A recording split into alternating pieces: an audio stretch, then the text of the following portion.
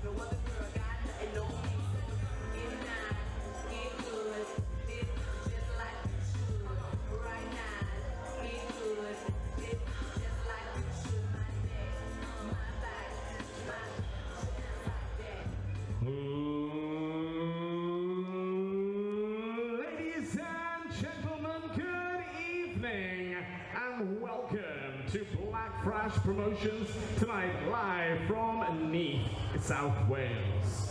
So ladies and gentlemen, distinguished guests, our opening bout of the evening. Please welcome first into the arena to the blue corner, Tom Ramsden.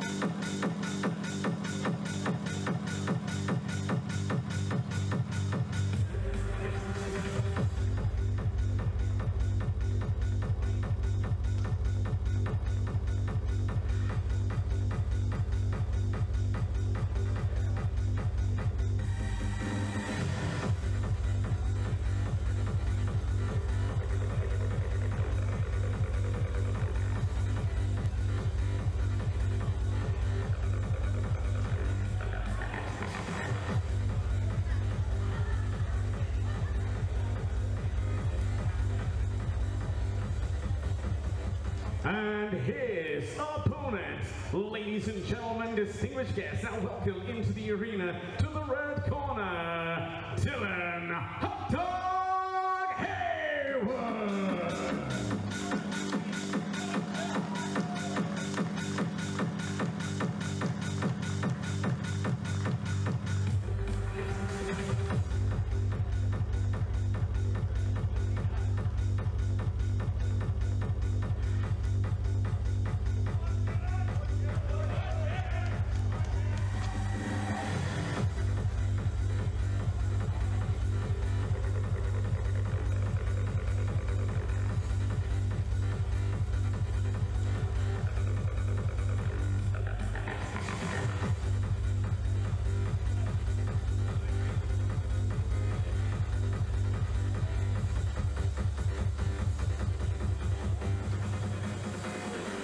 Ladies and gentlemen, distinguished guests, our opening bout of the evening. Pat Barrett of Black Flash Promotions proudly presents 6 rounds of action in the super middleweight division. This bout is sanctioned by the British Boxing Board of Control, area representative Kevin Seal, and our steward in charge, Mr. Nicky Piper, MBE. Our timekeeper at the bell for this bout, Mr. Dave Walters. Our referee in charge of the action inside the ring, Mr. Mark Hesseltine Davis. And scoring the bout, sat ringside, Mr. Ryan Churchill. So ladies and gentlemen, distinguished guests, introducing to you first, standing in and boxing out of the blue corner. His official weight on the scales, 172.6 pounds. He enters the ring with an experienced record, wearing the black and gold shorts from Grimsby, presenting Tom Ramsden. His opponent tonight, standing across the ring, boxing out of the red corner. His official weight on the scales, 169.4 pounds. Tonight he enters the ring with a perfect professional record, 2 victories and no defeats, wearing the black and grey shorts from Abu Vale, South Wales, presenting Dylan Hot Dog Hayward. Our referee in charge to give his final instructions.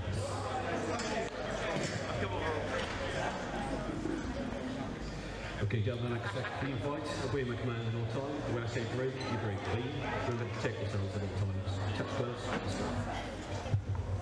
So this is a super middleweight contest between Dylan Hayward in the solid black shorts, boxing out of the red corner. He is facing Tom Ramsden in the black shorts with the gold lettering and gold trim, fighting out of the blue corner. Your commentators, myself, Keenan Gibbons. I'm delighted to be joined by the Welsh welterweight champion, Morgan McIntosh. Yeah, thanks for having me, Kieran. Pleasure to be here. Seen Dylan make a quick start now, running out to the set, out of the ring.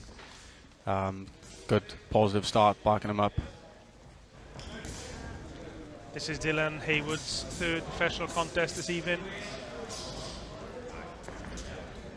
Very good amateur boxer. Yeah, he's just having a little look at him in a minute. Ramsden got a height of 6'1", so it's nice to see how he's going to deal with this height advantage he's up against tight. Patient start from Hayward.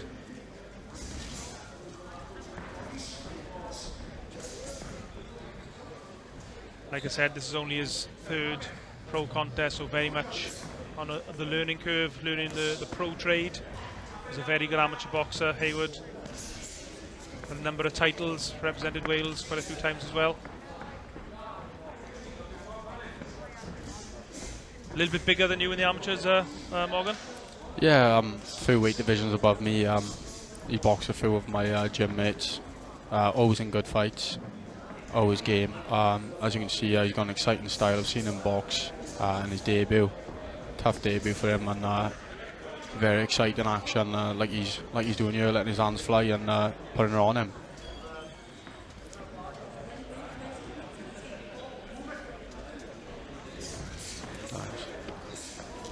Nice right hand from Hayward.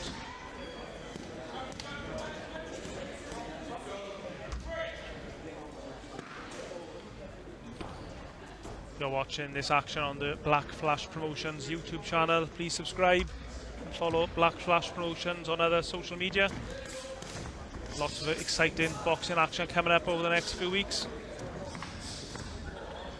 Ramsden is answering back here, so he's not come to lie down. He's giving him a good test here. Tom Ramsden from Grimsby in Lincolnshire, experienced fighter, 35 contests. Oh, nice left Nice hook. hook from Ramsden, yeah. A lovely left hook around to the right hand of Hayward. Yeah, he's there to be it, Dylan. He's in your face. I'd like to see him use a bit of side to side on our head as he's coming in, or back him up with a jab and then let his hands fly. I know we spoke about this earlier off camera. Sometimes it's difficult, especially as a young pro boxer or new to pro boxing. You want to be exciting, but at the same time you want to be correct. You want to make the right moves. You want to. Yeah, you want to get the win and impress, but obviously as an amateur, it's a different game. You got to empty your cup, and then you start again. You're a baby in this game, and Dylan's, I think he's taken home to the pro game very nicely. Exciting style. He'll sell tickets. He's not going to be in a boring fight, but yeah, I'd like to see him just maybe use a bit of that amateur skills, work his way in, and then let his hands fly. And another thing as well, in the amateur game, you're always facing someone who wants to win equally as much as you. Yeah. In the pro game, strictly speaking, it's not always quite like that. No, of course. Obviously, these guys, they're getting paid. Their main goal is to survive. But you will have the odd one who will fancy their chances and might want to win. Do you know what I mean? So Ramsden, he's not just tucking up, he's throwing back. Like you said, he landed a nice shot there. Just like to see Dylan stay switched on and yeah, keep pressing forward, but yeah, be defensively minded as well. From his 35 contests, Ramsden has got 9 victories, also 3 draws as well, and quite often they say it's a bit of a cliche in British boxing, if you're the away fighter and you get a draw, it was probably a win. So that suggests he does get the occasional win. He actually won last February.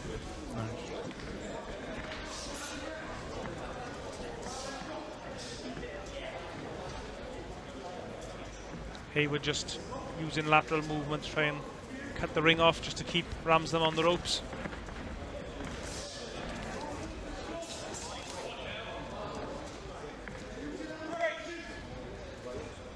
Referee for this contest, Mark H. Davis from Caerphilly. It's a nice combination. Stay there for the count, though. I'd like to see him take an exit after that combination. He's looking for that left hook, Tom Ramsden. Yeah. He's thrown it for quite a few times now, has landed occasionally as well. Yeah, he's a big boy as well. I think Dylan might be able to go down the weights. What's it? Light heavy, it says, is it? Super middle was announced as. Right, though. Yeah, usually fighters, when they step up in class, they drop their weight a little bit. Yeah, of course.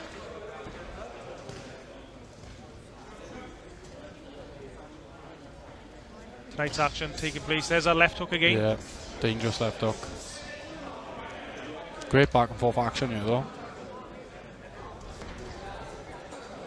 Just paw him with a jab a little bit at the minute. I'd like to see Dylan snap a jab.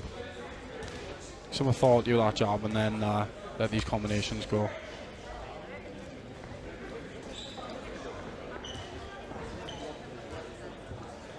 Tonight's action taking place here in Neath Sports Centre in South Wales. It's a lovely uppercut that is.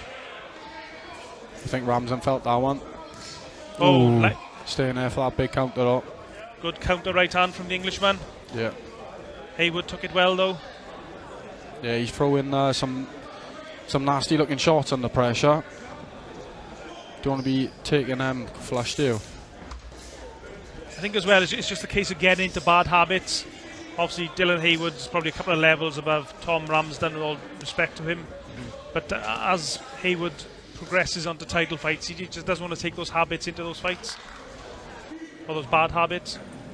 Yeah, this is what it's all about though. Like you say, in your first few fights, it is a learning process. Oh, there's a right hand again.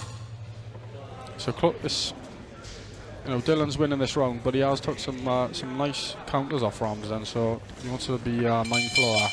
Corner should be telling him now. Yeah, needs to tuck his hands up a little bit. Maybe when he's exiting the exchanges, Dylan Hayward has to be a bit more conscious of defence, keeping his hands up. Move his head again, perhaps move his head left to right, try and slip shots a little bit. Yeah. All part of the learning curve of a young boxer. Yeah. It's like his defence is his offence. He's not thinking about defence. He's throwing, letting his shots go, and he wants to get you out there. And that is that's his style, which is obviously exciting for the fans. But as a coach, you don't want your boy staying there to take them counters at Ramsden is catching him on the odd occasion. What the fans like is not always what the boxing coaches like. No, exactly. Yeah, exactly. I'm sure you've been told off in the corner quite a few times. Yeah, quite a few, yes. And as I mentioned there, Mark H. Davis is the referee, but he is a trainee referee, so it's actually Ryan Churchill, referee from the Midlands, sitting ringside, who's actually scoring the contest. Hayward up two rounds to so far. Yeah, he's definitely up 2 rounds, but I think the last round was a bit closer than you would like if he was his coach. So you want to put a stamp on the fight and make sure there's no questions asked. There you go. A little bit of showboating from Dylan. He's enjoying himself in there.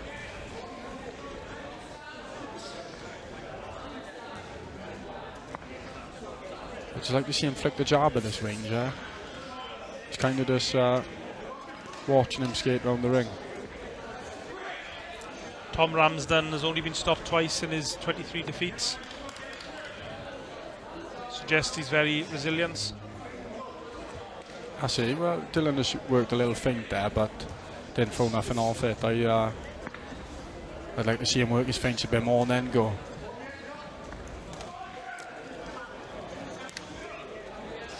Ooh. Oh, nice shots from Ramsden. Yeah, very nice uppercut left hook off the ropes. Got himself out of danger. There's the head movement again from Ramsden, just avoiding the shots. They're teeing off behind the middle of the ring. Oh, really good action. Big right hand from Hayward. The fans But really Ramsden's enjoying still it. throwing. Nice little turn there on the inside from Hayward. Yeah, that's some of the footwork you were calling for earlier, Morgan. Yeah, you know, obviously as an amateur, it is a different game, but you want to still keep your fundamentals. Just looks very open at times, doesn't he, Dylan Hayward? Like you see, he was a great amateur. You want to see some of them skills as well. Don't forget everything you've ever learned. That's a nice job.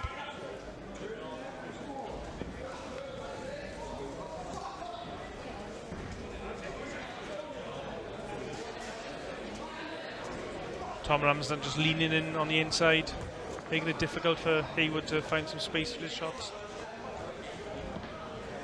There's that feint again. I'd like to see him throw off our feint.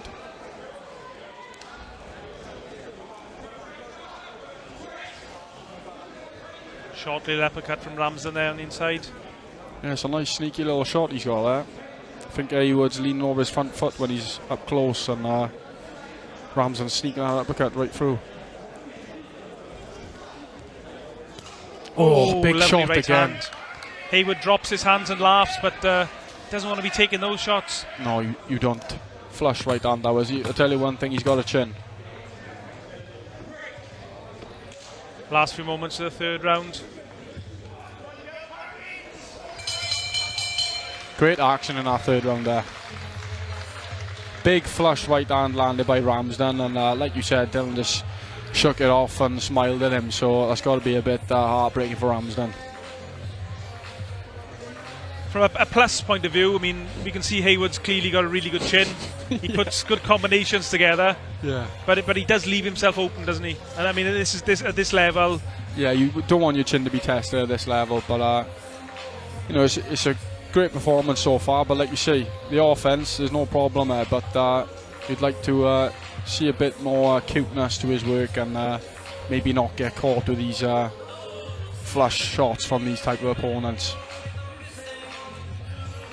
And in the corner of Dylan Hayward, his dad Byron, a Welsh international in rugby, Good amateur boxer himself. Passing on the last second instructions as he goes for this Seconds out, round 4. fourth round.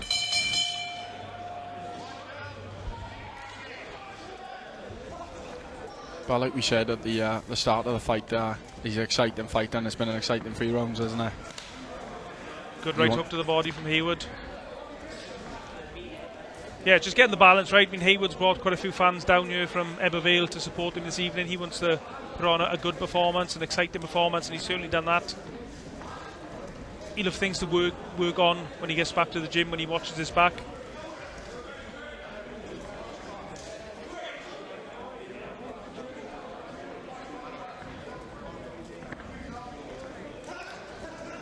There we go. Hayward as well just slipped the jab, looking back in return. Yeah, he's a go-get-you kind of guy, Dylan, isn't he? And unfortunately, with that kind of style, sometimes you do get tagged, but like you said, he took it well. So as long as he's getting it, he's willing to take 1 to give you 2 or 3, isn't he? Saying that, Ramsden's got a good skill set himself. I've been impressed with him, to be honest. You can see almost Ramsden just trying to set traps. You can see him trying to walk Dylan onto some of these punches.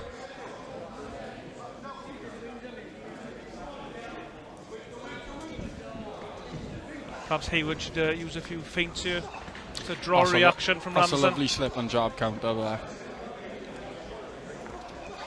Nice combination as well.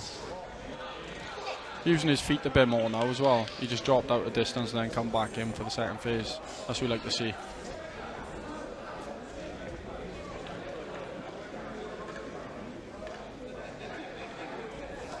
Dylan Hayward goes with the nickname of Hot Dog. Yes, it's one of my favourites, to be honest. It's a little bit different from the aggressive, macho sounding boxing nicknames you usually get. Yeah. Nice job landed there by Hot Dog. He's got a really good work rate, Dylan Hayward. Yeah, he's got himself in tremendous shape for this fight. He hasn't stopped throwing punches through the whole fight.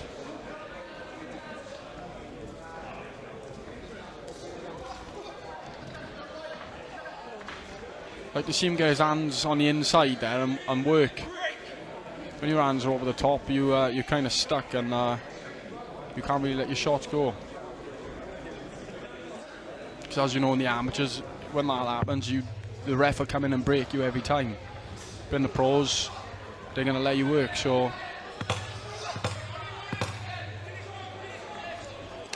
Oh, lovely right hook to the body from Hayward. Good finish to the round by Hayward here. As it goes for the fight, I think that was probably his best round. He didn't get caught too much clean. Worked behind the jab and was slipping and landing his own nice counters. Whereas the other rounds might have been more exciting, but he was getting caught with the odd shot. So I think that was his best round so far. So I think he's had a bit of a tailing off in the corner and he switched on now.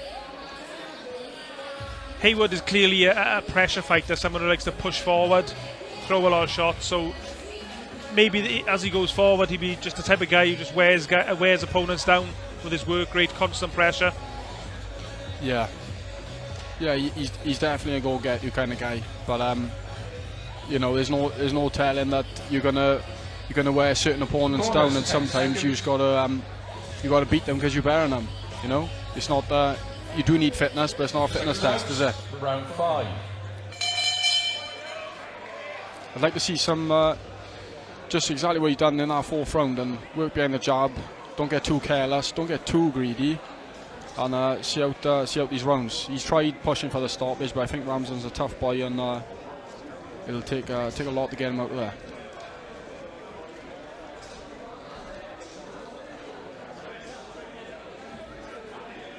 I'd like to see head movement from Hayward as he's fighting at range. Yeah, slip shots and move in. Yeah. That's definitely an area of his game that would work with his kind of style as well. Because not only there it goes. Not only is it defensive, it's going to create opportunities for you as well. But let's give some respect to Tom Ramsden as well from Grimsby, a very experienced fighter, a very tricky customer. Yeah, this is exactly the kind of opponent you want in your third contest. He's not just come to survive, he's throwing shots, but I think he knows the fight's running away from him now and Dylan's taking over here.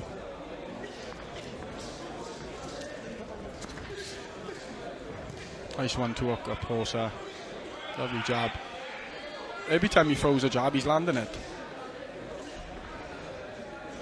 Bit of reddening to Ramsden's nose now, that jab taking effect. Yeah, Ramsden seems to be feeling the pace of the fight. We don't have the punch stats to hand, but a lot of leather has been thrown in there so far. Hayward just walked out to a jab though, still needs to be careful, needs to be mindful. But he's moving his head more now. Yes. Dylan Hayward's obviously instructions that have been given to him in the corner. Yeah, he likes to opt for that high guard sometimes, which is fine. But like you say, you wanna keep that head on side to side. Don't stay in the firing line and work from there.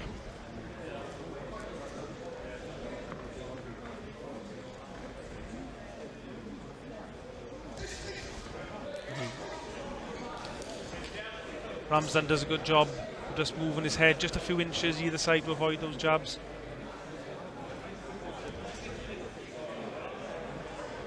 Yeah, you can tell he's a very experienced cat. Like Dylan's obviously been a tremendous amateur and he's showing true potential as a pro, and he's thrown the kitchen sink at him in his first 3 rounds and he's still here. Nice backhand to the body from Ramsden there.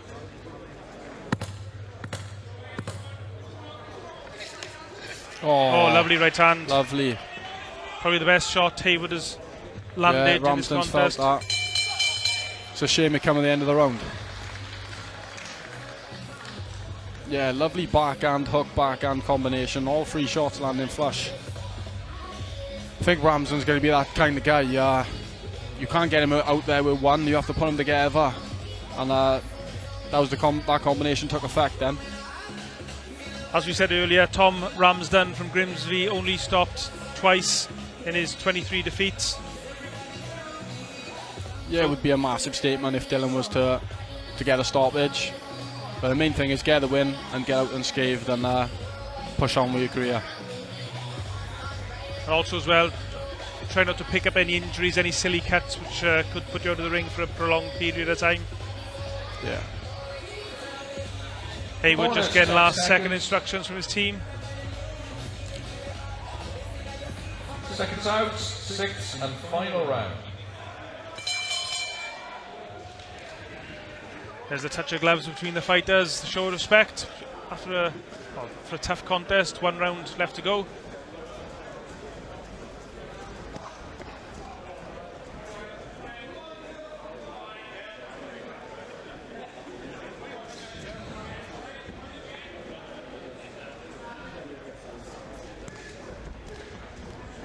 Yeah, he's been landing that right hook to the body of Will. Nice speed there.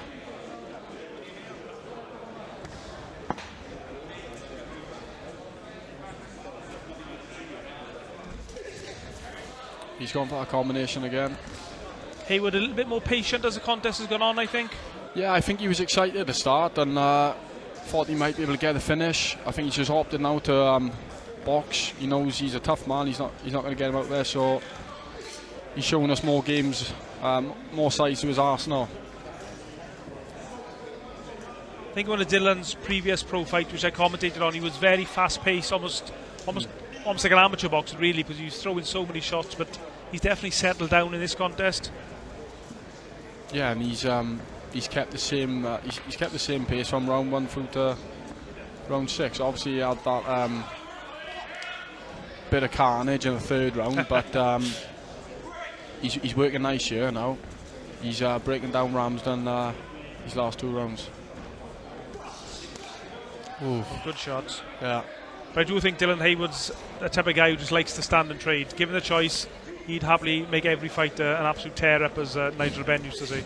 Yeah, most definitely. And I think that's probably the battle that him and his dad were having in the corner after that fourth round, but after that third round, sorry. And since then, he's had a very clean 3 rounds, not taking them counters off Ramsden. Too clever for them now, and boxing behind the jab.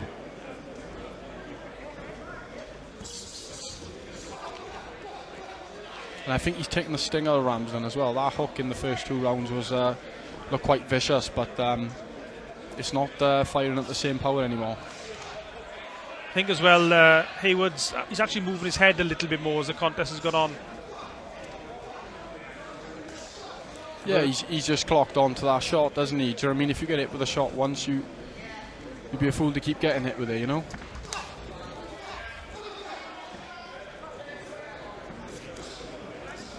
As we've said, Dylan Hayward's got a great engine, great output.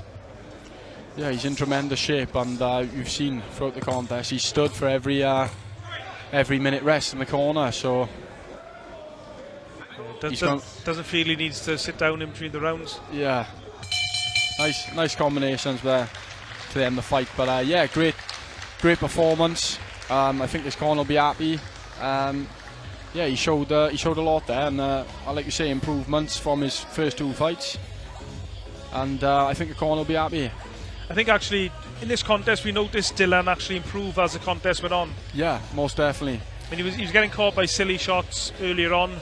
But as the fight went on, I mean, it's probably the fact that Tom Ramsden was feeding the pace as well. But Dylan Hayward was making those small adjustments. Yeah, he was. And like you say, we all know he's a go-getter kind of fighter. He wants to entertain. He's entertained us tonight.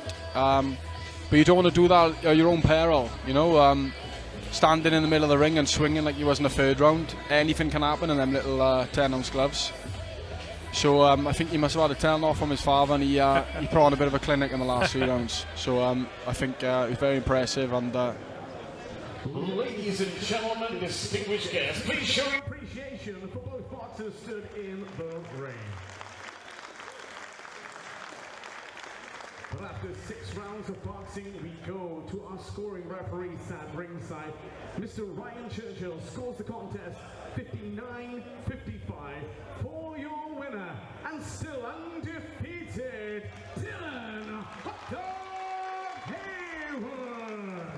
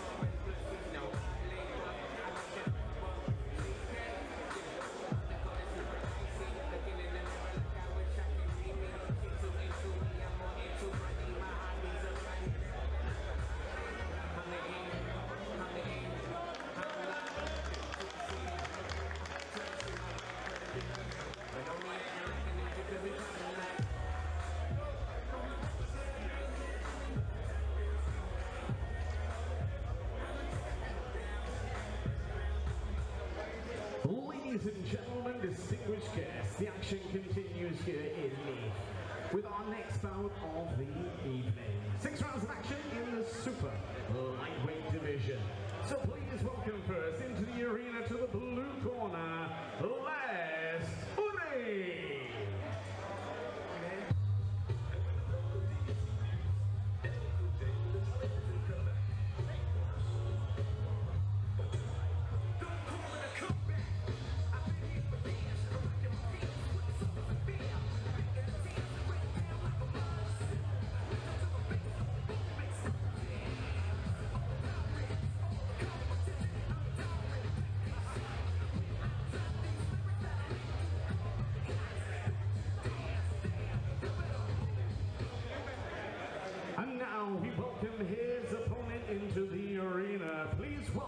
to the red corner, Marshall Meacock.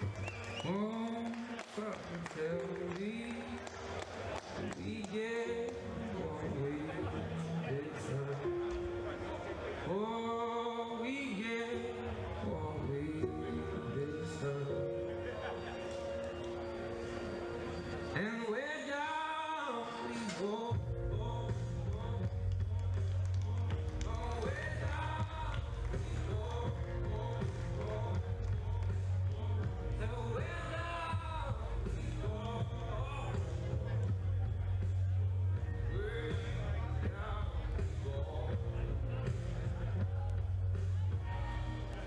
Ladies and gentlemen, distinguished guests, our next bout of the evening. Arrow Black Flash Promotion represents 4 rounds of action in the super lightweight division.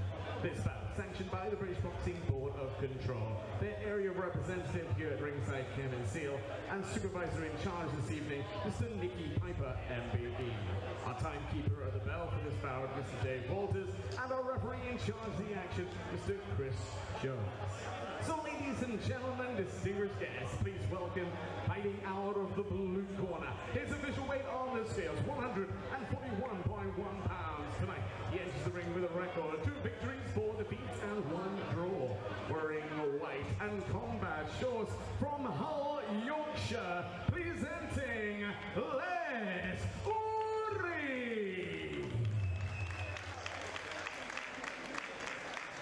His opponent tonight standing across the ring and boxing out of the red corner. His official weight on the scale today, 144.4 pounds. Tonight, he enters this ring with a perfect professional record, 4 victories and no defeats. Wearing white and black shorts from Swindon, presenting Marshall Meacock. Our referee, Mr. Chris Jones, gives his final instructions. Obey my word of command at all times. Defend yourself at all times. All your punches up. Direction's great. Direction's blue. Touch gloves good up, boys. So this is a super lightweight contest, 4 3-minute rounds. Marshall Meacock fighting out of the red corner. Second day, round 1. Les Urry fighting out of the blue corner.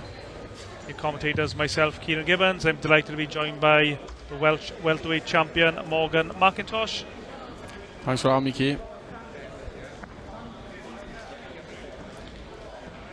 This is on paper, I mean, I don't know much about either fighter, but on paper it looks fairly well matched. Meacock, 4 fights, 4 wins.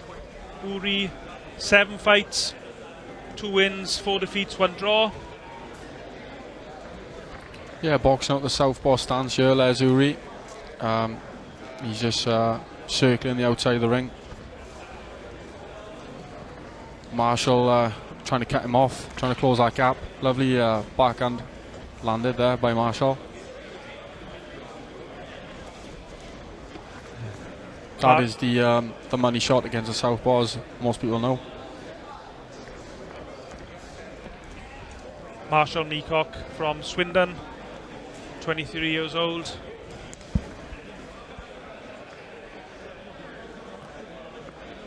Les Urry from Hull, 35 years old. Oh, nice big right hand. hand. Oh, he's massive right hand there, landed by Marshall. He took it well, Urry, but I think it buzzed him out lovely again. right hand again. Just needs to be patient. Needs to pick his shots now, Meacock. Yeah. Oh. Referee for this contest, Chris Jones, looking very closely at the action. Yeah, he's circling the same way all the time, Les Urry. He's circling into that right hand. He needs to start going to his right hand side.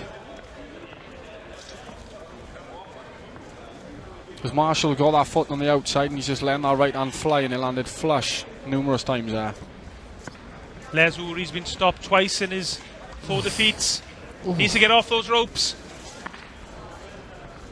Yeah, he's sitting down on his shots well here, Marshall. He's very impressive start of the fight.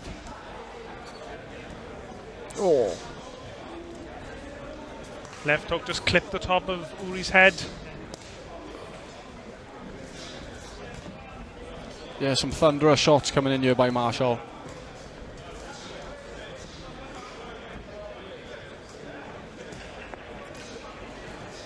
Just having a bit of work up close here. I think Marshall is getting the better of it, but his biggest success come from that long right hand. He's giving Les a bit of a chance here. He's thrown a lot of shots, Marshall Meacock, in this opening round.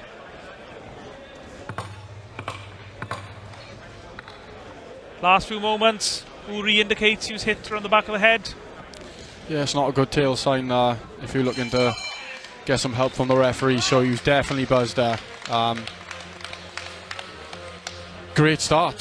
What a start to the fight from Marshall. Huge right hand connected. Registered well with Les Urry, done well to stay up. He got just to be critical and of a fight that was on his way up. Marshall Meacock, he did get a little bit wild once he landed that good shot. He could sense blood, and he was just throwing a lot of punches. Maybe if he just paced himself a little bit more, picked the shots a little bit more. Yeah, when he was patient, that's when the shot come. He didn't rush nothing. The big shot landed, but he seen it register and he wanted to try and rush him and get the finish, which is obviously a habit that he needs to get past. But these are the fights where he learn that. If he tags him again, hopefully he can maybe be a bit more patient and find that shot to finish the job, because he's throwing some thunderous shots here. I know all boxing trainers say don't go looking for the knockout, but at heart most boxers want a knockout. Yeah, exactly. Yeah, they do. Obviously everyone wants the highlight reel knockout, but you don't normally get it if you go looking for it. Just let your boxing flow, and if it comes, it comes. Marshall Meacock's record, 4 wins, but no stoppages. So, as you were just saying there moments ago, he'd love to have a KO victory this evening. Yeah, I'm quite shocked at that, to be honest, because he's hitting with some serious power here. Sitting down in his shots, really nice. Sitting down that right hand, getting full rotation in it. Oh, there it goes again. Right hand, left hook. He's very sharp the way he throws his punches. Yeah, he's got great technique. I'm liking his balance as well. He's always on balance to send another shot in. He's not taking nothing silly. This is a great showing here from him.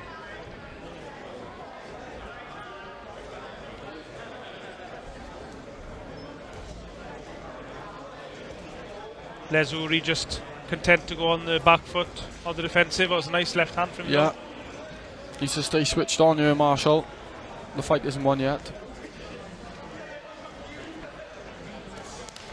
There we go. He's sending that left hook to the body very nicely as well.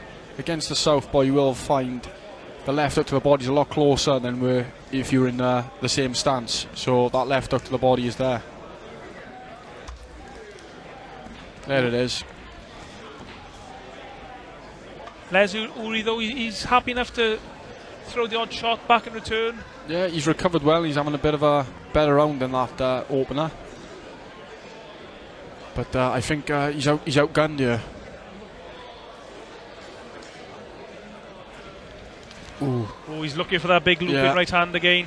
Yeah, he opted to throw it around the corner rather than straight that time, which shows good structure to his game. He can throw it straight, throw it wide. Maybe he can try throwing underneath as well. Oh, nice right uppercut landed by Les Urry on the inside. Just firing back now and again, Les Urry. Yeah. He's getting success when they come up close, so I'd like to see Marshall just keep it at distance, keep popping that jab, and try land that thunderous right hand again, right down the middle.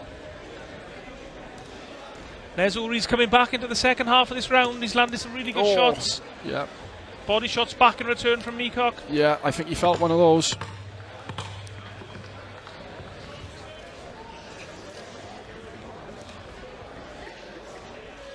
Last few seconds of the round. Yeah, very, very entertaining fight. A closer round that time, Morgan. Who do you think about it? Yeah, Marshall definitely took the round, but like you say, Les, he recovered well, and he started landing some of his own shots. I think Marshall was letting him get up close, work on the inside, which actually gave Les a bit of an opportunity then. But if he just keeps it at range, it's a no contest. Marshall Meacock in the red corner choosing not to sit on his stool. I'm a stool kind of guy myself, I'll be honest with you. The thing is, if you stand up in the first round, and you got to stand up for every round, because if you sit down, your opponent knows then you're tired. I think it was George Foreman who said it was too much effort to sit down and stand up all the time, so he just stayed standing up. Yeah, but I think he was 50 years old then. And he's probably a bit heavier than you as well. So into the third round, Meacock in the white shorts with black trim, Urry with the white shorts with the camouflage along the waistband.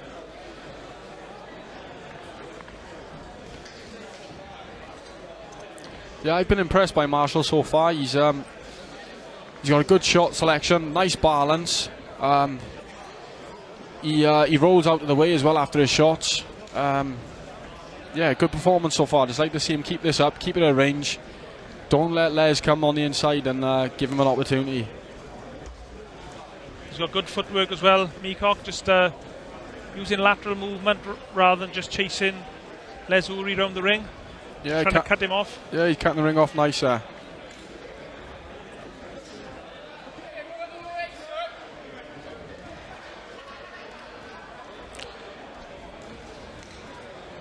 Les still opting to circle into that right hand.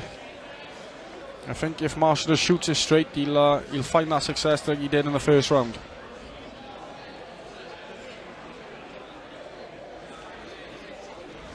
Oh, there we go. Big right hand over the top. On his bike again now, Les Urry from Howe. Moving around the outside of the ring.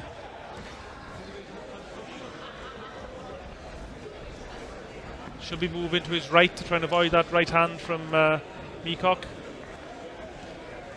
Yeah, but yeah, Marshall is doing a good job of cutting the ring off and opting him to move that way. He's cutting the space off nicely. But I'd just like to see him make the most of it now. Maybe disguise that right hand. Just notice Les Urry just gave Meacock a little wink there. One of the oldest tricks in the scroll, Kieran. You're not suggesting he did that on purpose, you? No, but let's give him 10-15 seconds.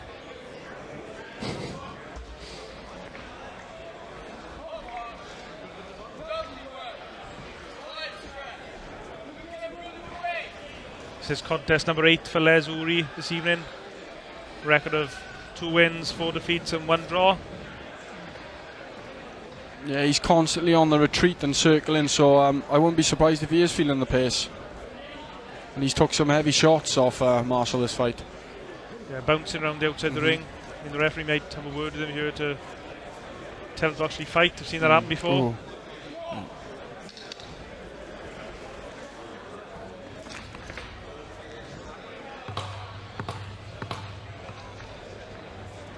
Les Urry's putting a lot of miles on the clock, moving around the outside the ring in this round.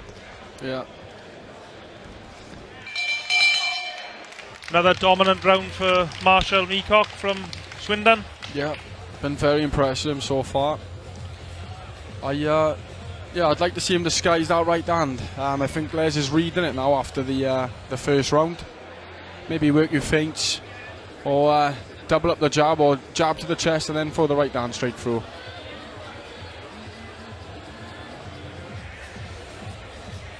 But it is very difficult to try and break down some of these journeymen. Oh yeah, most definitely. That's what they're paid to do, Keane. As we saw with your recent title victory the other month, you had a dramatic knockout victory, and yet for the first, but all the rest of your pro career, you didn't really have any knockouts. No. As soon as you stepped up in class, yeah, you got a knockout because you faced someone who wants to win just as much as you want to win. Yeah, exactly. Like you said, most of these guys, they're tough. They've had, loads and loads of fights on the road, and they got experience, and their job is to survive and fight on again the next week and make a make a check. Nice jab from Urry, straight on the middle. Nice right hand as well, or left hand I should say.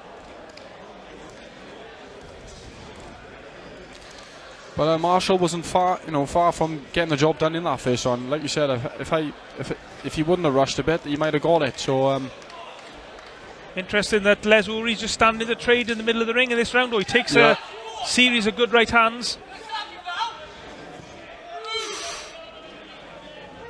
You can hear those shots thudding in here now, commentary position. yeah, some heavy artillery being thrown there.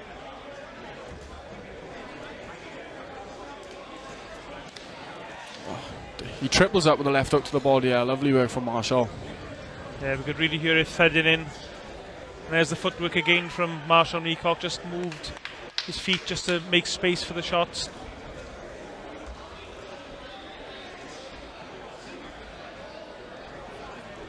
Oh, lovely right hand.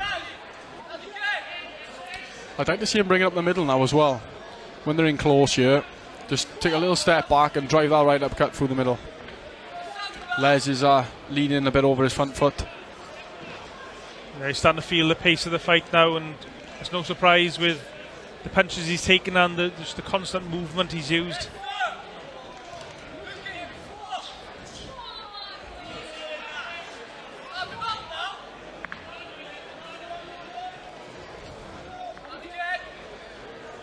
Credit to Les Urry though, he's trying to make a scrap of it, trying to force the action. Yeah, he's been firing back the whole fight. Oh, lovely right uppercut from Urry. That's the shot I want to see from Marshall, but he had in return.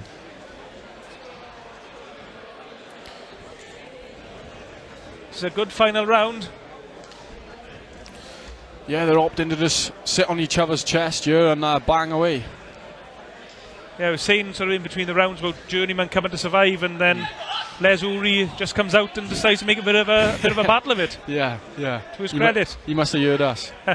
The corner's only a couple of feet away, so they probably did. Yeah. Hey, but it's made for a great round here. Yeah, this is really good action. Les has scored some lovely shots on the inside. Just exchanging punches just in front of us. This is great action. Yeah. Good Neath Sports Centre in South Wales. Oh, lovely uppercut again from Urry. Meacock returns with shots of his own. Hey. Really good end to that contest. Credit to both fighters. Yeah, he went out with a bang there, Les. Great actions. They opted to sit on each other's chests and work away, so it was a delight for the fans here in Neath. But I think Marshall is more success coming from at range, so yeah, I think that's his game. He should stick to his game. He's getting caught with the odd uppercut on the inside there. Referee Chris Jones just consulting with the MC Jonathan Millard as we await the official verdict. Yeah, cracking performance from young Marshall. And a really entertaining fight for the fans as well. Over to our MC. Ladies and gentlemen, distinguished guests, please show your appreciation for both fighters stood in the ring.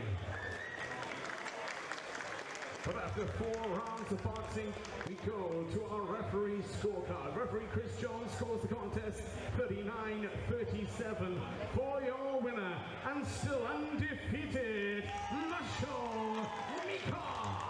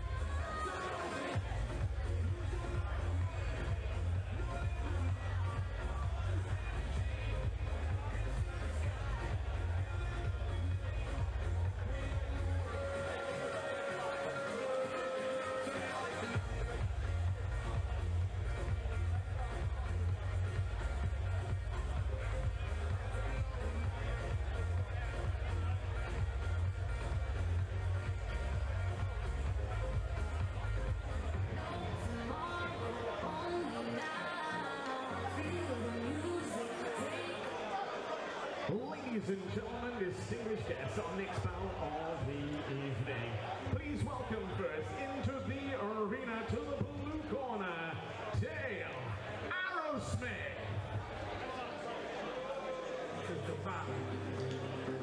Are you ready? 5, 4, 3, 2, 1, go!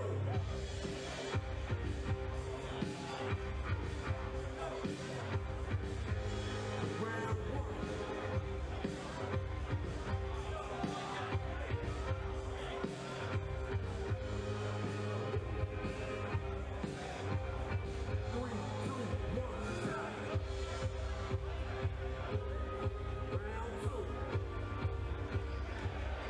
And now we welcome his opponent into the arena to the red corner.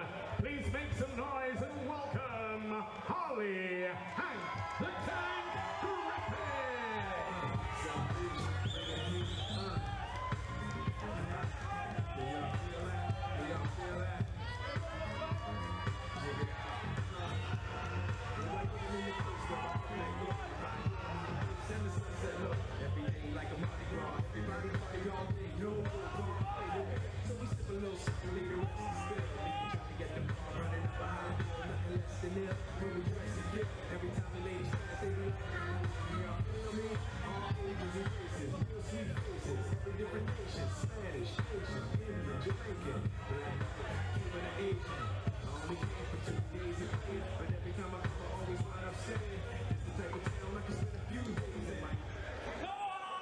Ladies and gentlemen, distinguished guests, our next bout of the evening. Pat Barrett of Black Flash Promotions proudly presents 4 rounds of action in the super welterweight division. This bout sanctioned by the British Boxing Board of Control. Their supervisor here at ringside, Mr. Nicky Piper, MBE, and area representative Kevin C.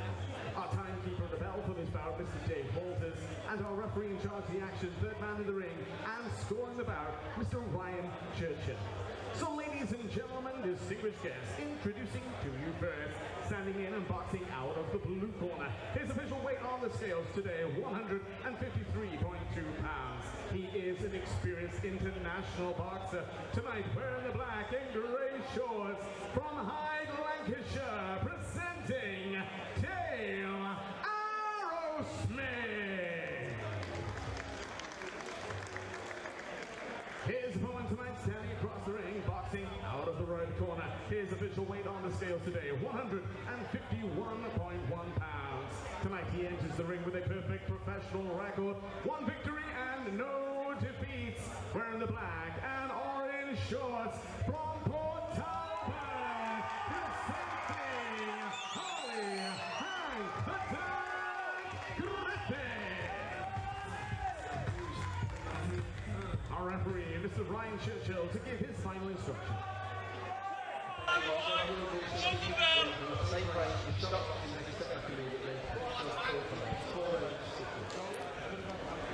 So a big cheer for Harley Griffiths, boxing out of the red corner from Port Talbot, just down the road from us here in Neath. Round 1.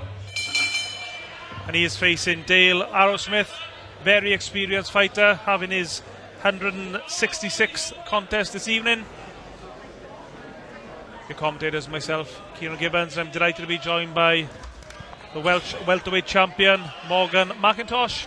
Pleasure to be here, Kieran. Harley's opened the round with a lovely right hook to the body. Boxing out the southpaw stance here. Very positive start. He looks like he means business. Griffiths having his second professional contest this evening. And as we were saying, Morgan, off camera, he actually had his pro debut against Angelo Dragoni, who's a former Welsh champion himself. A really tough fighter. Yeah, it's as tough as they come for a debut. It just shows the type of fighter that Harley is. He believes in himself. He's a great talent. He's been one of the top boys in Batalba for many years, and you're seeing some of them skills on display here now. He's switching the attack from head to body like lightning here. The tap upstairs and the right hook to the body has been a beautiful shot opening this fight. There it is again. He keeps his range very well, Harley Griffiths. He's not falling in on his work. Yeah, he's very schooled. He's opting for the wide stance. Very, very fast hands, fast feet. Was a very talented amateur. Box representing Carmarthen Hornets, and he's making waves in his pro career year so far.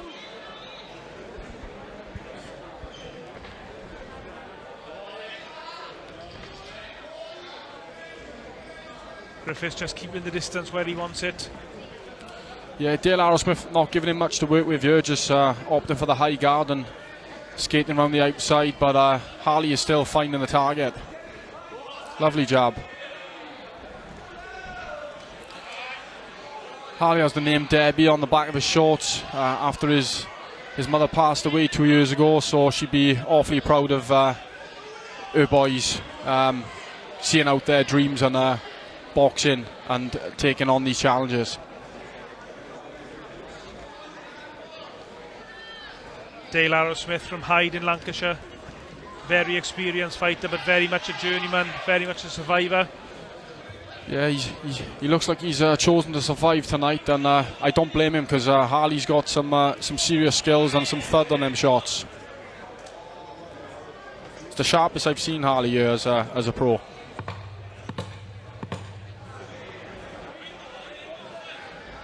Very patient opening round from Griffiths. Picked his shots really well. Yeah, comfy, great round.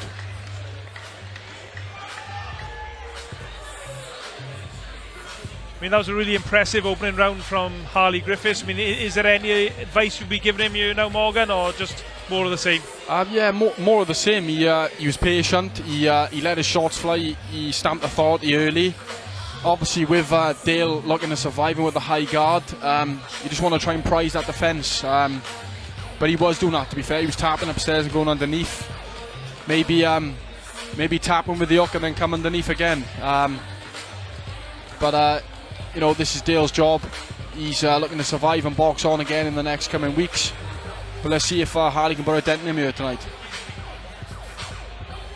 And I think it's important as well that Corners, 10 seconds. when you're facing a survivor like Dale Arrowsmith, it's just to remain patient. Yeah. Don't get too frustrated when perhaps you can't make a dent in your opponent like you'd be able to. Yeah.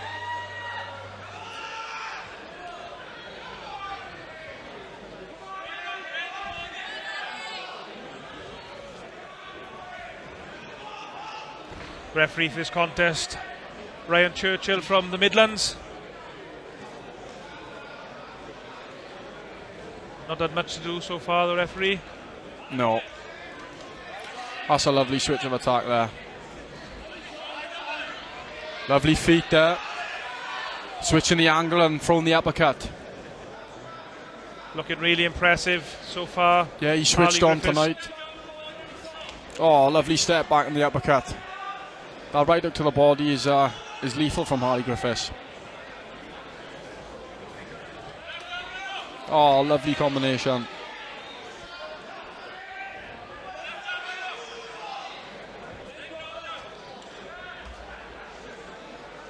Dale Arrowsmith, 165 contests, 6 wins, 154 defeats and 5 draws. Yeah, he's an experienced cat. He's had many rounds, and like you say, he hasn't been stopped many times. So if Harley could press the stoppage tonight, it'd be very impressive. Arrowsmith just landed a clipping right hand there Yeah. as Griffiths tried to make his way out of the exchange. So just can't neglect defence. I know everything's going his way at the moment, but Yeah, got to be aware that upsets do happen in boxing. Yeah. I think that one just caught him off guard because he hasn't really thrown much at all, Dale.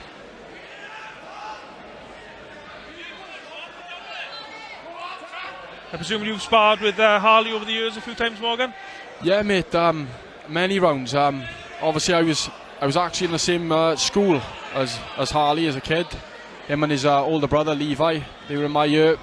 They were the first boxers I ever knew. So, but they've always been tremendous fighters. Great talent, natural talent, speed, and Harley putting that on display here now tonight.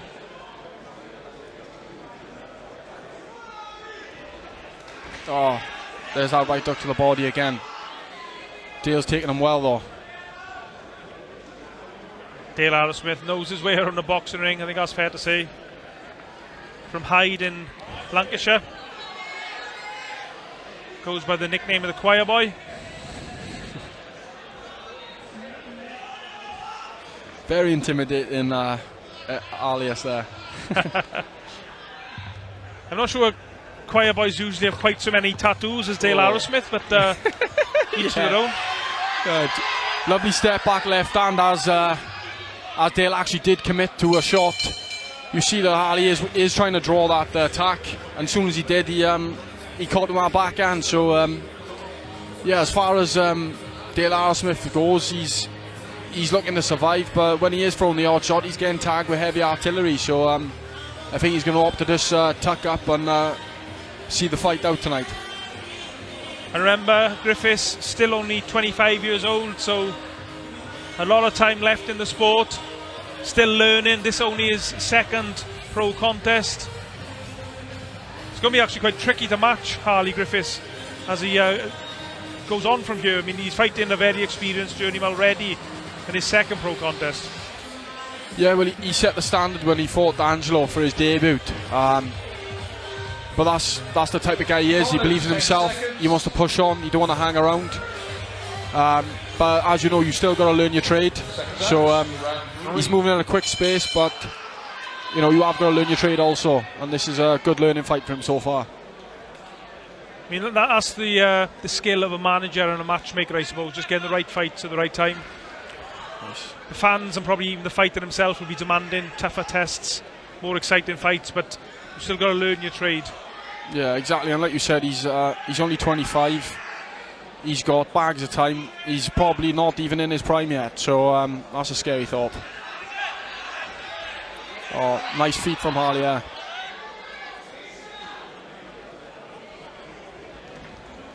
Oh, lovely shot to the body. You hear that landing. Yeah, lovely work. He's tapping upstairs with the lighter shots just to take his mind away from the big shot going downstairs. That right duck's been landing all night for him. Oh. Dale really not giving him much to work with, but Harley's still putting on a beautiful display of boxing here. I think it's the combinations. He's thrown so many punches, always one or two gets through. Yeah. Oh, there we go. That tap upstairs and right up to the body is a beautiful shot. Yeah, he's starting to mark up from Dale Arrowsmith here. Yeah, the left eye of Arrowsmith starting to swell up. He's opting to throw a bit with him now, Dale Arrowsmith. You think he feels the pressure and he's having a fire back here. You can't just tuck up.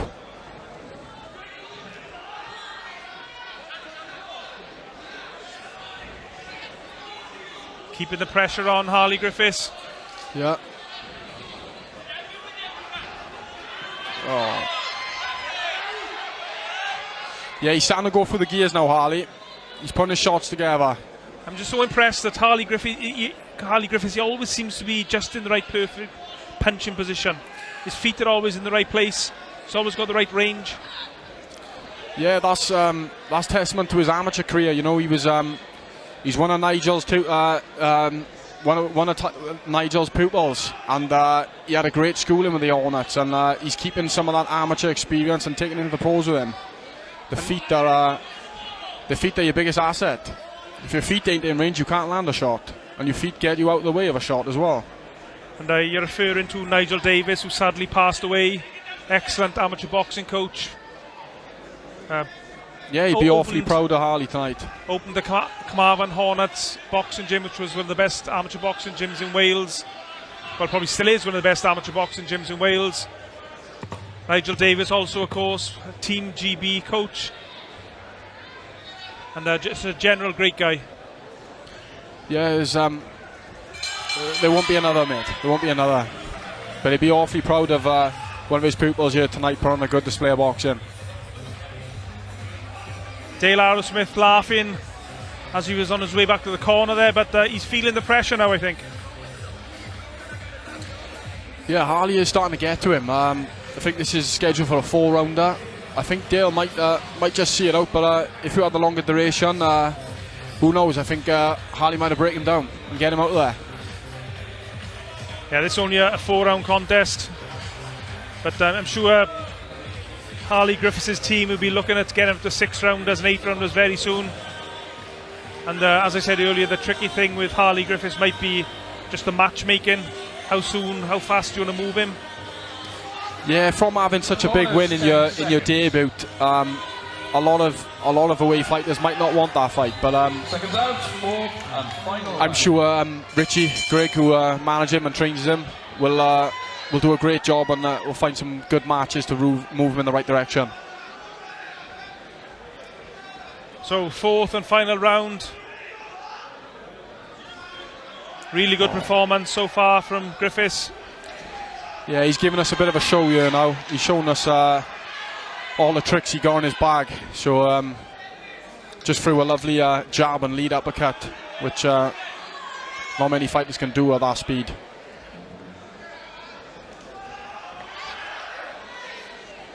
Sometimes it's a bit tricky to look good against a negative journeyman, but that's certainly not the case tonight.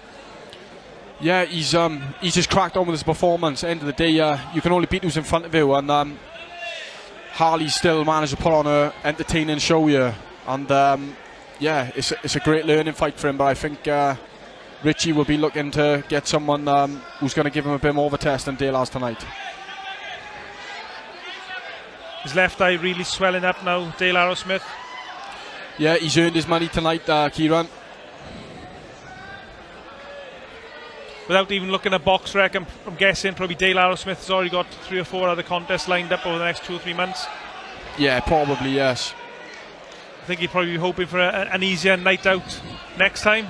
Yeah, I don't think he's going to get much harder than Harley Griffiths. He's looked tremendous tonight. Oh, heavy artillery landing to the body, yeah. Dale's going to have a sore rib and sore eye tomorrow morning.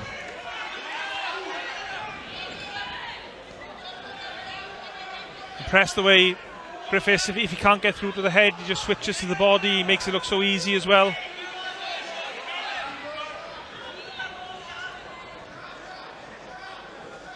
He's brought a lot of fans here as well this evening down to the Neath Sports Centre to support him on this Black Flash promotion. Yeah. Lovely boxing there. Rolls out the way of the hook when Dale does decide to throw, and then lands his own right hook to the body.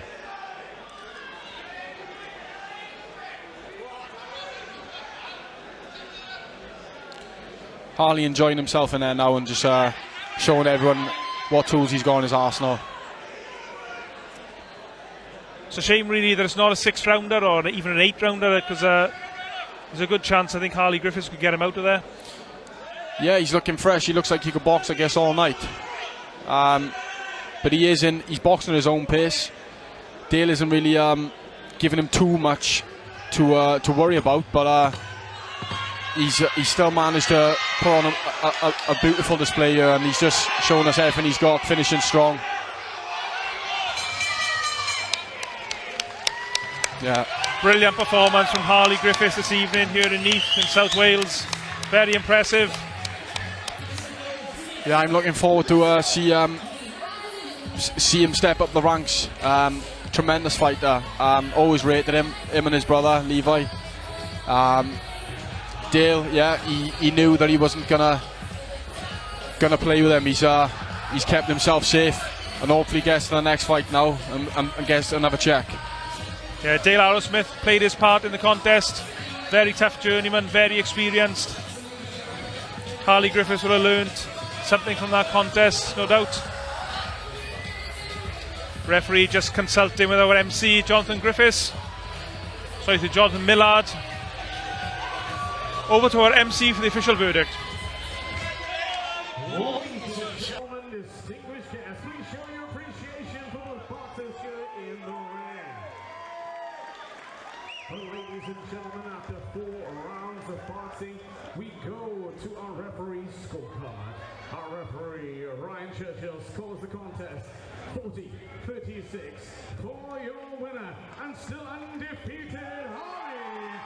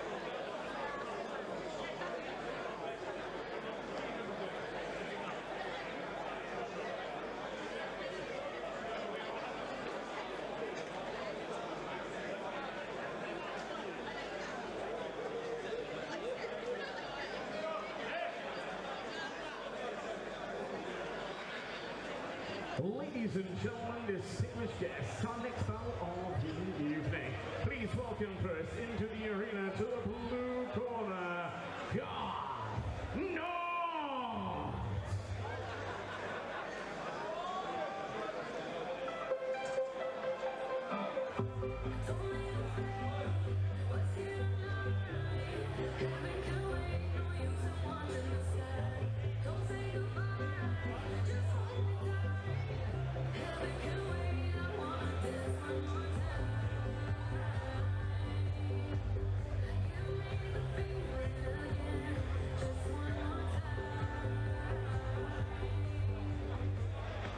And now we welcome his opponent into the arena to the red corner. Please welcome Meli.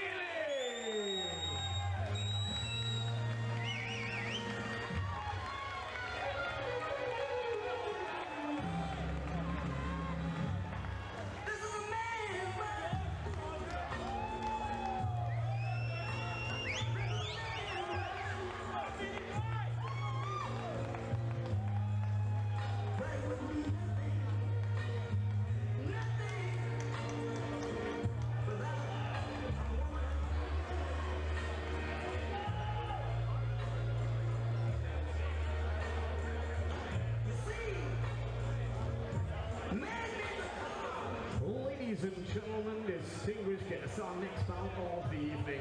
Arrow Black Flash Promotions proudly presents 4 rounds of action in the super lightweight division. This bout sanctioned by the British Boxing Board of Control. Their supervisor here at ringside, Mr. Nicky Piper, MBE, and the area representative, MEC. Our timekeeper of the belt for this bout, Mr. Dave Walters, and our referee in charge of the action under supervision, Mr. Mark Heseltine Davis, and scoring referee sat ringside, Mr. Chris Jones. So ladies and gentlemen, distinguished guests, introducing to you first, standing in and boxing out of the blue corner, his official weight on the scales, 174 pounds. He is an experienced boxer wearing the black and silver shorts from Newport, presenting Garth, Noot.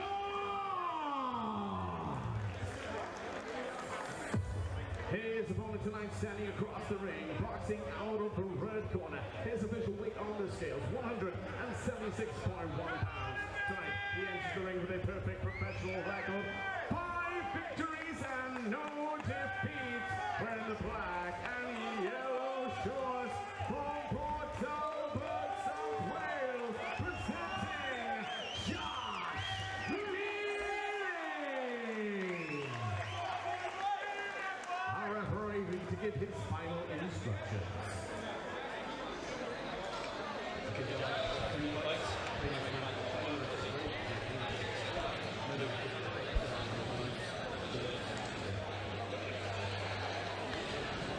This is a contest I think people within Welsh boxing are quite excited about. A good bit of matchmaking here. Josh Meli in the yellow and black shorts against Garth Noot in the black shorts. The commentators, myself, Kieran Gibbons. I'm delighted to be joined by the Welsh welterweight champion Morgan McIntosh. Pleasure to be here, Kieran. A really good matchup, Morgan. Yeah, great matchup. Josh has had a great few performances, 5-0 now, and looking to step up. Garth Noot, he is an away fighter, but he likes to come and win. He's had 2 wins in his last 3 contests, so it's a real step up for Josh tonight, but one that he's ready for. And straight away you can see that overhand right from Garth Noot. That same punch put Jake Tinkling over when they fought a few years ago. Yeah, Josh was a bit too clever and read it, but he's going to look for that right hand, so Josh got to be wary of it. He's opting for the southpaw stance here. Josh is a known switch hitter, great balance, great speed, and he's a reflex fighter, so he's looking to draw the lead here. Using the jab nice here, Josh Meli. Josh Meli relies on his reflexes, relies on his timing. He's got tremendous power as well, Kieran, which you know, as you know, the journeyman, they don't really get stopped. But I've shared many rounds with Josh, as we are gym mates, and I tell you what, he can punch.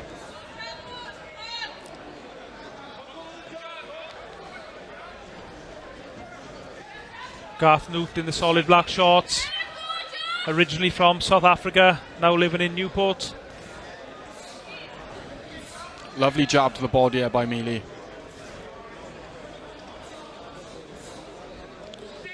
I was talking to Josh Meli earlier this evening, and he knows he's got a tough contest in his hands this evening. He knows this is a bit of a step up for him. Yeah, them kind of fights are what keep you ready. When you've got a bit of nerves and a bit of fear, you know the guy's not coming to lie down. He'll keep you sharp, and that's what Josh has looked like in this opener. You can see Noot is just waiting to detonate that right hand. And there's a right hand and a left hook as well. Don't think either landed cleanly. Yeah, he's loading up a bit here, Noot, so Josh got to be wary of that, and don't be silly, don't get caught with nothing silly. You can see the concentration on the face of the Port Talbot boxer. Yeah, he's very switched on tonight, Key. He knows he's got a good test, and he's passing with flying colours at the minute.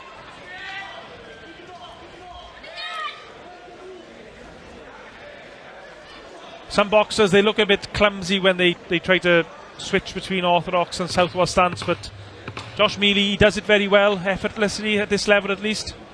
Yeah, he's a very natural switcher, mate. He's just as good as he is orthodox or southpaw, either stance, which obviously poses a different challenge for Noot tonight. And he switched there, and we didn't even really pick up on it. So that's how natural he is. Yeah, good opening round for Josh Meli from Port Talbot. This is his 6th contest this evening. Turned pro back in 2024, so been fairly active. Yeah, he has, but this is the longest hiatus he's had out of the ring as a pro. He last boxed in August, so he's not been able to get back out since then. But he stayed in the gym since, so ring rust only accounts if you're not in the gym. So he's proven of that tonight, and looking very sharp, like he's never left.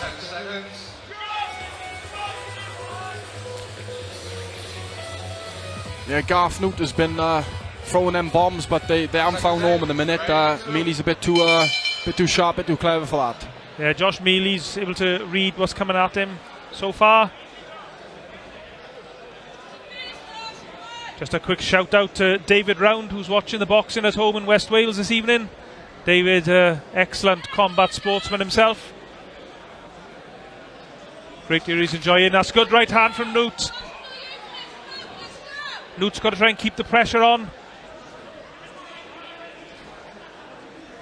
When the fight's at this range, this is what suits Josh Meli.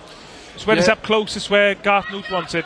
He's just coming a bit high on the ropes then, and got tagged with the right hand over the top. So I'd like to see Josh to stay a bit low when he is backed up on the ropes. Don't leave that chin in the air, you know. Working the jab lovely here, Josh. Lovely 1-2 to the body, dropped it in nicely.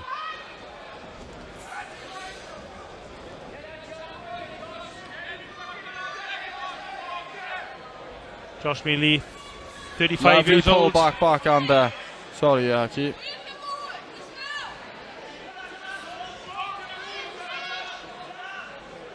Very loose style, very much relying on his reflexes.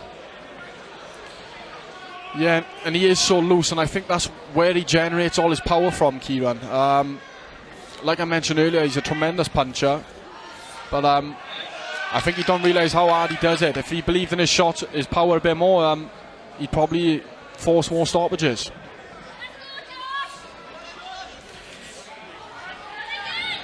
There's a good left hook from Noot.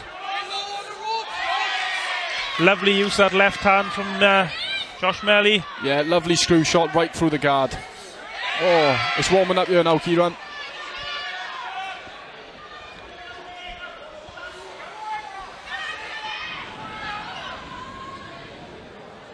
Garth Noot's got such a misleading record. Only 3 wins from his 23 fights, but lovely backhand counter off the ropes there, Josh. Noot is a much better fighter than his record would suggest, as we can see here this evening. Yeah, most definitely. He's given Josh his toughest test here to date. But Josh is rising to the occasion. You're looking very sharp.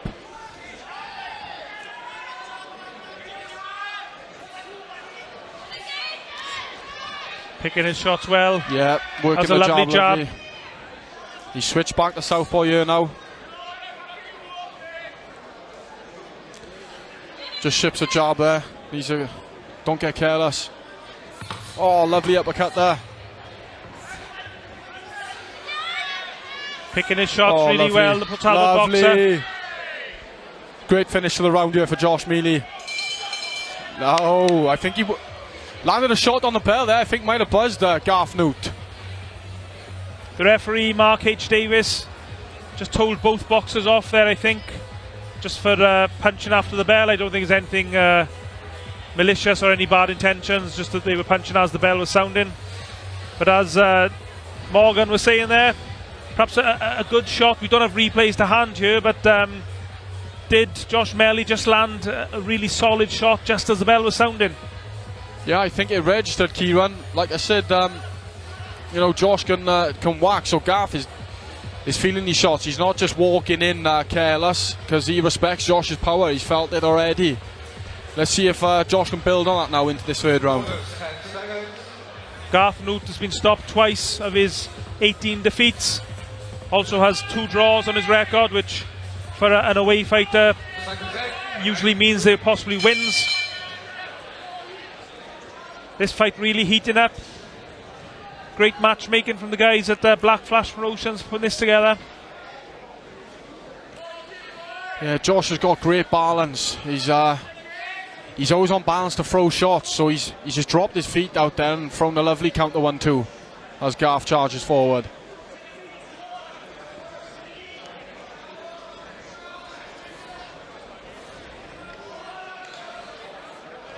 A little bit of blood from around the nose of Noot.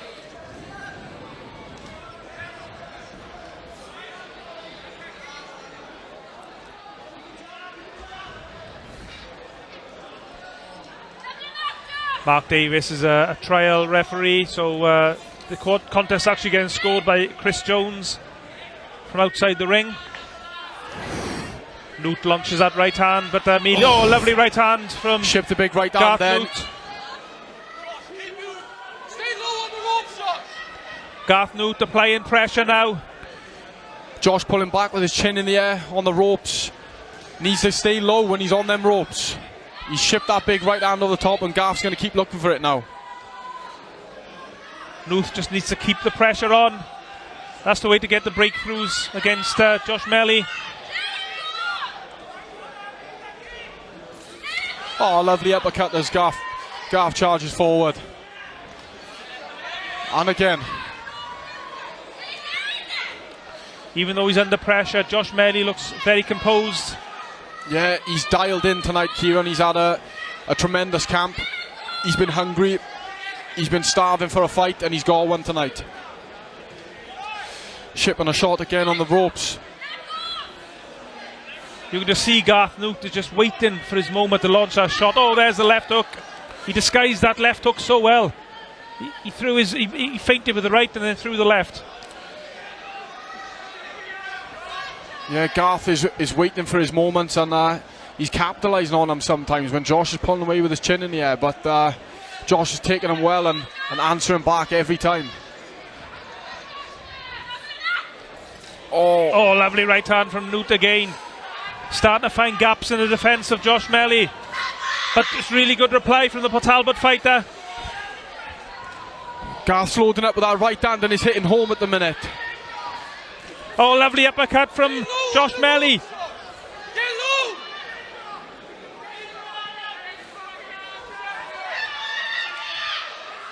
Noot just needs to try and sustain the pressure. A bit of adversity here at the end of this round for Josh Meli, but he's finished the round answering back and landing his own shots. What a round from both fighters. One excellent contest this is. The action going back and forth. It's the pressure from Garth Noot. the boxer from South Africa, against Josh Meli, the switch hitter from Port Talbot. How are you scoring this, Morgan? Yeah, Garth's he's turned up tonight. Meli run away with the first 2 rounds. That last one could have gone either way, but I think Josh might have just nipped it. But Garth is in this fight, and he's not coming here to lie down. He's testing Josh, and Josh is rising to the occasion. I just like to see him be a bit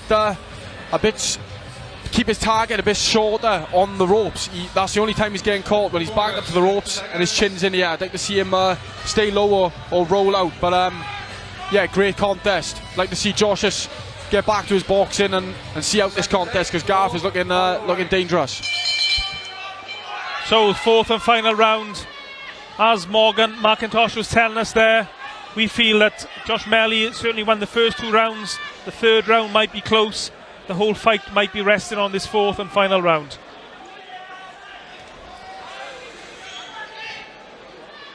We need this round, Josh, come on! I'm sure both boxers will have been told by their corners to go out and win this final round. Step it up, Josh, come on! Step it up, boy! Lovely right hook to the body from Noot. Noot is piling on that pressure right now. There's that overhand right again from the South African. He's looking for that shot all the time, but he's having success with it. I think the uppercut might be a good shot for Josh Meli to try and time it as the shorter fighter comes in. There it goes there. Josh putting his combinations together. It's been a tremendous back and forth action these last 2 rounds, Kieran. This is the kind of test you want if you're Josh Meli. Josh Meli just relying on his reflexes again on the ropes. A high risk strategy. I think the gum shield of Garth Noot has come out. Come on, boy! Josh, come on! Josh, stay low on the ropes! Chin down on the ropes! Just a break in the action there for Garth's gum shield, but they're straight back to it. Josh is letting his hands fly. Garth's looking for that big right hand over the top. The fight is catching fire here. The fans might be a bit gutted. It's only a 4-rounder. He shoots another big hook again. He's relying on his reflexes. Josh Meli. I know I've said it before, it's such a high risk strategy. It is. Oh, picked those shots well though. Yeah, lovely counters off the ropes. But he's keeping the pressure on, Garth Noot. He is. I'd like to see Josh try and back him up a bit. I don't think Garth will be the same fighter going backwards. Oh, lovely right hand. He took the shot well though. Big right hand shipped. Credit to Josh Meli. He's got a good chin on him. He's got a good chin, but we don't want to see it tested here. I'm sure Kaiden would rather see him not get hit with these shots. Garth has had a really big go in this last round. He wants to win this fight. Josh has got to finish strong. Needs to get off those ropes. Oh, lovely combination. Get to him, Josh! Josh! Get to him, boy! But Garth Noot keeps on coming. Oh, lovely uppercut. Lovely uppercut. Alan Nazim Hamed for there. Last few moments of the contest to impress the scoring. He knows he needs his round. Brilliant contest. What a showing from both fighters. The only shame is that it's not a little bit longer. I'd love to see another couple of rounds of that. My heart is racing, Kieran. My Garmin has given me 2 alerts that I'm having an abnormal heart rate. As you know, Josh is a stable mate of mine and I want him to win badly. So, and I just want to say, Morgan, well done for almost staying neutral through that contest. Yeah. If you don't know, Morgan McIntosh shares the same gym as Josh Meli, so we'll forgive him for being a little bit biased in his commentary there. Yeah. Sorry about that. But what a brilliant contest between both boxers. Yeah. Great Josh test. Meli, Garth Noot, both take a bow. Brilliant fight. Yeah, fight of the night so far, Kieran, most definitely. And our MC, Jonathan Millard, just discussing with the referee the verdict. I think you're going to call the fighters together. Going to be interested to see how the scoring judge, Chris Jones, has this. course, Chris Jones scored the contest from outside the ring. As Mark H. Davis, the referee, is a trial referee or a trainee referee. Over to our MC, Jonathan Millard. Ladies and gentlemen, distinguished guests, please show your appreciation for both boxers stood in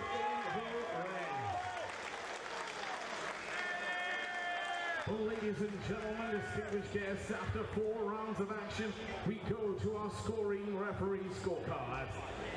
Referee Chris Jones scores the contest 39-37 for your winner, Garth. No!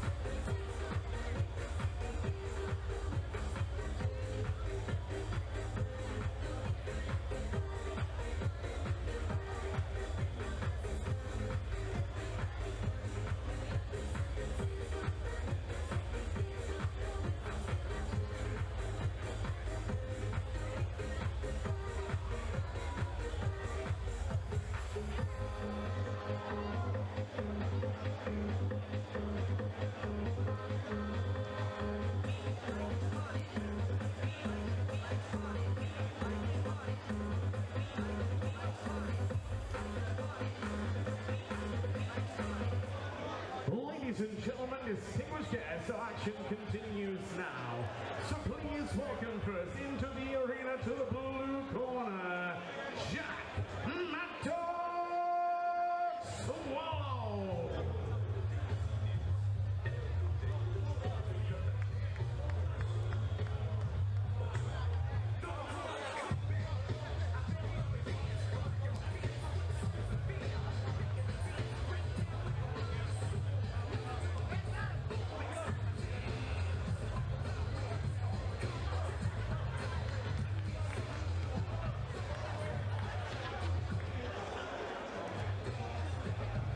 And now we welcome his opponent into the arena to the red corner. Please make some noise and welcome Crocker.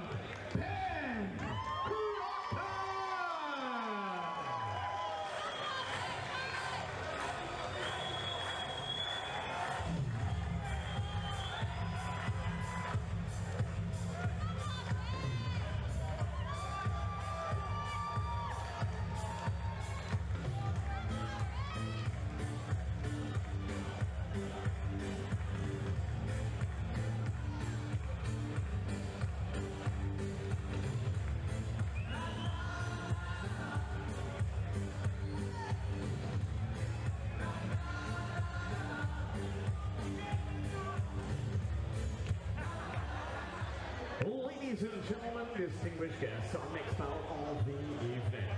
Barrett of Black Flash Promotion proudly presents 6 rounds of action in the Super Welterweight division. This bout sanctioned by the British Boxing Board of Control. Their supervisor here at ringside, Mr. Nicky Piper, MBE, and area representative Kevin C. Our timekeeper of the bell for this bout, Mr. Dave Walters, and our referee in charge of the action and scoring the bout, Mr. Chris Jones. So ladies and gentlemen, distinguished guests, introducing to you first, standing in and boxing out of the blue corner, his official weight on the scales today, 156.6 pounds. He enters the ring tonight with a record of 4 victories, 1 coming within the distance, 7 defeats and 1 draw. Wearing the black and blue shorts from Ashton upon Lyne, Lancashire, presenting Jack Meacock.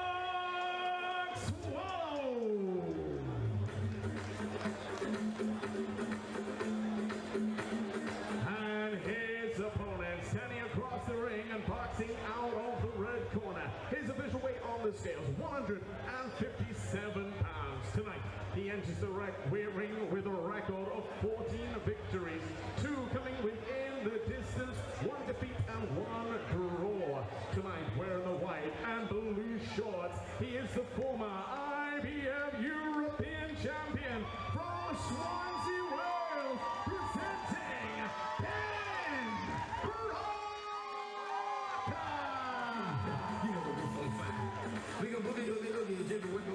Our referee, Mr. Chris Jones, to give his final instructions. Obey my word of command at all times. Defend yourself at all times. Keep all your punches above the waist. Any questions red, questions blue. So the return of Ben Crocker from Swansea. He had a loss last time out to Sean McComb, so a comeback fight. And he is facing Jack Swallow from Lancashire. The commentators for this contest, myself, Kieran Gibbons, and I'm delighted to be joined by the former Welsh champion, Christian Toozy Toos. Making a commentary debut this evening, Christian, I believe? I am, yeah. Interesting start. So nice and composed here by Ben. Just popping that jab out, finding his rhythm, his range. Ben Crocker, former IBF European champion. Got amateur boxer as well. Patient start to the contest from both boxers.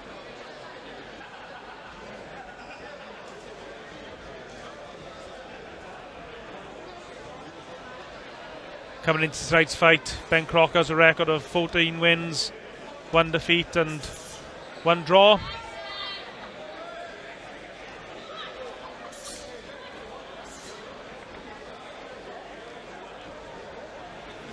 Very patient approach by Ben Crocker, Christian. Yeah, lovely start, lovely first round from Crocker. You know, he's nice and patient, popping that jab out, looking for the opening, trying to get a reaction. He's doing what he needs to do in there. I presume as well that you know Ben Crocker fairly well, both being Swansea boxers. Yeah, I mean, Ben go back quite a few years. I mean, we've sparred once or twice in Swansea. Lovely guy, you know, well known. As you can see, he's always got a good following. But yeah, his boxing shows as well when he's in there, you know. He always puts a good performance on. I know he had that loss, he didn't seem himself on that fight from what I saw, but we move on. Tonight's contest very much just a fight to get things back on track for Ben Crocker. No doubt to be a bigger, better fights for him down the line, but he's got a win tonight and look good in doing so as well, to hopefully get some more opportunities for himself in the future. Yeah, he's definitely looking good so far. Nice and composed, he's not rushing, pacing it nicely. It's all in his favour right now.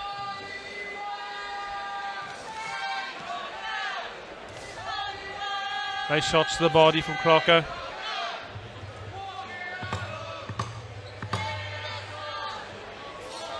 Oh, lovely uppercut from the Swansea boxer. Nice patient opening round from Ben Crocker. Yeah, lovely first round. Just notice Gary Lockett's not in the corner this evening. He's usually Ben's trainer. But what advice do you think they're saying to Ben in the corner there, Christian?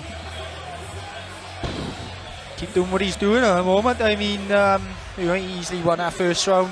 Just staying nice and relaxed, nice and composed, waiting for obviously his opponent to make any mistakes. You know, he looked sharp, to be fair. Yeah. Obviously, maybe over the rounds he's going to pick it up a bit. As you said, he caught him with a nice uppercut towards the end there. Maybe put a few more of them in, see if they keep working. We said earlier this evening as well, when Morgan McIntosh was on the commentary with me, that sometimes it's more difficult to look good against these journeyman type fighter than it is against guys of your same level? Oh yeah, definitely. I mean, it's the same in sparring. Obviously, you know, I've sparred the likes of Garth, you know, former world champion, a lot of elite lads with big belts. You know, I find I spar well with them, and then I spar with the more, you know, guys at lower level, say, or lower level, maybe amateur, and I find it more difficult. Obviously the pace is different, but you know, they just come in with shots that you don't expect. Obviously, going into obviously this style and level of boxing.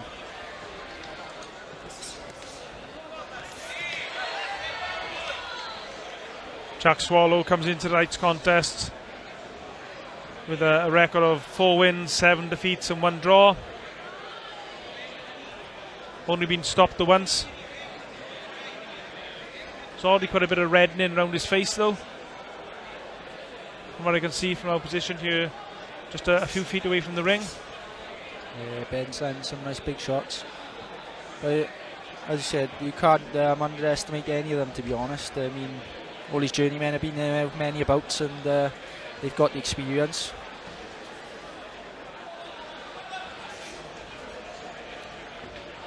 Jack Swallow goes by the nickname of Mad Dog. Oh, big right hand from Ben Crocker. Jack Swallow could see it coming.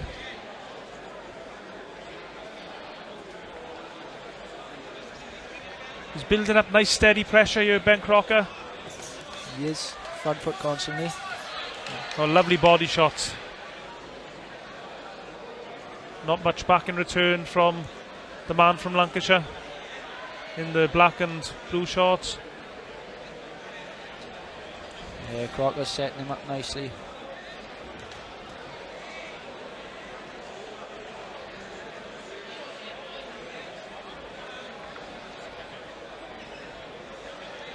Ben Crocker, of course, trains with Guy Lockett in Cardiff.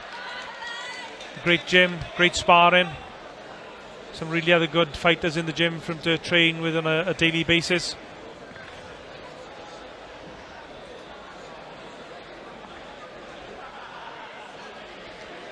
He's setting him up with all these little light taps, but you know, he's landing them meaningful shots, setting them up nicely. Oh, lovely left hook to the body.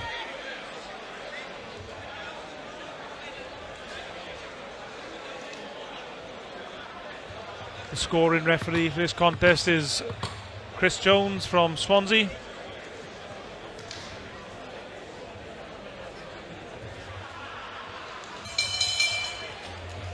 Another really good round from Ben Crocker. I guess it's just the instructions probably are now, just more of the same, just keep on building the pressure. Yeah. I mean, that's probably what his instructions are, yeah, just build the pressure up. Obviously he's doing what he needs to do, and the more pressure he puts in him, the more he don't like it, the more he's moving on them feet. So I guess he's just going to come in with more pressure in the next round. I just noticed that Jack Swallow has actually got Dale Arrowsmith in the corner, who was boxing earlier on this evening. I think he had a tough 6 rounds earlier this evening, Dale Arrowsmith, and now he's giving instructions to his boxer Jack Swallow. I think Arrowsmith is a manager as well, if I'm right. Corners, 10 seconds.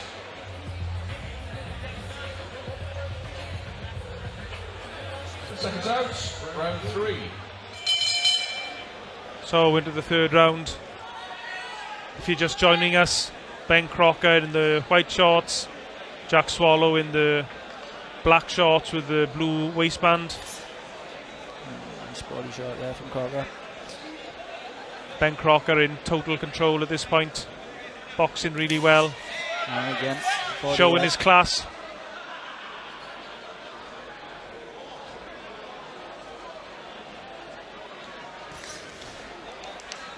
Ben Crocker keeps his range really well as well, doesn't he, Christian? You know, he doesn't fall in on shots, doesn't smother his own work. Yeah, he does, to be fair. I mean, you know, you can see where he's working his way into game with them big hooks and uppercuts of his. But he keeps himself at arm's length, you know, just in case something's coming back at all times. And nothing back from Jack Swallow really so far in this contest. I don't think he's landed a meaningful punch yet.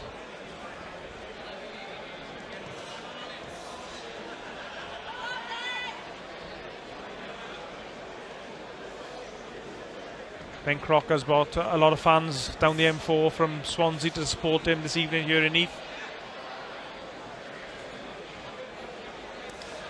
Oh, there's that left hook again. And again. Oh, lovely right hand. Lovely right hand.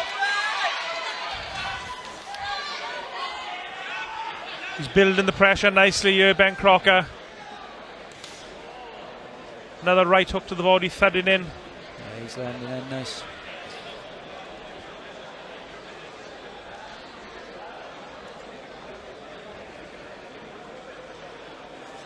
Crocker just trying to draw a reaction out of Swallow. There it is again.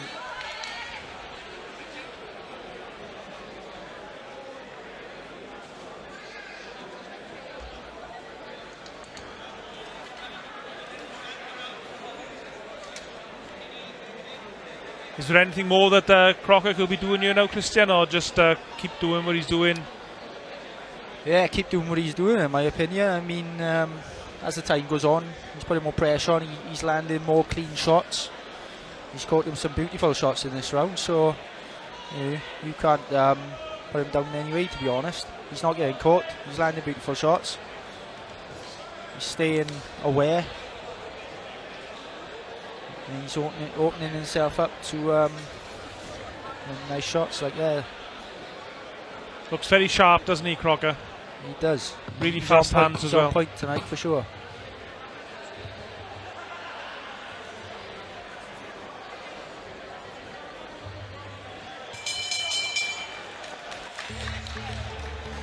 Another Ben Crocker round in total control.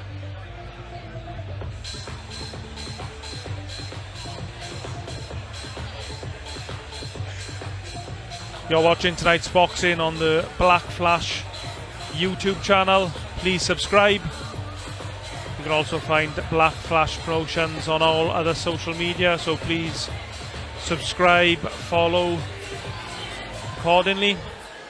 We've got lots of great shows coming up in the near future, so please follow us for all updates.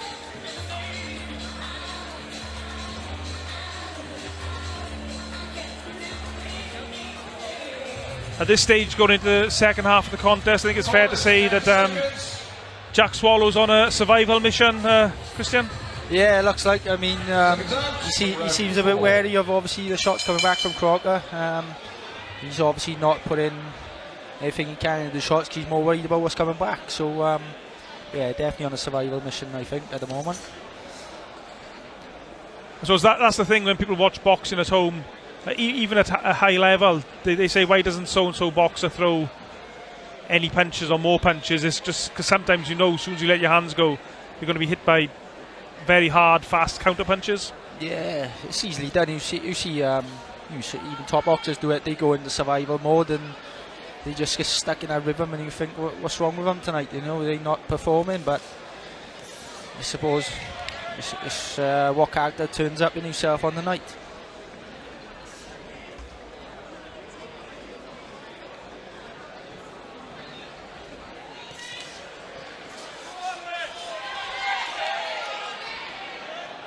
His body shots have looked really good this evening as well, Ben Crocker. Mixing his punch as well to head and body. Yeah, he's been varying them nicely, to be fair.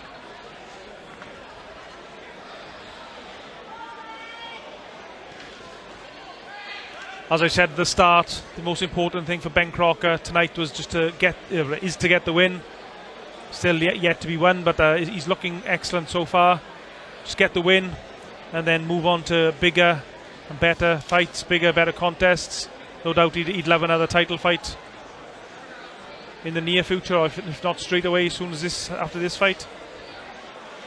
100%. He's showing himself by here. You know, he's far ahead of this level, of course. So hopefully 1 or 2 warm-up fights. I don't know what they've got planned, but hopefully he'll get another big shot soon.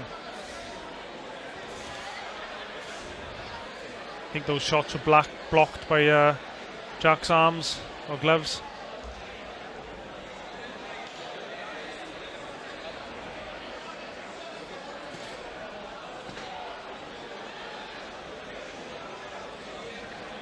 At what stage, if at any, as a corner man, do you tell your fighter to go for the knockout or go for the stoppage?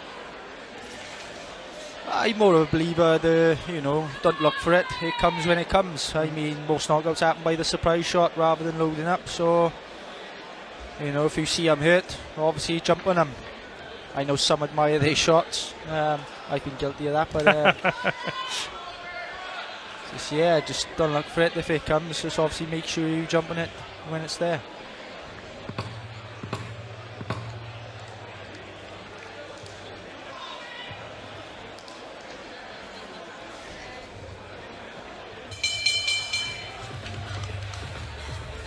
Another dominant Crocker round there. Yeah, I think he's been front foot dominant all 4 rounds so far, I think. A really good crowd here this evening in Sports Centre here in Neath in South Wales. We've got championship boxing for you coming up later this evening. Welsh light heavyweight title, a vacant title up for grabs.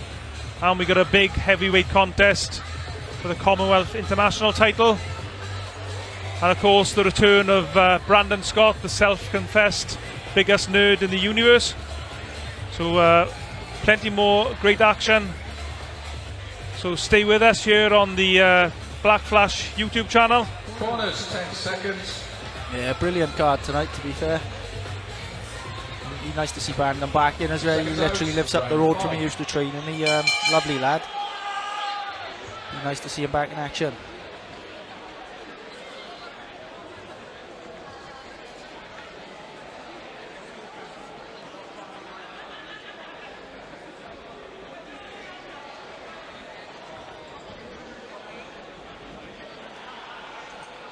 Crocker just holding the centre of the ring. Oh, lovely shots again. Lovely little flurry from Crocker for that. And again.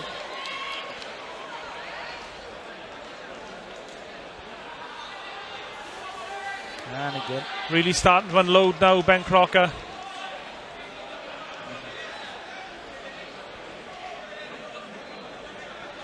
To be fair to Jack Swallow, though, he hasn't really looked hurt or phased at any point in this contest, even though he has taken quite a lot of big punches, especially to the body.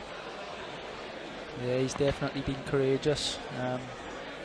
All 4 or 5 rounds so far.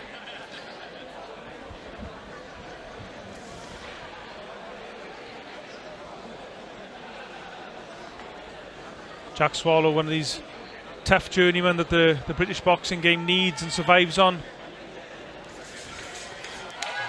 Lovely combination there from Crocker.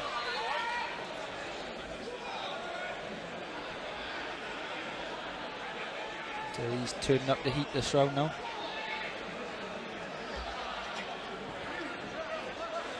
Ben Crocker, I'm sure, would love to be able to force the stoppage.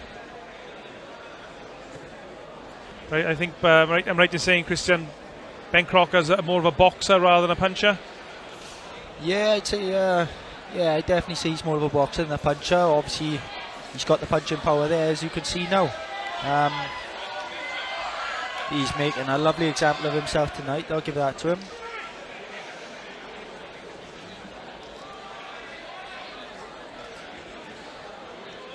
Ben Crocker, 2 stoppages on his record from his 14 wins.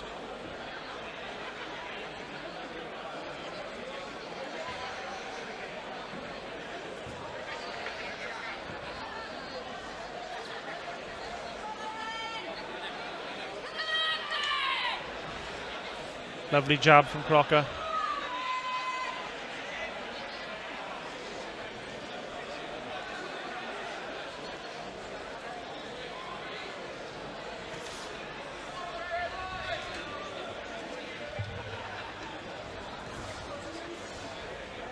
Crocker just keeping the pressure on.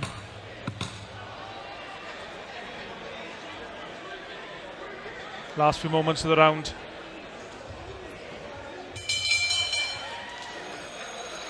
Another Crocker round with 1 to go. Yeah, some nice flashy flurries there from Crocker. Beautiful work.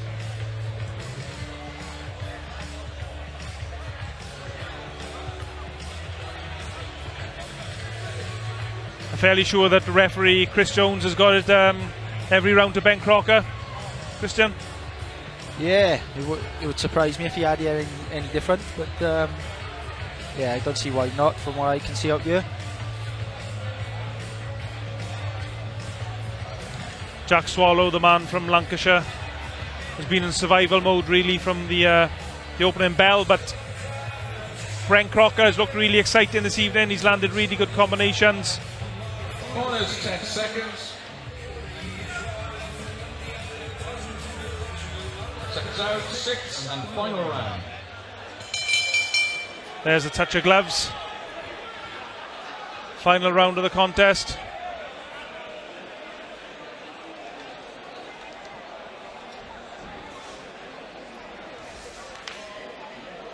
Oh, we could really hear that left hook smashing into the side of Jack Swallow. Jack Swallow's a very tough individual. He's taken some really big body shots throughout these 6 rounds.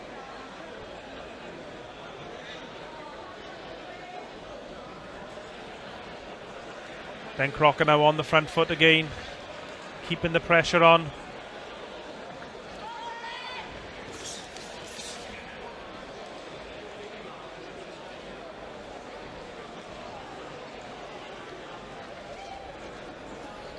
So it's been a journeyman like Jack Swallow is. I mean, it's a skill in itself, the way he just moves, the way he blocks his shots, the way he ducks and dives, to use an old Frank Bruno term. Yeah, I suppose you've got to be a bit of an artist at defence, you know. I mean, you know, I don't know, obviously he's fighting this month again now, but he's got to try and avoid getting cut, hurt, knocked down, I suppose. But, you know, defence is an art in itself, isn't it? And here comes the pressure again from Ben Crocker.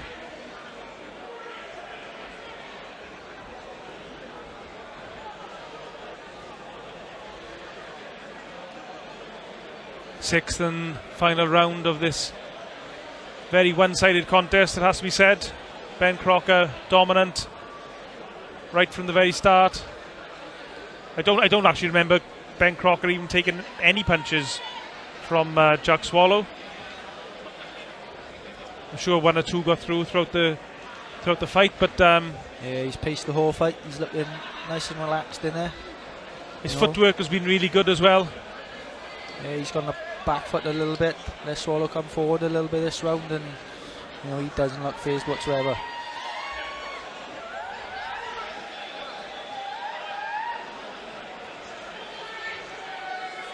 Chris Jones, our referee, is also scoring the contest. Fairly easy job for him this evening, Chris Jones.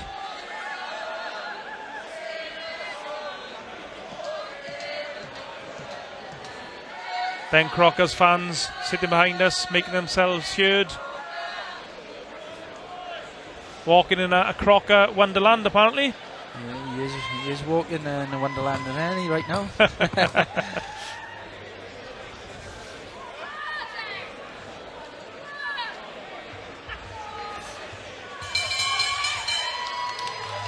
Lovely work. There we go. Well done to both boxers. We still await the official verdict, but I'm sure Ben Crocker will have won that on points. Won every single round. Jack Swallow did his job as an opponent. Give Ben a bit of a workout, but no doubt Ben Crocker will be looking to move on to bigger and better things in the near future. I'm sure he'll be glad to get back to winning ways.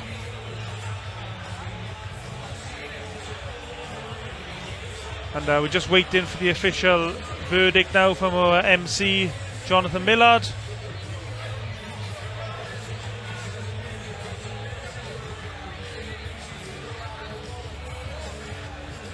Over to our MC, Jonathan Millard. Ladies and gentlemen, distinguished guests, please show your appreciation for both boxers stood in the ring.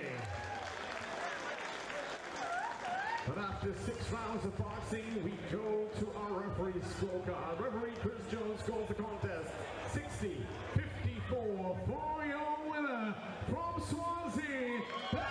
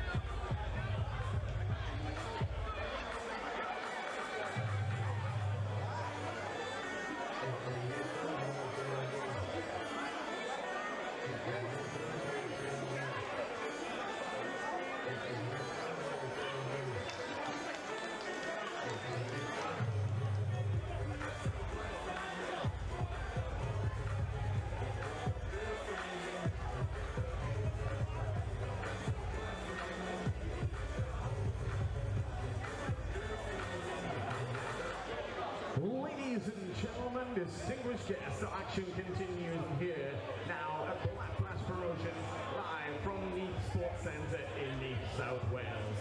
So ladies and gentlemen, please welcome into the arena to the blue corner, Grannum.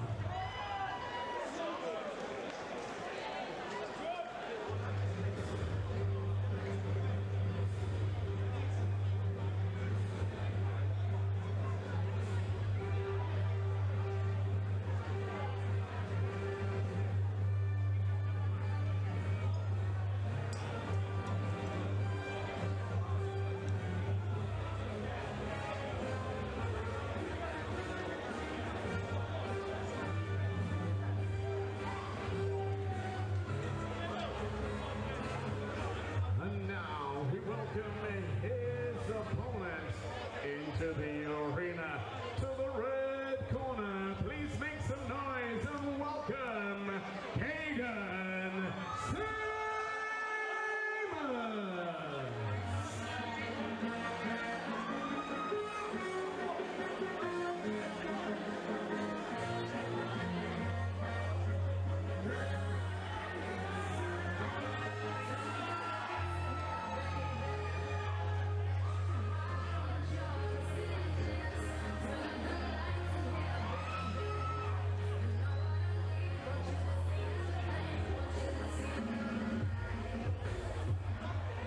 Ladies and gentlemen, distinguished guests, Empire of Black Flash Promotions proudly presents 4 rounds of action in the super middleweight division. This bout sanctioned by the British Boxing Board of Control. Their supervisor here at ringside, Mr. Nicky Piper, MBE, and area representative, Kevin Seal. Our timekeeper of the bell for this bout, Mr. Dave Walters, and our referee in charge of the action when the bell rings and scoring the bout, Mr. Ryan Churchill. So ladies and gentlemen, distinguished guests, introducing to you first, standing in and boxing out of the blue corner, his official weight on the scales, 165.6 pounds. He is an experienced international boxer, wearing the red, black and white shorts from Islington, London, presenting Jordan Grannum.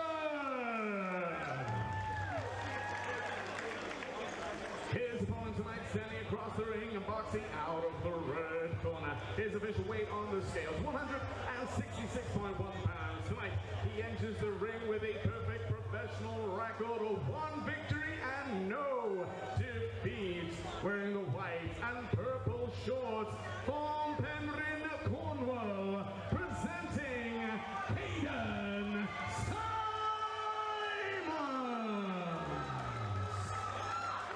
Our referee, Mr. Ryan Churchill, to give his final instruction.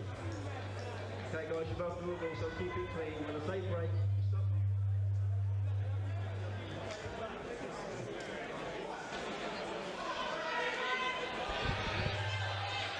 So this is contest number 2 for Kaiden Symons in the white shorts.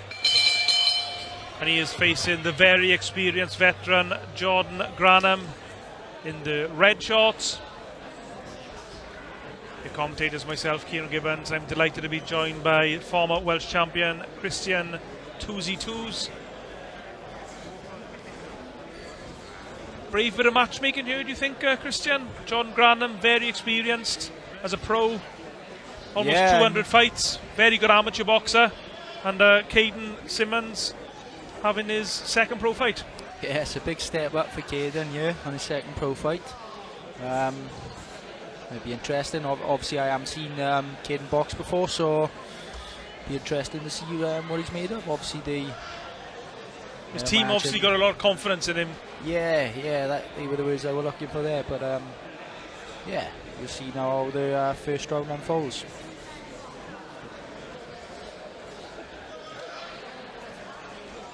Symons himself was a good amateur boxer, 30 amateur boxing matches, was a Western Counties champion.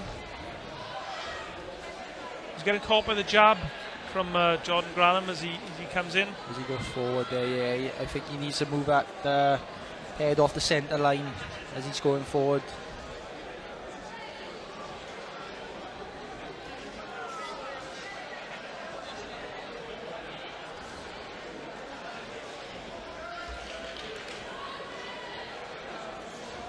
Nice little uppercut on the inside from Jordan Grannum.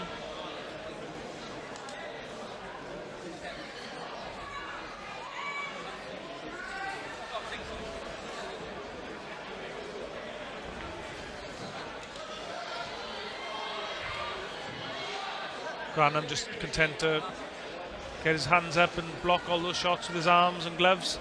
Nothing really got through.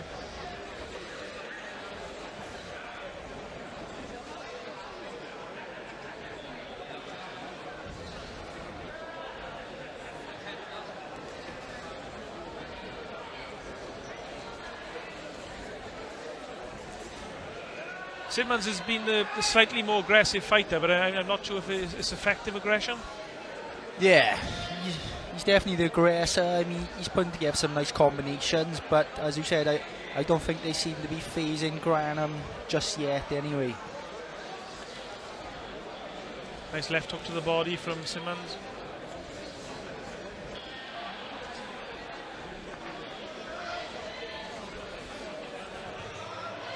I mean, I know he is known to be a tough, durable opponent, so we'll see how it unfolds as the later rounds come on.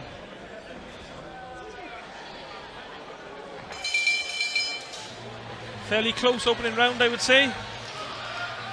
Yeah, I mean, more work obviously coming from Kaiden there.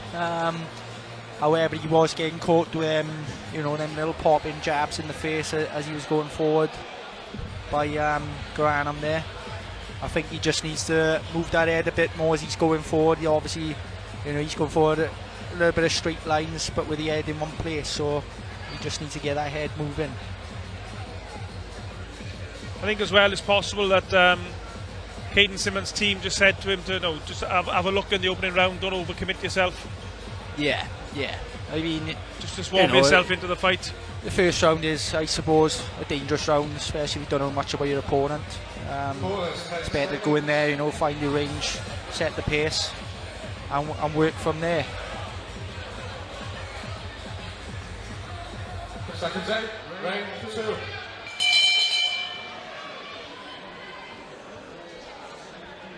So into the second round. Just to throw an example of how experienced Jordan Grannum is. He's had 205 contests, 15 wins, 183 defeats, and 7 draws.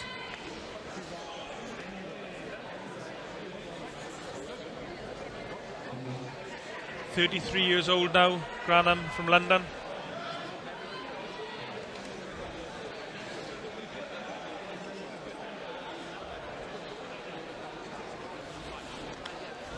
Nice body shots from Symons.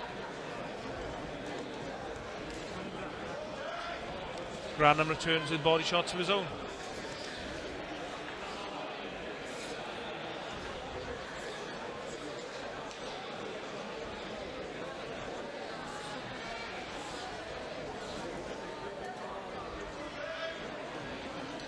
As I said, I haven't seen Kaiden before. I mean, some people are slow warming into fights, some people are faster than others. Was this 6-rounder? 4-rounder, I believe. 4-rounder. 4-rounders down here in box track. Yeah, so obviously if being 4 rounds, obviously he'll it's only his second pro contest this evening as well. Kaiden Symons, remember, it's very much easing himself into the pro game. Yeah, and as you said in the beginning, he's got a tough opponent in front of him for his second bout, to be fair to him. Yeah, credit for taking this match.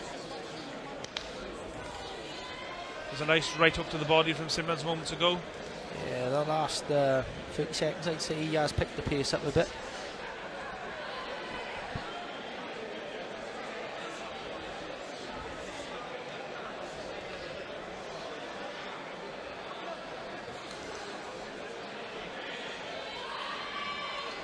Not really putting much power in his punches though, Symons. He's not, and that's why I think, Grannum's happy to sit in the pocket and just cover up and take him.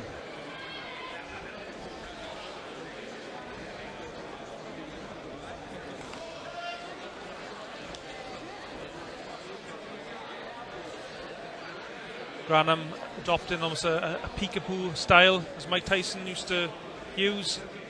It's very high guard, making it difficult for any punches to get through.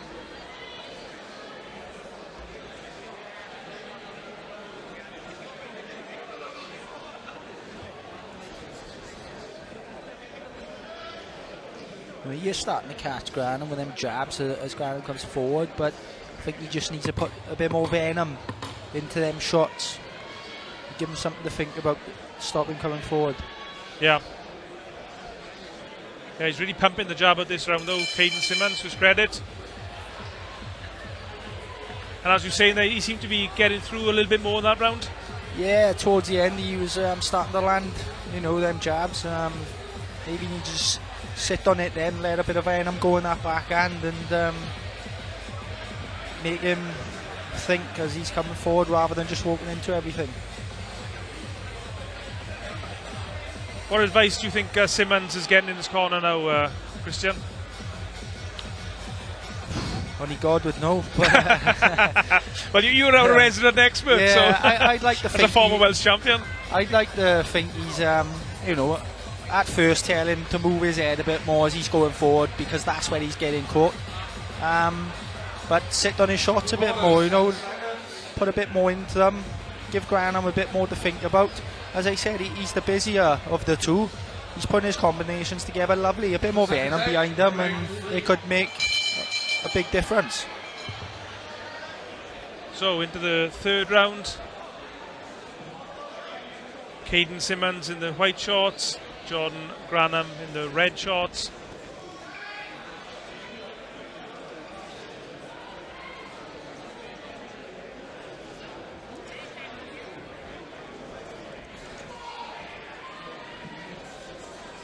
I mean, who do you think's actually winning this contest, Christian? Well, I think Kaiden is stealing the rounds. The first round was a bit close, I think. He was taking the jabs a little bit too much coming forward. But he's definitely the one putting the pressure on the front foot, and second round I think he stole that one. He's putting the pressure on a bit more. He started to land some clean shots. He has got a really high work rate as well, hasn't he, Symons? Throws a lot of shots. I think he just needs to use, as you said, he's got a high work rate. He's thrown plenty of shots. So some more angles and head movement just to try and get them shots to land,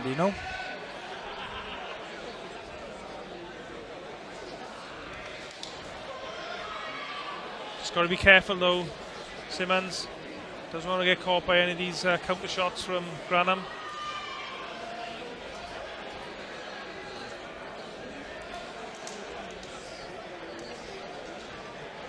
Jordan Grannum, one of these fighters, very good amateur boxer, but when he turned pro just couldn't sell tickets, so had to go on the road as a journeyman, but very much a live journeyman. Oh, lovely uppercut from Grannum.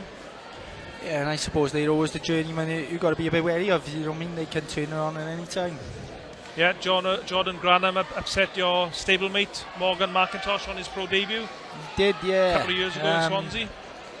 Obviously, it was an unexpectedly hard fight for Morgan. I believe Morgan pinched the fight, but obviously it is what it is. He move on. He's come back. He's won a Welsh title. He's been unbeaten since. So, that tough matchmaking like that, though, I think is actually good for. Lovely uppercut again from Grannum. Tough matchmaking like that early on, I think, is good for a pro fighter because it just introduces you to the pro game the hard way. Yeah. And he likes them kind of fights anyway, speaking to him. He likes it when someone's coming forward, throwing the shots rather than tucking up on the back foot. So, same with Kaiden here tonight. Now, no respect to him on his second fight. Getting in there and... Yeah, this is really good action in the neutral corner. Both fighters landing. That's a good uppercut from Kaiden. Bit of back and forth there. Really good round, that.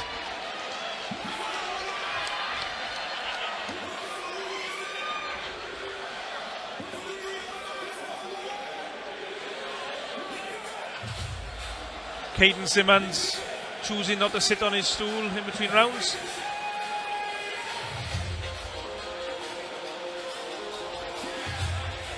Yeah, Grannum's he's landing some nice shots, but I think Kaiden's opening it up here and getting away with a W tonight.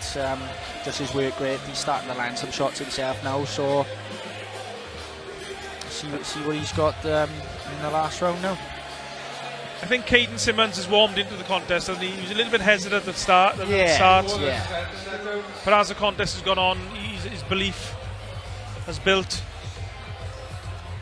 He's certainly landing a lot more shots than Jordan Grannum at this point. But of course, that's an unofficial opinion. The only opinion that really matters is of the referee, Ryan Churchill, who's scoring the contest.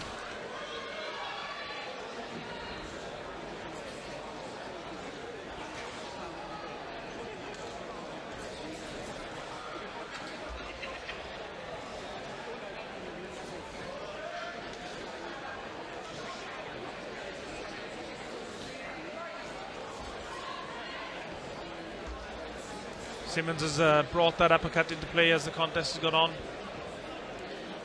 Oh, he just took an uppercut there, mind. Came back with some good punches of his own, though. I was going to say there, bit tight to defence and a bit more venom in his shots, but then, as I was about to say it, he did get caught with a good uppercut from Grannum. Little clip-in left hook from Grannum and another headshot.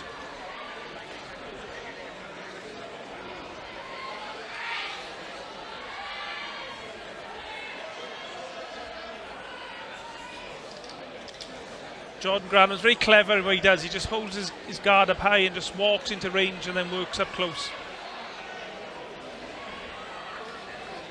Uses his jab as well. He does look like one of them awkward, tricky opponents, doesn't he? But I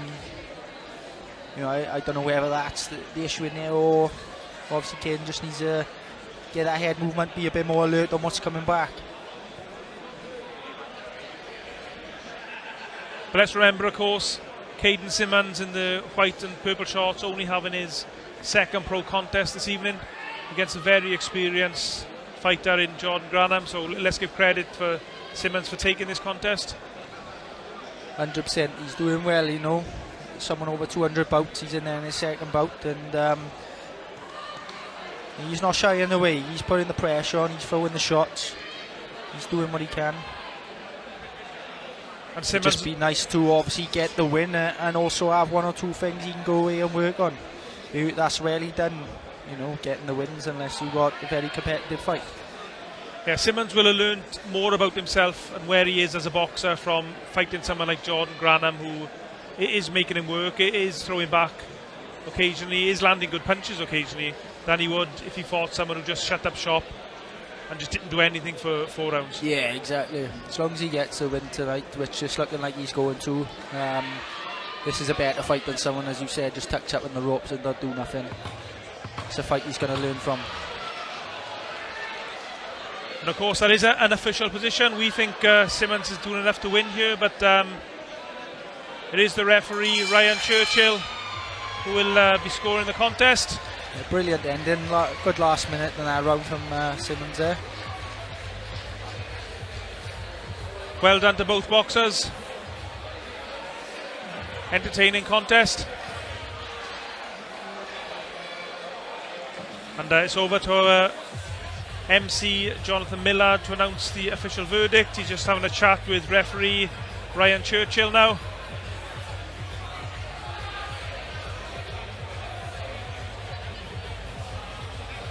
But a really good learning fight for Kaiden Symons.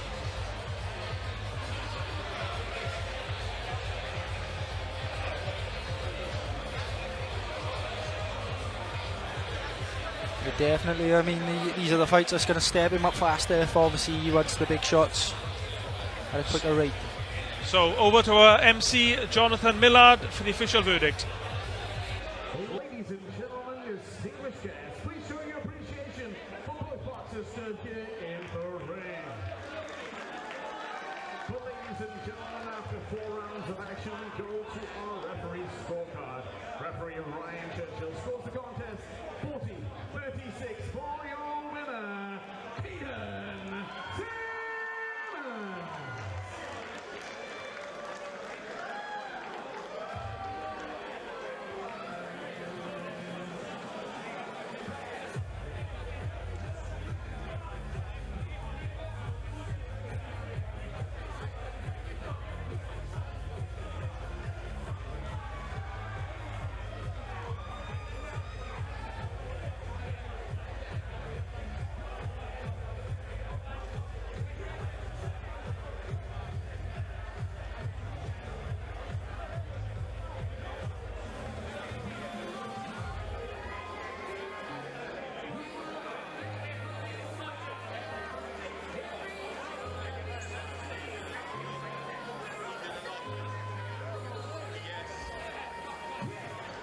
Ladies and gentlemen, distinguished guests, the action continues now here at Celtic Collision. So ladies and gentlemen, introducing to you first, please welcome into the arena to the blue corner, Fitzmaurice.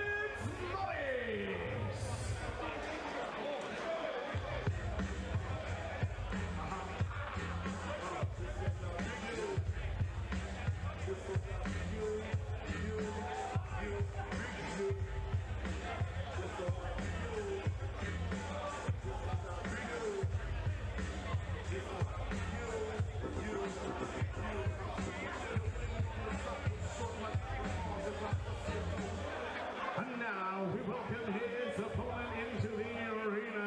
To the red corner, please welcome Milne.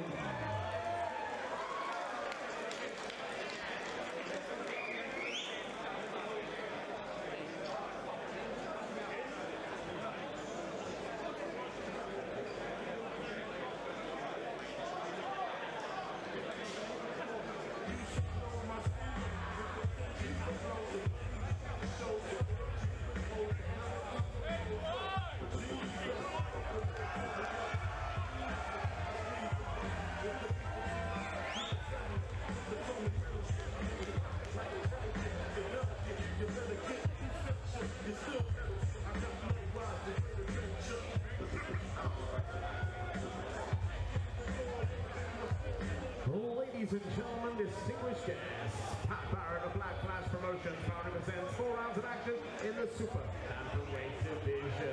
This bout, sanctioned by the British Boxing Board of Control. Their supervisor here at ringside, Mr. Nicky Piper, MBE, and area representative, Kevin Seaman. Our timekeeper of the bell for this bout, Mr. Dave Walters. Our referee in charge of the action inside the ring, under supervision, Mr. Mark Castleton Davis. And our referee scoring the bout, sat ringside, Mr. Ryan Churchill.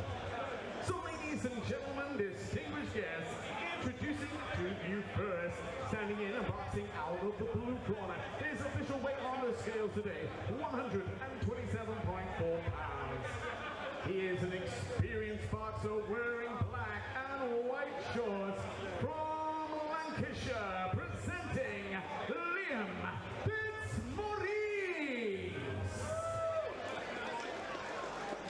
His opponent tonight standing across the ring, boxing out of the red corner. His official weight on the scales, 122.2 pounds. Tonight, he enters the ring with a perfect professional record of 1 victory and no defeats. Red, white and purple shorts from Britain Ferry, South Wales, presenting Jay Milne.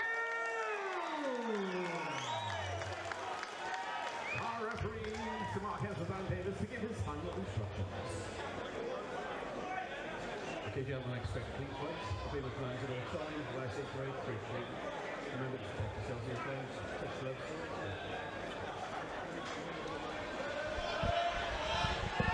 So, local boy Jay Milne in action for the second time as a pro.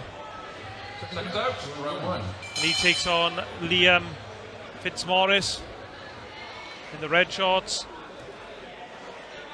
Your commentators for this contest, myself, Kieran Gibbons. I'm delighted to be joined by former Welsh champion Christian Toozy Toos.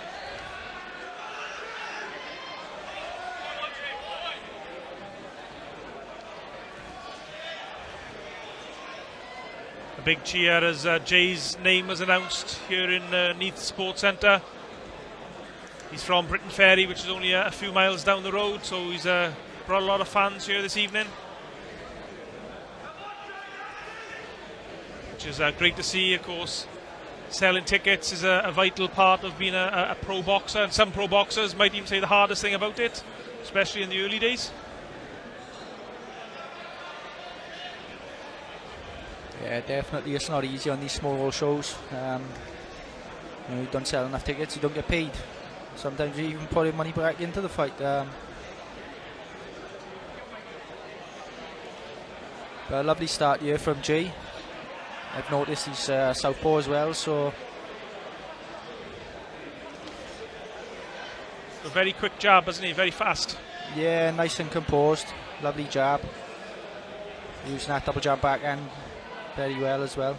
It's almost got a Floyd Mayweather-like style, the way he holds his lead hand. I know Mayweather's an orthodox fighter, but yeah. So it's obviously if he's going to use the shoulder as a defensive tool, perhaps. Yeah, like that shell.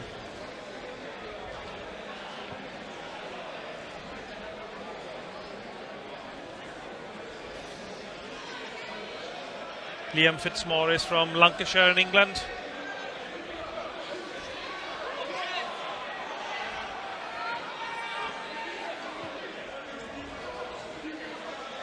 Fitzmaurice very much a journeyman. No victories on his record to date.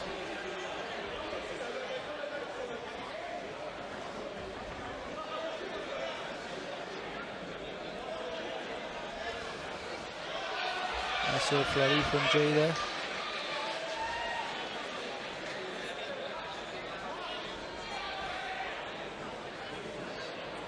Patient start from the contest from both fighters.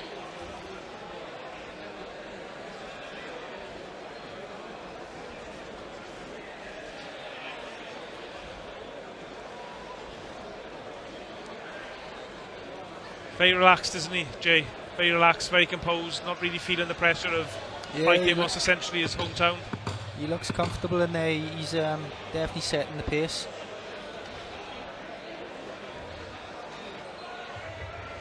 Nice work with a jab. Nice opening round of boxing from Jay Milne from Britain Ferry. Tonight's action, of course, taking place in Neath in South Wales, which is not too far from Britain Ferry.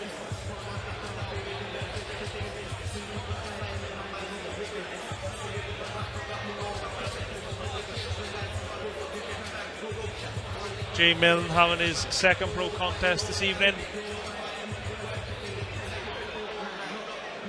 Getting instructions of his cornerman, which I'm sure is pretty much more of the same. Yeah, I mean, he's done a brilliant round the first round. He's set the pace.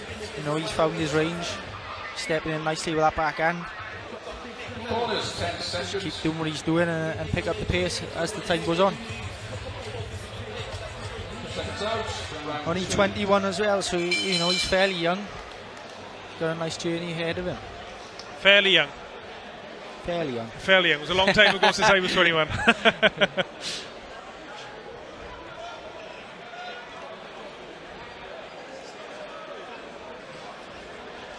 The referee for this contest, Mark Davis from Caerphilly,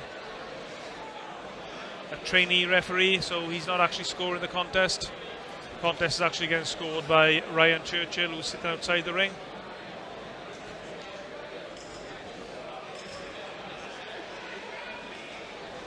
Milne just trying to bring his left hand, his backhand into play.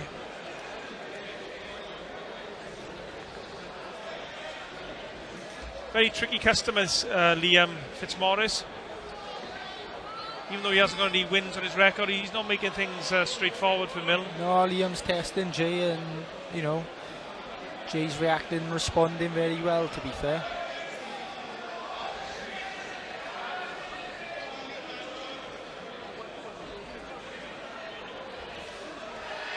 Fitzmaurice, very tight defence.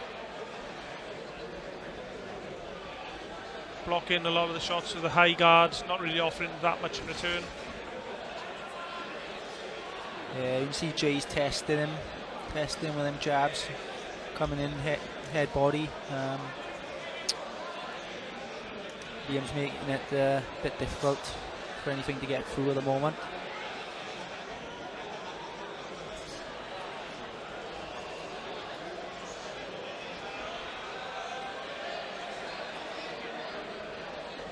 Milne just using his forearm there just to try to create a bit of space, not strictly legal.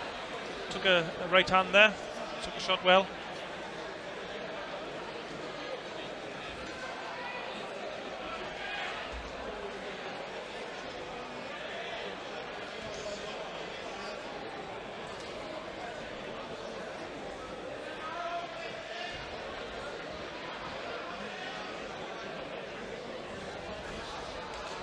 Nice right up from Jay there.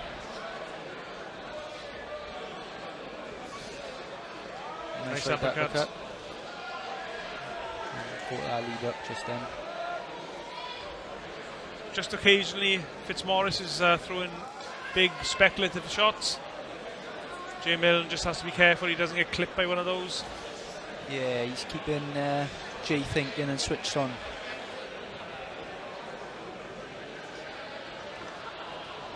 Complacency is one of the biggest threats to a young up-and-coming fighter.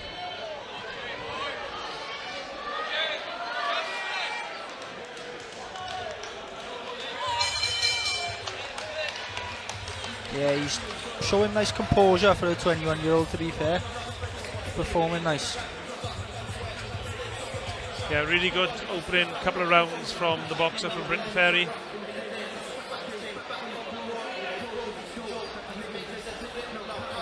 Clear 2 rounds up, would you say, Christian? Yeah, clean 2 rounds to Jay there. Liam's making it tricky for him at times. I think he's responding nice. He's making it tricky, but without being competitive, if that makes sense. Yeah. I mean, he's getting 1 or 2 shots through. He's using their head movement and coming in at weird angles to make it awkward for Jay, but you know, a majority of the time Jay's coming back well from it. Corners, 10 seconds.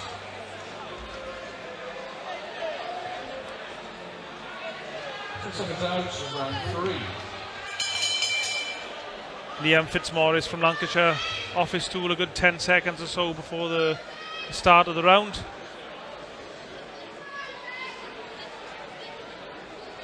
Even though he's not got a very good record, but he's actually got a very poor record, for quite bluntly, Liam Fitzmaurice. But he's obviously got a degree of skill in there.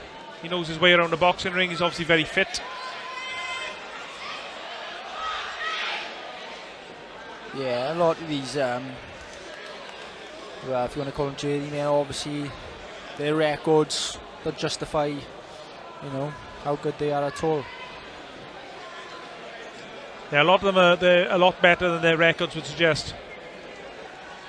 I mean, as we were saying earlier, it's quite simple. If you can't sell tickets in boxing, unless you've got a massive sponsor or you're an Olympic gold medalist or something, it's really difficult. So if you can't sell tickets, then you just got to go on the road. Yeah, all the odds are against them. Some of them, you know, you can just turn it on at any time.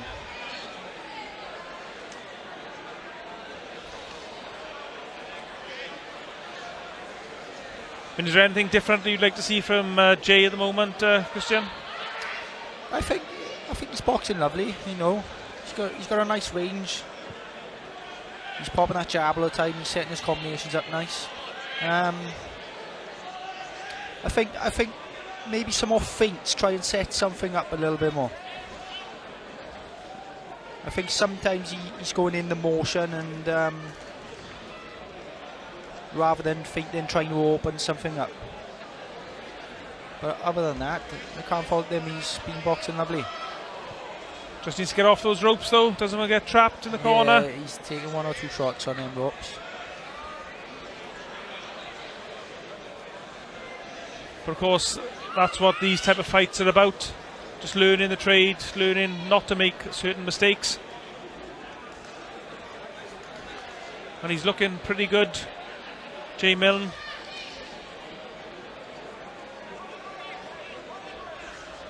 Oh, good right hand from Fitzmaurice though. Just has to be careful. I know it's the old cliche that always gets used, but all it does take is one punch in boxing and well-laid plans can be turned on their head. Yeah, that's right.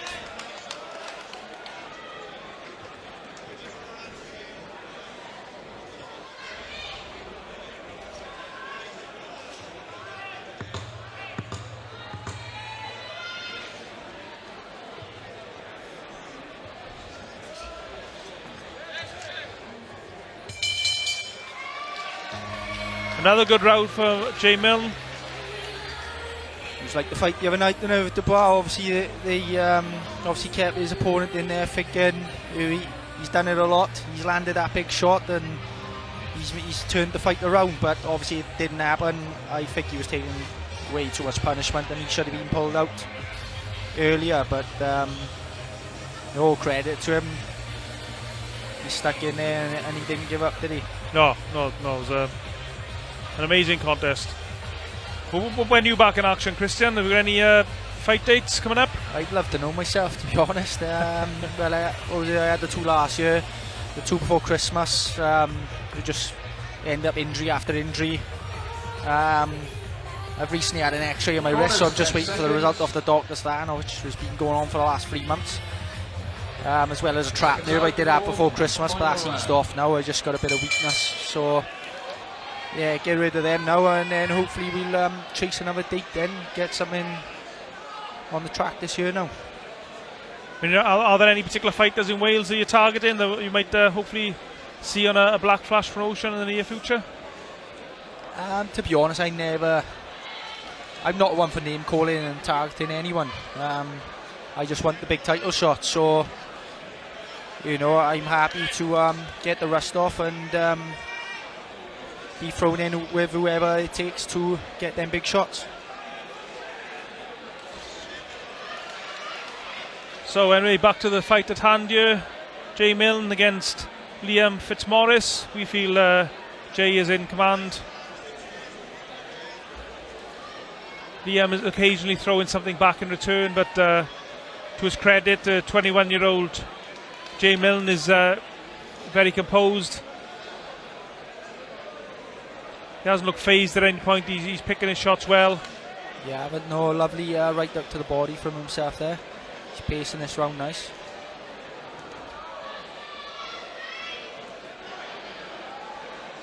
You know, even the silly shot, a couple of shots he took in the last round, he took them well. It didn't phase him, as you said, and he's kept the rhythm going. This is probably a good fight for a young fighter like Jay. Like we said, he's only 21, having his second pro contest. Yeah, this is an ideal second fight, I'd say. He's being tested. We'll just got caught there, big right hand, and again, just has to be careful.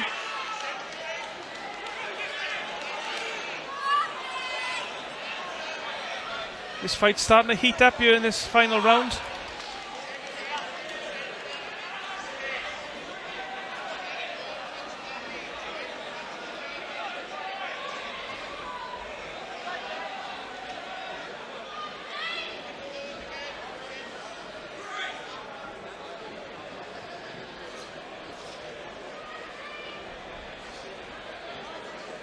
puts his combinations together well. Milne.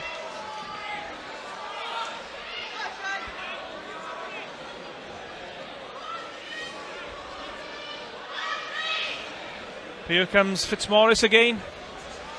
Let's make a little bit of a scrap of it in this round. Yes, a bit of back and forth this round. This been a good contest.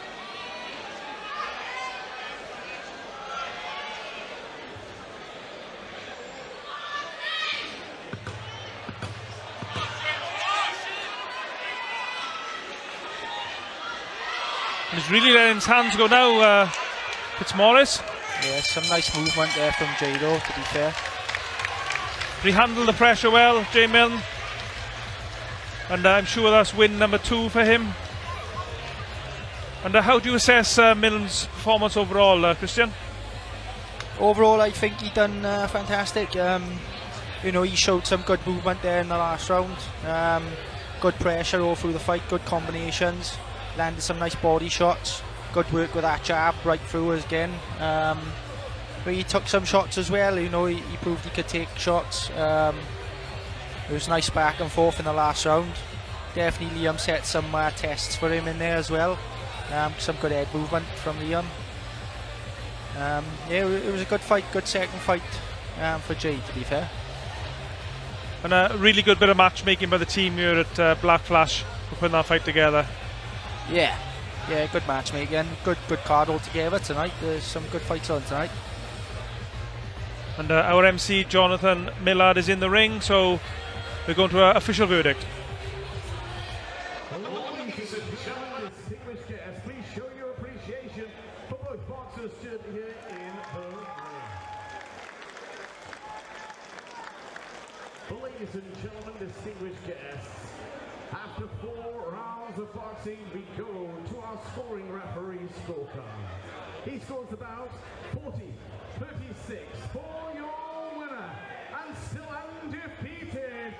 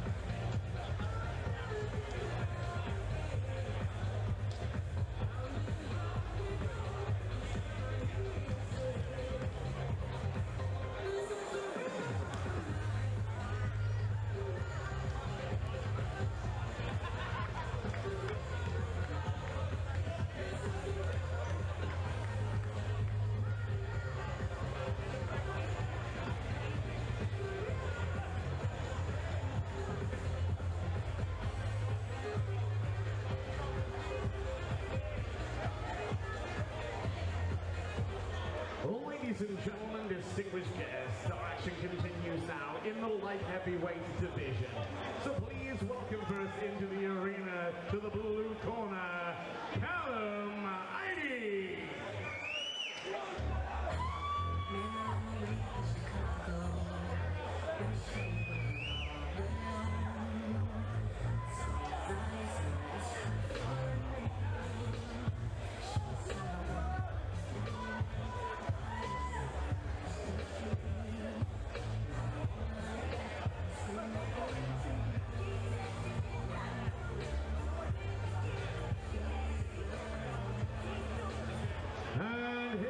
Opponent, ladies and gentlemen, distinguished guests, now welcome into the arena to the red corner, Josue Mellor.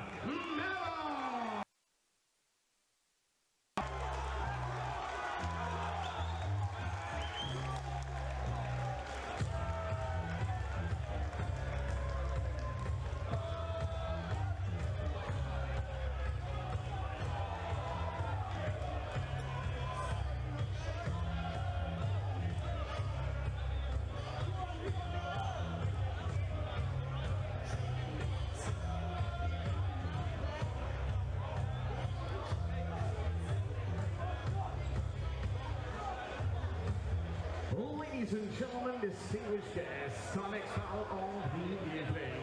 Pat Barrett of Black Flash Promotions proudly presents 4 rounds of action in the light heavyweight division. This bout is sanctioned by the British Boxing Board of Control. Their supervisor here at ringside, Mr. Nicky Piper, MBE. Our area representative, Kevin Seal. Our timekeeper of the battle for this bout, Mr. David Walters. And our referee in charge of the action, third man in the ring and scoring the bout, Mr. Chris Jones. So ladies and gentlemen, distinguished guests, introducing to you first, standing in and boxing out of the blue corner, his official weight on the scales today, 174.4 pounds. He is an experienced boxer, tonight wearing black and white shorts from Bognor Regis, presenting Callum.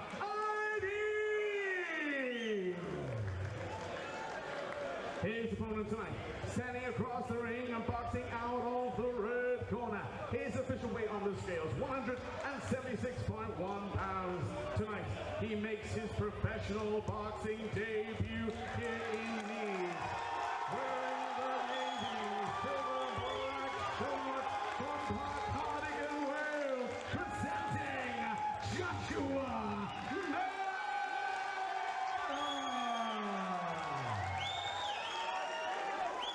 To say his final instructions. Defend yourself at all times. Keep all your punches above the lead. Weapons ready.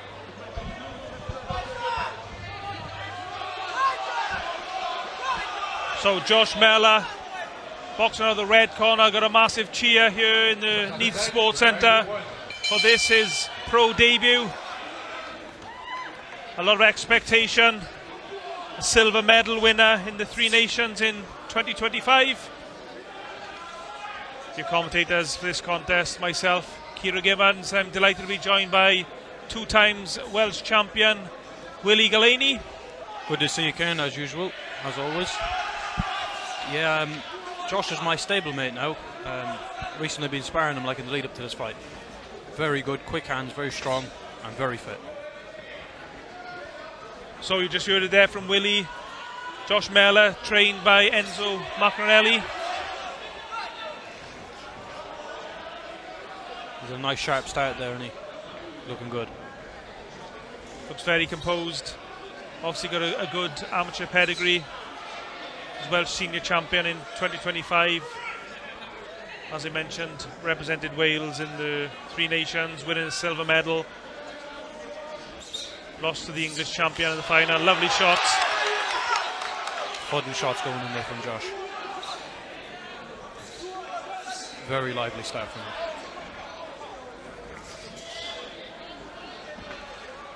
Chris Hyde from Bognor Regis.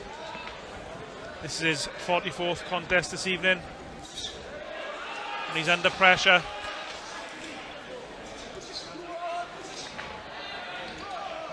There's a nice left hook to the body from Mellor.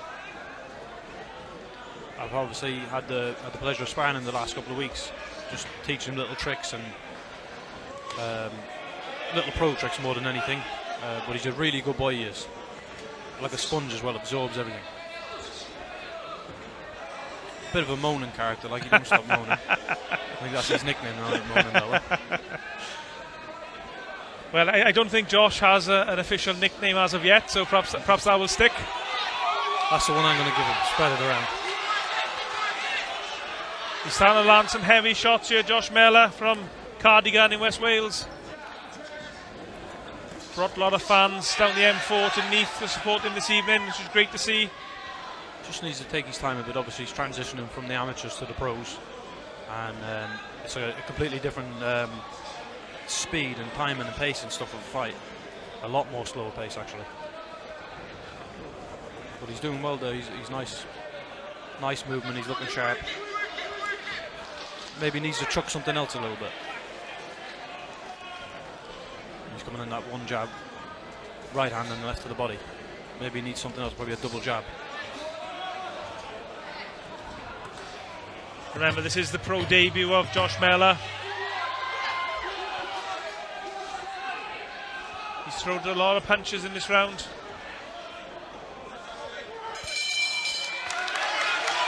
Lovely first round for me.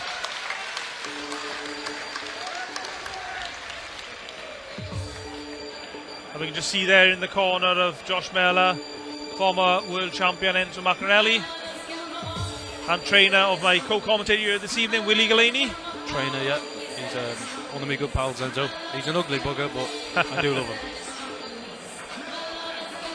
So what do you think Enzo is telling Josh in the corner there, Willie? Me and Enzo have a similar kind of boxing brain, so I know he's going to say something similar, just disguise it a little bit more, because he is jumping in a little bit with the shots. Obviously, his opponent's quite tall, and he is leaning back.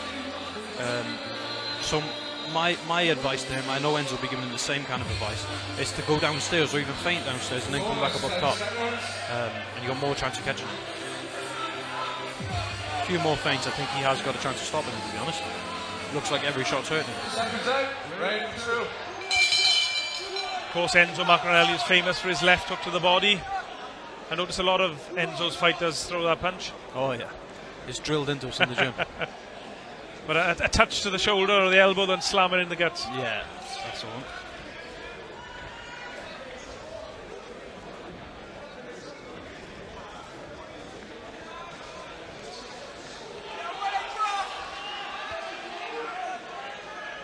Even though Callum hasn't got a particularly good record, well, he's got a very poor record. He has got a lot of experience. He's boxed 175 rounds in his pro career to date, and he just took a big headshot. Lovely shot, that nice little uppercut on the inside. He's looking very classy on his debut here, Josh Mellor.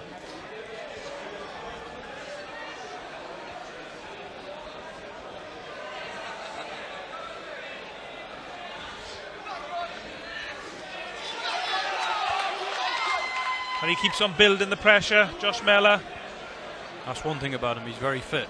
He'll just come like that all night, pressurised. Calculated pressure as well.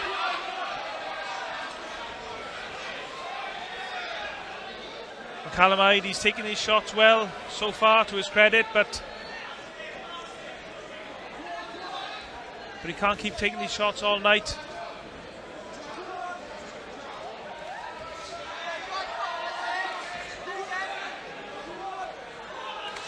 Lovely little feint there from Josh on the left of the body.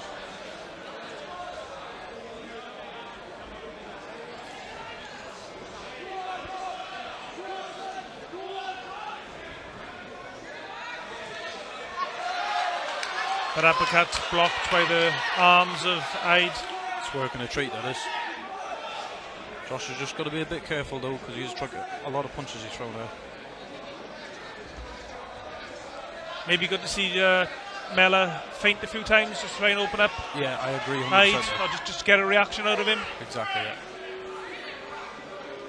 But I guess this is what all these type of fights are all about, just learning, ease your way into the pro game. Of course, he's learning on the job here.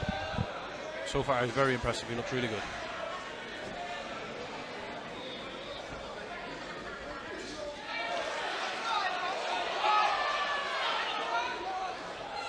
And obviously the pace will slow down in this fight on Callum Hyde's behalf, but Josh won't. He'll keep going like this. And all the fighters from Enzo Macronelli's camp are known for their fitness. With a school of hard knocks, Bonnie Mine ABC.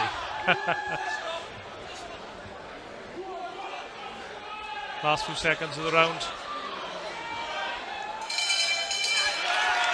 And to his credit, Josh Mellor hasn't stopped throwing punches for the opening 2 rounds of this contest. Can he keep it up, Willie? He can keep it up. I've done quite a few rounds with Josh recently, and he is very, very fit. I think he's running he's doing a 5k in something stupid like 12 minutes or 13 minutes or something like that. He's just he's one of those fit individuals, just a naturally fit person.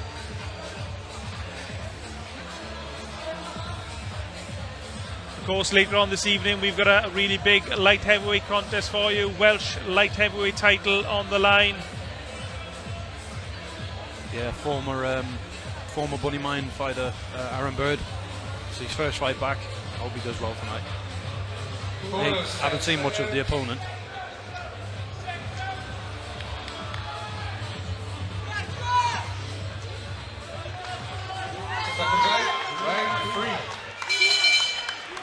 Into the 3rd round. Nice jab from Mellor. Josh straight onto him. What I'd like to see from Josh is probably step to the side, to his right-hand side, and cut the ring off a little bit more. Yeah, he's boxing in straight lines if you're going to be super critical. Yeah. And I know Enzo is very super critical, so that is something I would like to see. Step to the side, come at a different angle.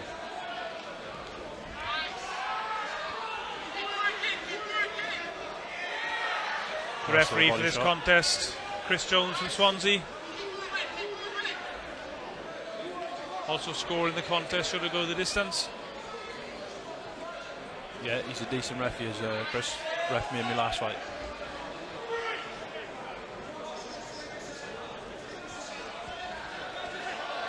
Good shots. Nice flurry of punches from Mellor again.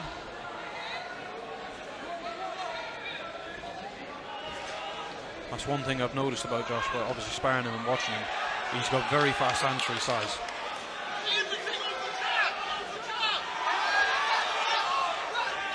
And he keeps on throwing leather. Callum using all his skills and the defensive tricks of the trade he's picked up over the years to get through these rounds. Yeah, he's a very tricky customer, he is. Good at his job. Lovely shot from Josh there.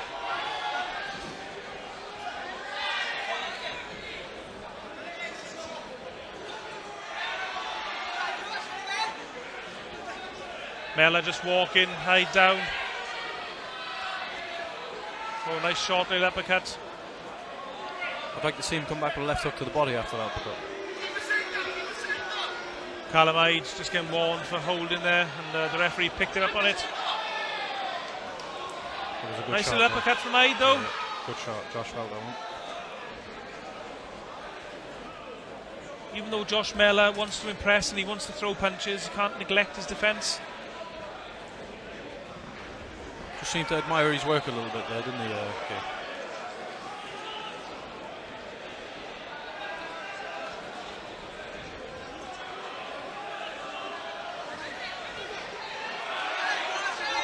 Nice uppercut.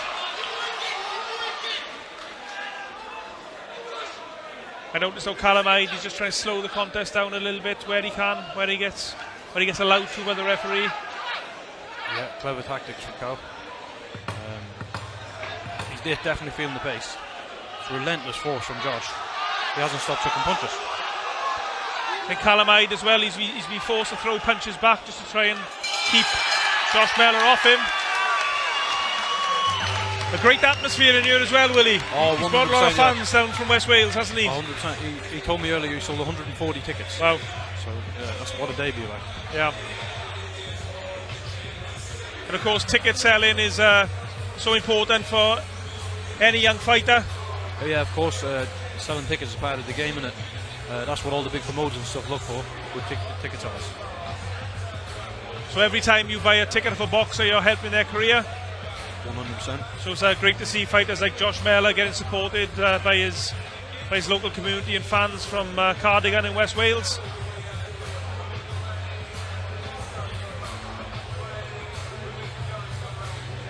Corners 10 seconds. Enzo Macronelli giving last second instructions. Seconds 8, 4, final round. Would it be fair to say, do you think, Willie, that Josh Mellor is going looking for the knockout? Oh yeah, definitely, 100%. I know Enzo will be screaming that in the corner anyway. To be fair to him, he has not stopped since the first round though. He's literally not stopped punching. Relentless. Very impressive debut so far. And credit to the toughness of Callum as well. He's been very resilient up until now. Of course, yeah, he's very clever. Just moving just enough to get out of the way and not do too much. Lovely little uppercut there on the inside.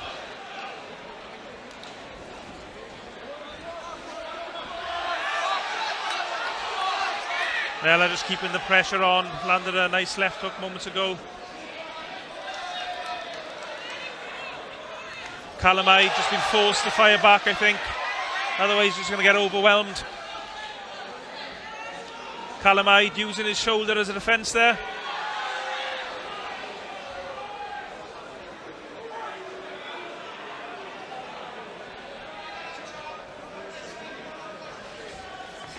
Chris's famous break. He always does every fight. He's known for it.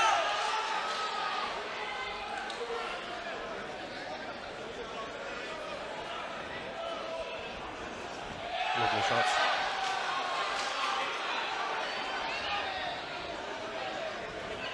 I think He Callum really has been relentless tonight, doesn't he, Josh? He has not stopped. I think Callum might, he'll be happy to hit that final bell.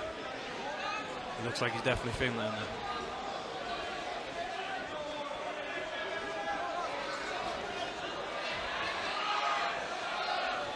He's going to be super critical of Josh Mellor. Is he falling in on his work a little bit? He is. I think he's looking for the stoppage here, isn't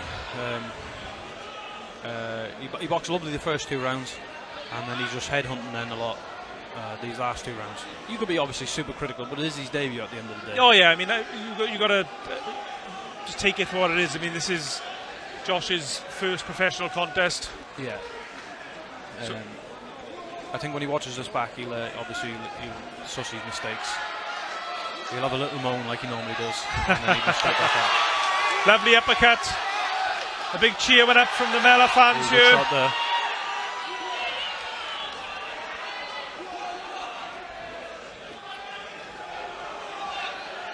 And he's definitely wants that stoppage on his debut.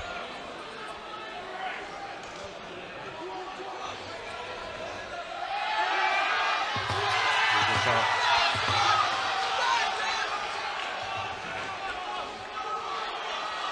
Callum Hyde's forced to fight fire with fire.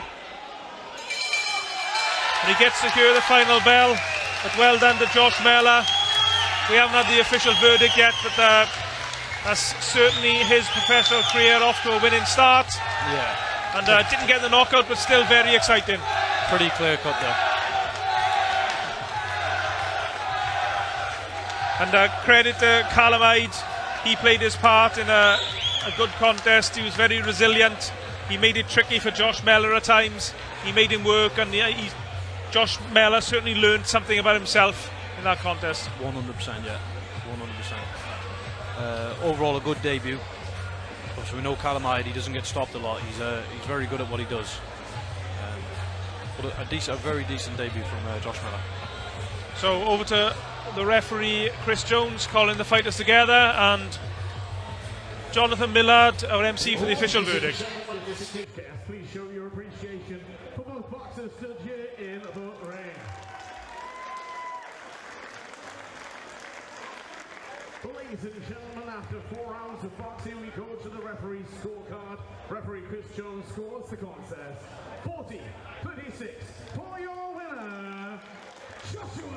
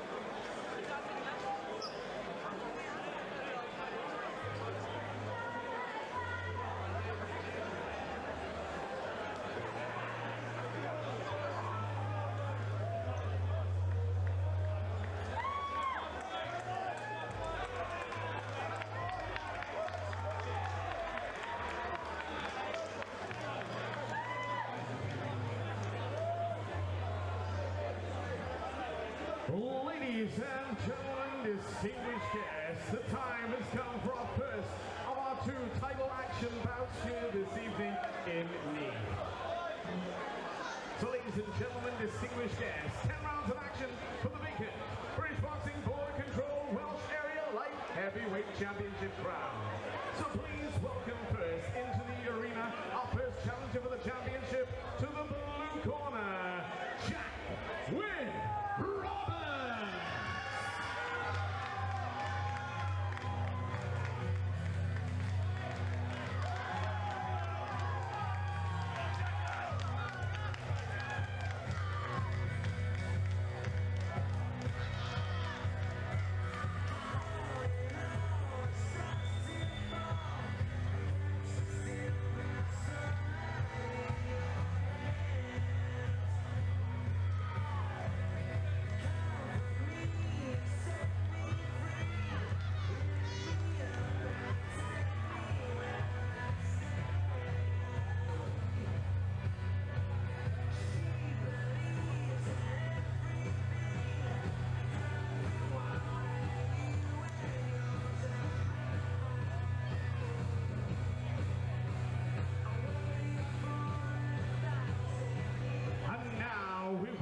His opponent into the arena. Our second challenger for the championship here tonight. Ladies and gentlemen, distinguished guests, please make some noise for Aaron.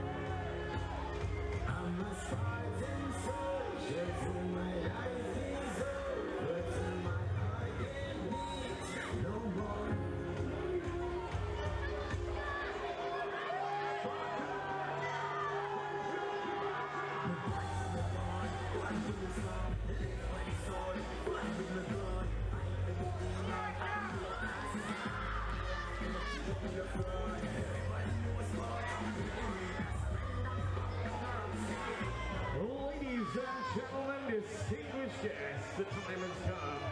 10 rounds of action for the vacant British Boxing Border Control Welsh Area Light Heavyweight Championship.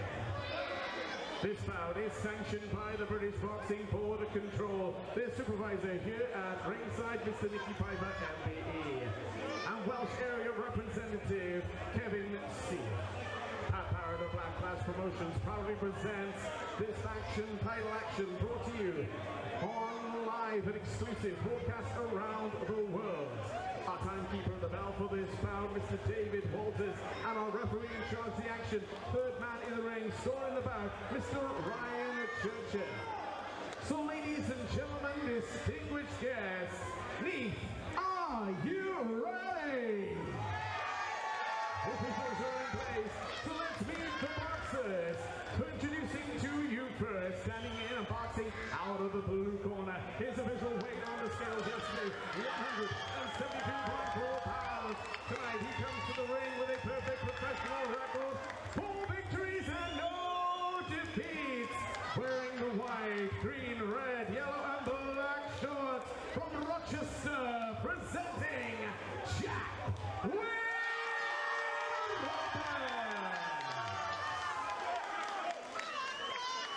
His opponent tonight, standing across the ring, boxing out of the red corner. Our second challenger for the championship here tonight.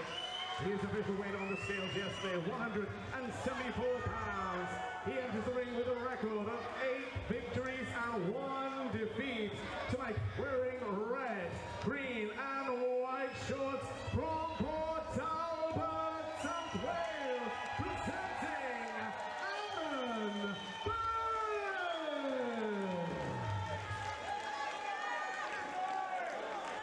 Our referee, Mr. Brian Churchill, to give his final instructions.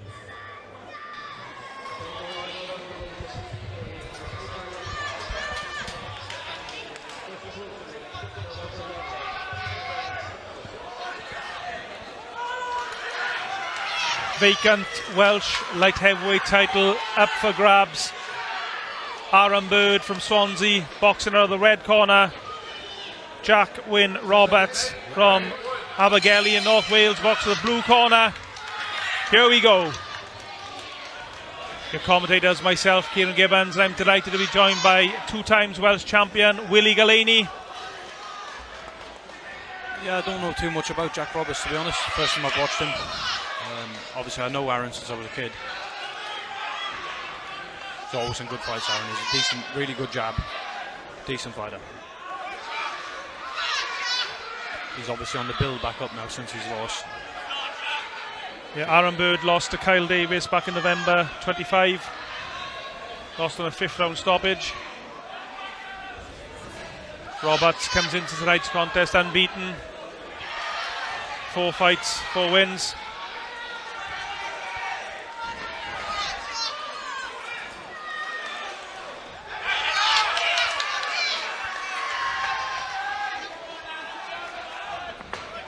Roberts originally from North Wales. Aaron Bird from South Wales, or South West Wales in Swansea. Nice jab from Bird. And again.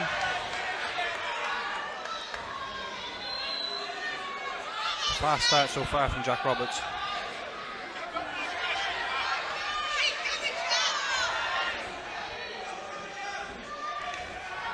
Roberts fighting out the southpaw stance. Some boxers find it tricky dealing with southpaws, especially if you haven't got specialist sparring.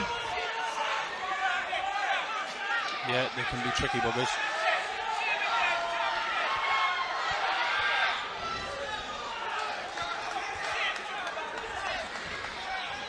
A lot of southpaws like to go back and box, make him even more trickier. But he seems to be coming forward a lot here, doesn't he? I noticed the feet are getting tangled very early on here. Aaron Bird is quite often losing his balance. Aaron looks like he's trying to walk him onto something. Just finds it a bit awkward to land it at the minute. 10-round contest. Good left hook from Aaron this one off. Referee Ryan Churchill is the scoring official in this contest, even though this is a Welsh Championship fight. It's officially an area title fight, hence the single scoring official. Something I personally disagree with, but there we go.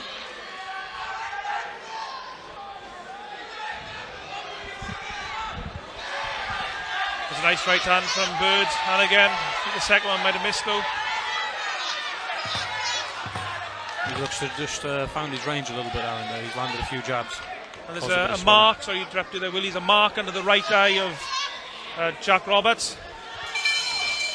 And takes another good right hand right on the bell. Competitive opening round, Willie. Yeah, a decent opening. To be honest, very hard to score. Jack obviously started very fast. Aaron did start to catch him towards the end of the round. Looked like he found his range a little bit. Yeah, I'd probably edge Aaron Bird just with the landing the cleaner shots towards the end there. But looks like it's tight and tight so far.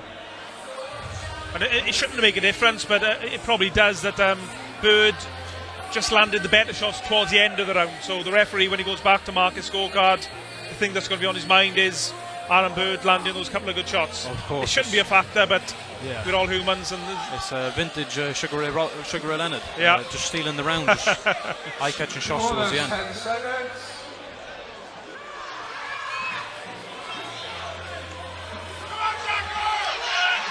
So really close opening round into the second.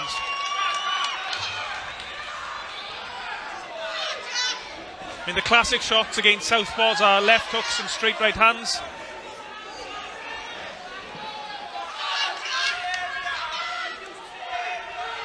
The referee wants to make sure this doesn't get too scrappy. He's aggressive, Jack Roberts. He has come to fight.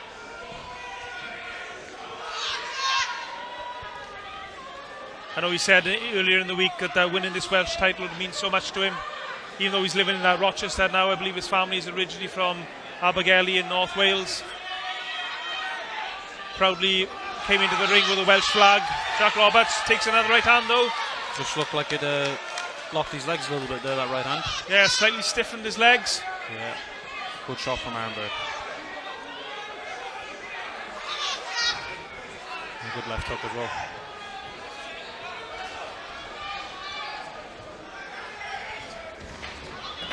Nice body shot from Roberts.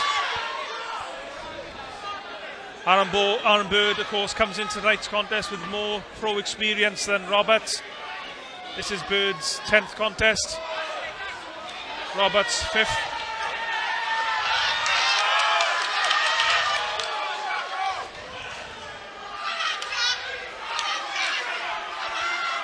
Some good shots landed there, starting to heat up a little bit now. Aaron Bird now, he's landing shots and moving away as he almost lands the punch. Just moving into clear space, moving into safety. He's almost like a check hook. More frequently with that left hook over the top, he is catching him with it now. Maybe put something behind it, walk him onto a right hand or something. Things get a little bit scrappy again. I think the referee told Aaron Bird that's the second warning. I presume a third warning might mean a point taken off, which could be crucial on the scorecards, especially in a very close contest like this.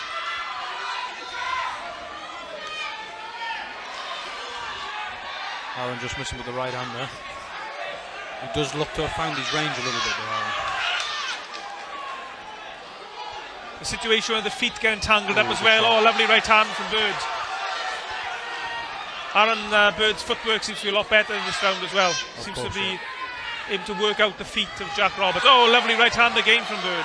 To be fair to Jack Roberts though, he is taking them shots really well. But he's just starting to get caught a lot more here.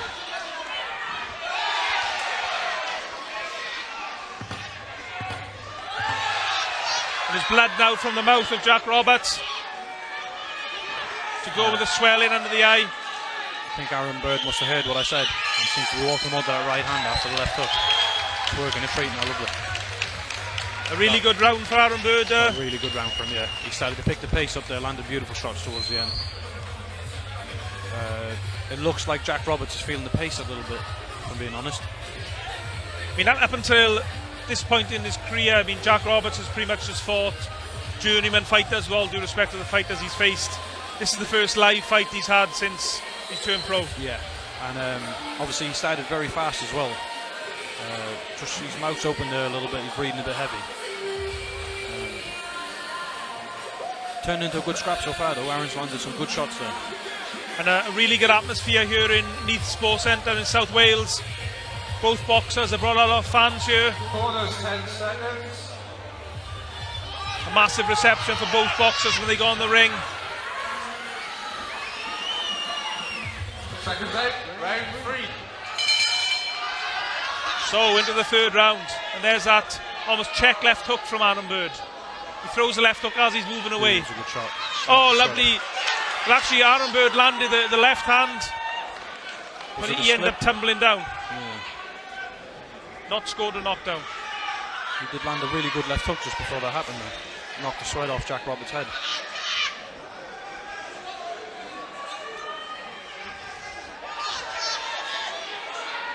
To his credit, Jack Roberts is having a go though. He's making a fight of this. Nose bloodied now. Yeah, there's no quit in Jack Roberts. He wants this Welsh light heavyweight title. He said earlier in the week, like I was saying, how much it would mean to him.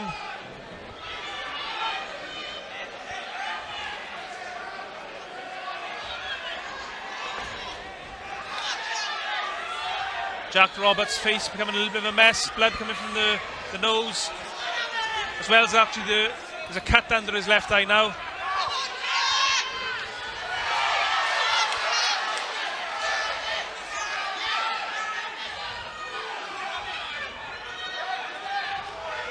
Aaron looks a bit more relaxed in this third round here. Looks like he's trying to set him up for something. I think the pace is just slightly, it's less frantic, which is suiting Aaron Bird, I think. I think so as well, yeah.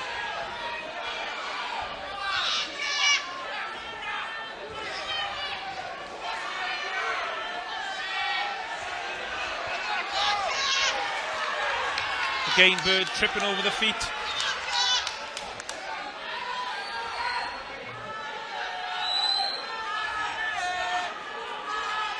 Jack Roberts, 29 years old. Aaron Bird, 31.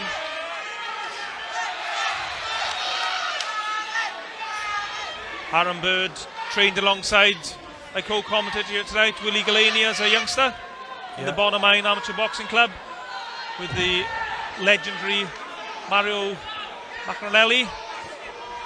Yeah, we were one of the 06 classes. We were obviously Aaron, myself, William Hughes, my cousin Mano, Sonny, my brother Thomas. Good to see Aaron doing so well. They're still fighting for titles all these years later.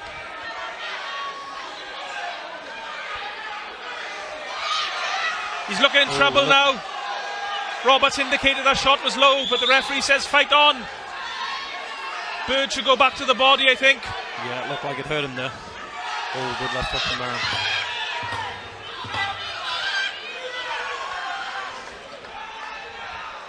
Aaron seems to be finding his range a little bit here. He's catching lovely little shots. Just maybe the single shots is not enough. Maybe he needs to tee him up, set him up. Jack Roberts looked really bloodied in that corner. He looks like he's feeling the pace to me. Tonight is the first time the Welsh light heavyweight title's been contested since 2017 in a contest between Nathan Thorley and Jermaine Asari. I don't remember if you were there, Willie, but I wasn't there, but I have heard about it before. I think Thorley won the fight, if I remember rightly, on a big right hand that sent Asari's legs all over the place. Yeah. I think Nathan Thorley's actually living in Australia now, so hi to Nathan if he's watching this. Yeah, he's discredited me twice, Nathan Thorley, but he to his credit, like he did say, he'll never write me off again. I like Nathan. Yeah, so hi to Nathan Thorley, the last man to hold the Welsh light heavyweight title. Shout out, Nathan. So this contest goes on. Nice left hand from Roberts. Still plenty of fight in him. He's still aggressive as he was in the first round. Oh, lovely job there.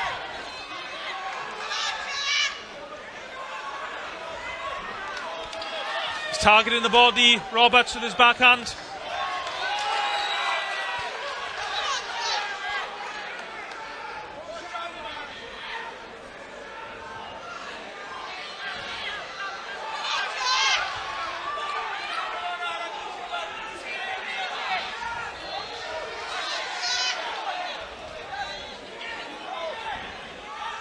Jack Roberts seems more composed in this round, will he? Yeah, targeting the body. He's still like throwing a lot of punches. The pace is starting to slow now, though.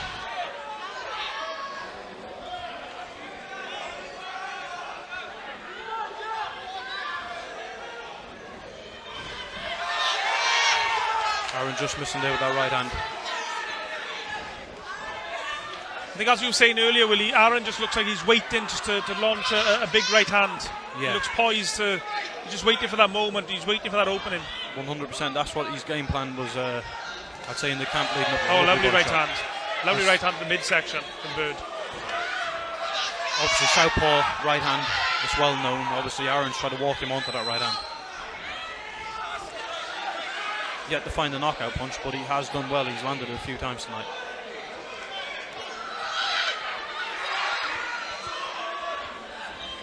Both fighters going for the stomach, sinking them body shots in. Oh, lovely right hand from Bird, set it up with the jab. I'd probably like to see Aaron come forward a little bit, just to change it up a bit. Saying that he is successful and he is winning the fight on the back foot, so maybe don't change it. There's a little bit of swelling around the right eye of Jack Roberts now as well.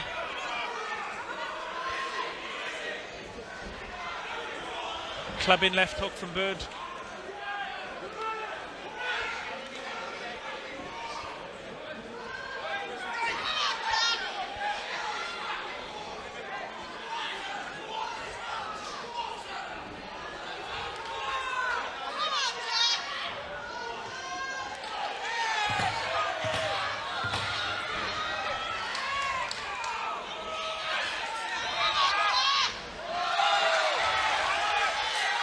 Bird circling round to his left. Lovely right hand by Aaron there on the bell.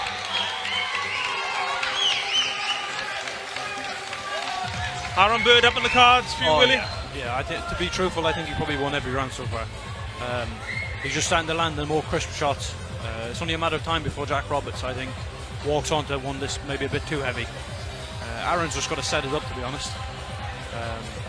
I think it's one of those contests, so every single round has been competitive, but the same boxer, well, we think Aaron Bird has probably won every round, but he's had to fight for it. He's had to win each of those rounds the tough way. Yeah, 100%. It hasn't been a clear cut, obviously, but Jack has been in there. He's been making a fight of it, definitely. I think Aaron's just nicking the rounds with the more cleaner punches. But of course, just remind our viewers, that's an unofficial opinion. The only opinion that really matters is of referee Ryan Churchill, who's scoring the contest. That's my unbiased expert opinion.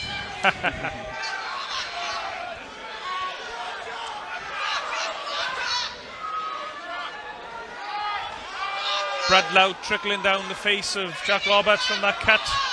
Lucky for him, it's under the eyes, not obscuring his vision at all. Nice left hand from Bird.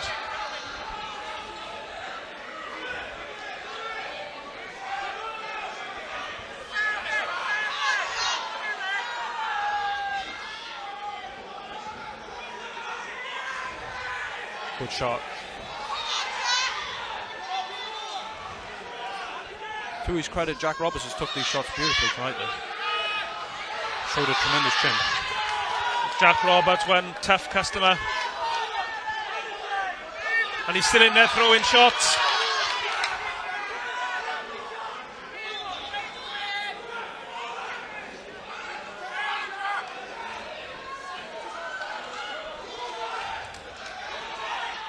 Bird again, just waiting for his moment to strike. Aaron Bird now circling around to his left as he throws a left hook. That shot's worked quite a few times for him. I think there might be a cut on the right eye now of Jack Roberts as well on the right hand side. Can't quite see from a point of view. Might just be a reddening. Good right hand to the body from Aaron and a good left hook.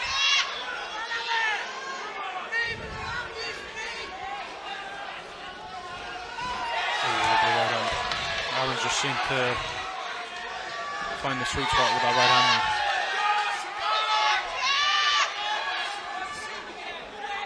Bird's footwork has really improved as this contest has gone on. He's managed to avoid the entanglements that were taking place at the start of the contest. There's a good right hand to the body from Jack Roberts, or backhand, sorry. He's boxed very well tonight, Aaron Bird. Come shield out of Jack Roberts. Is he feeling the pace, Keith? I certainly think he is. Yeah. He's looking very tired. He's put everything he's got into this contest. Jack Roberts, to his credit. One of the oldest tricks in the book, that's put the gum shield out. There's that clip-in left hook again from Aaron Bird. I think as well, Aaron Bird, he's just able to position his lead foot and just lean away from the shots of Roberts now. Just making it difficult for Roberts to get in range for him. Oh, lovely left hook. Oh, he timed that right hand really well, Aaron Bird.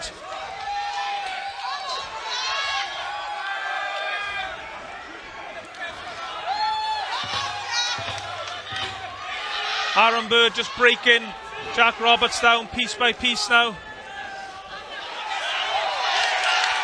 Jack Roberts just walking onto a lot of punches here. Referee looking very closely at the face of Jack Roberts. Yeah. I think maybe if Aaron Bird just decided to go for it, so to speak, he might even be able to force a stoppage now. I think so. I think if he came forward, changed his tactics a little bit, came forward and let that right hand go, it seems as if Jack Roberts can't seem to get out of the way of it. He's moving in straight lines as well, Jack Roberts. He's just moving onto that shot all the time. I think so. Aaron Bird is able to swivel to his left out the way while throwing that left hook, just clipping Roberts over the right hand side of his head almost every time now. And his face is looking a right mess, Jack Roberts. Yeah. I think they got the end swell on his the left hand side of his face. Try and bring some of the swelling down. Can't quite see from the position we're in. I think regardless of the outcome of the fight tonight, I think Jack Roberts gave a very good account of himself. But Aaron Bird is definitely pulling away now, in my opinion.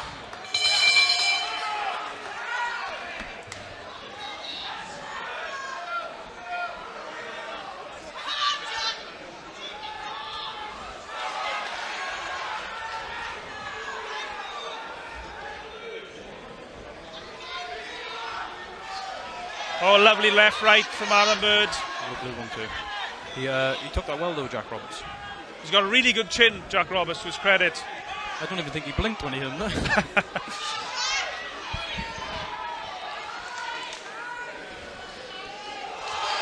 Huge right hand from Aaron Bird. Once again, Roberts eats the shot. But surely he can't keep on taking these shots all night. And another big jab. I can see the referee taking a bit of a look there. I know he's still trying to make a fight of it, but he's taking a lot of punishment. Jack Roberts walking onto a lot of punches now. Is this when the corner would probably have a look? Think about like maybe pulling the man out. He's taking a lot of punishment now. Yeah, certainly that's been a lot of talk in boxing over the last few weeks about pulling fighters out of contests they can't win. Yeah, there's life after boxing in the key, and maybe he's too brave for his own good. He's just walking onto these heavy shots now, isn't he? But the referee, one of the cornermen, he's picked up the towel. It's actually just to wipe the mat. Actually, I thought he was going to throw it in,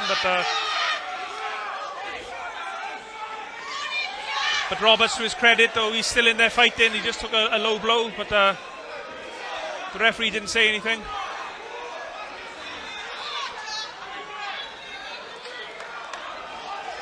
Oh, two big shots there.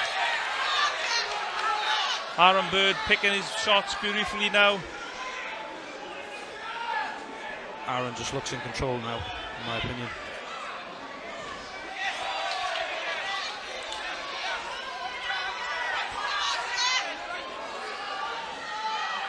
Aaron Bird probably wondering what he's going to hit him with to knock him down.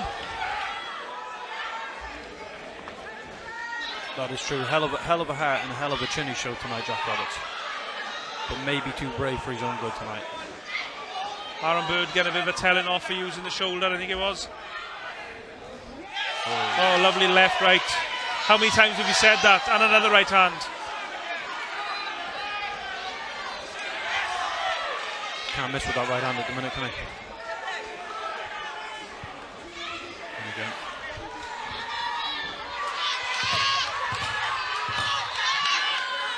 Last 10 seconds or so of the round. Another really good round for Aaron Bird. Oh. Jack Roberts offering heart, but not much else.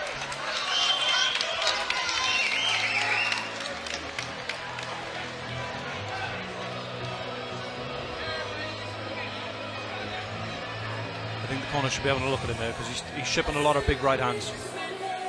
His face looks pretty swelled there, and he's a mile behind, in my opinion, on the scorecards. The problem is, and I guess this is a prime example, Jack Roberts is still in there throwing shots. He still is competitive, even though he is taking a little bit of a beating at this point. Yeah, true. That is true. And obviously one punch can change any fight. If I was his corner, I would be thinking about my man there. And obviously he's probably got a family he'd like to go back to. Corners, 10 seconds. I'd want to see something big from him in the round if I was in his corner. Seconds out, round 7. Because Aaron just looks so like into he's the in cruise 7th control. round. Sorry, interrupt there, Willie. Sorry, I just think Aaron's in cruise control there. That's all I'm saying, okay. 7 rounds.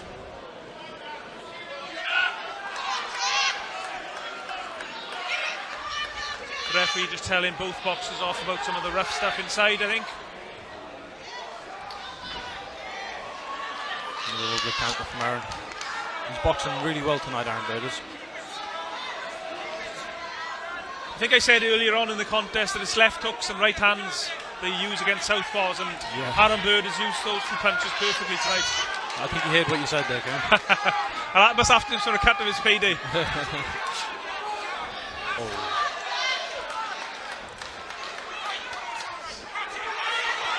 That jab just snapped his head back. He's always had a fantastic jab, Aaron has. Pudding jab. Clubbing right hand.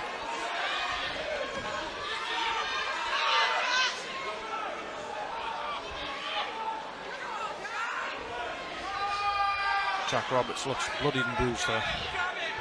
Yeah, his face has looked a right mess. It's getting worse as the contest has gone on, as you would expect.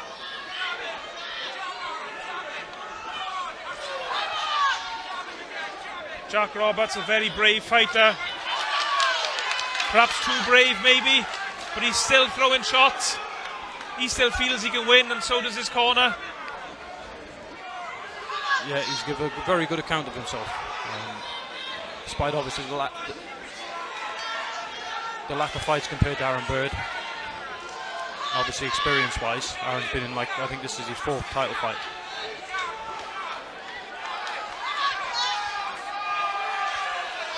Roberts trying to force the action in this round. I think it might be actually another cut above his right eye, perhaps. Can't quite see.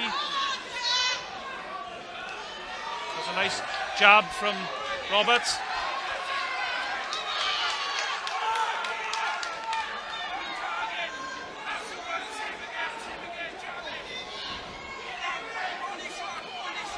Aaron does look a little bit tired now. Maybe if you could walk him on to just one more big shot. Yeah, less punches thrown from Aaron Bird in this round. Oh, 100%. He does look like he's starting to feel the pace. To be fair to Jack Roberts, he has been on him all fight though. His relentless pace.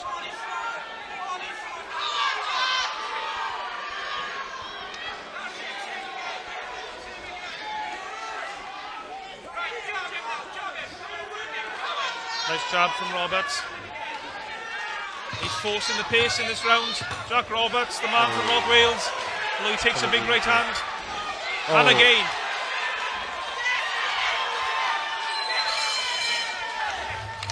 Ref having a look there. If I was Aaron's corner, I would tell him to go straight on him in the next round. But I know he doesn't show it, obviously the way he's shipping them shots. But, And I think that's it. Sorry to interrupt you. He stopped it, yeah. Try it. Very good call. Jack Roberts, corner, pull their man out of the fight. And the new Welsh light heavyweight champion from Swansea, Aaron Bird. Yeah, great call there to stop that fight. He was just shipping way too much punishment there. Give a cracking account of himself for his life after boxing. And Jack Roberts complaining to his cornermen, but credit to the cornermen, they did their job, which is to protect the fighter. Yeah. Listen, no fighter wants to get stopped, but he was shipping a lot of shots there. The heavy shots right hand. He's a light heavyweight man at the end of the day. He's going to hurt when he's punching you. Those head shots against a tired fighter, which Jack Roberts was, tired and off balance a lot of the time. Yeah. They're the shots that cause damage, short term and potentially long term. So once again, just want to say well done to the corner of Jack Roberts for pulling their man out. You off again?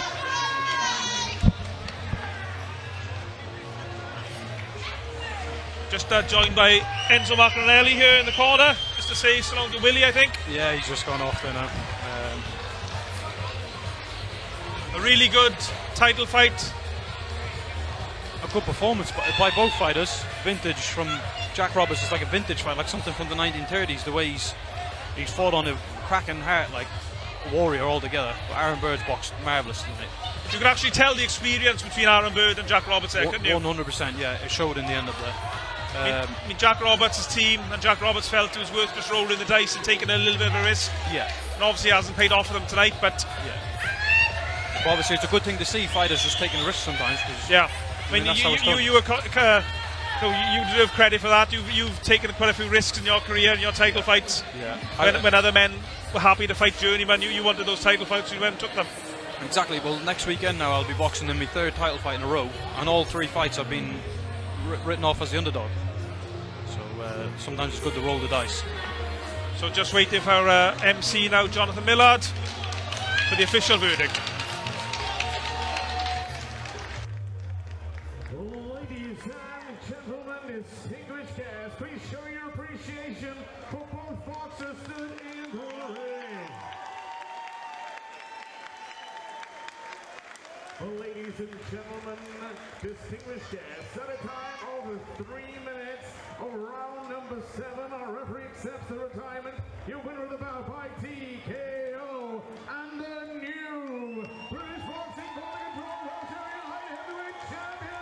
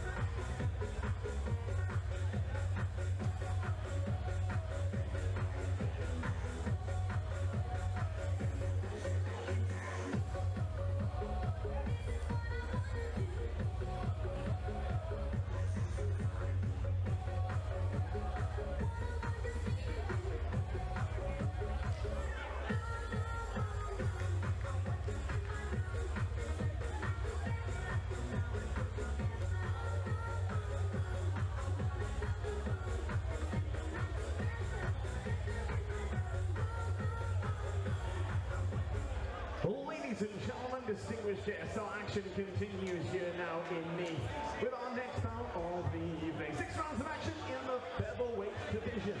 So please welcome first into the arena to the blue corner, Jose Antonio Ribes Ventura.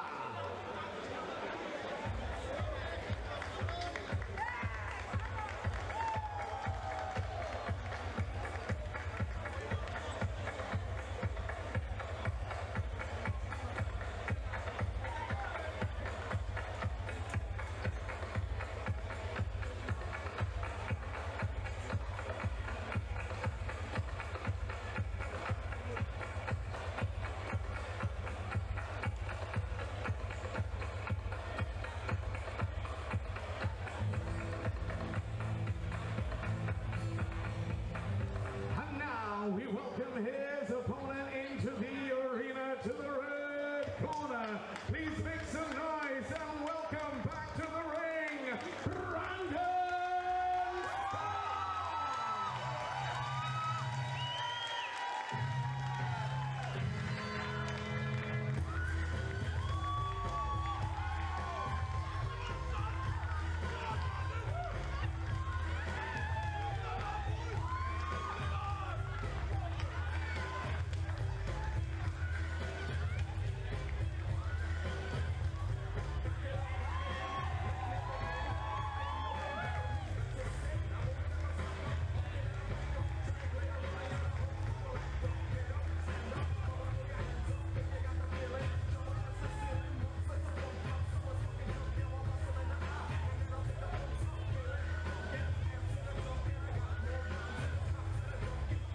Ladies and gentlemen, distinguished guests, Pat Barrett of Black Class Promotions proudly presents 6 rounds of action in the featherweight division. This bout sanctioned by the British Boxing Board of Control, their supervisor here at ringside, Mr. Nicky Piper, MBE. An area representative, Kevin Steele. Our timekeeper of the bell for this bout, Mr. David Walter. And our referee in charge of the action inside the ring, under supervision, Mr. Mark Heseltine Davis. And scoring the bout at ringside, our scoring referee, Mr. Chris Jones. So ladies and gentlemen, distinguished guests, introducing to you first, standing in and boxing out of the blue corner. His official weight on the scales, 128 pounds. He is an experienced international boxer, wearing the blue with white shorts from Zapopan, Mexico. Please make some noise for Charalito, Jose Antonio Ribes Ventura.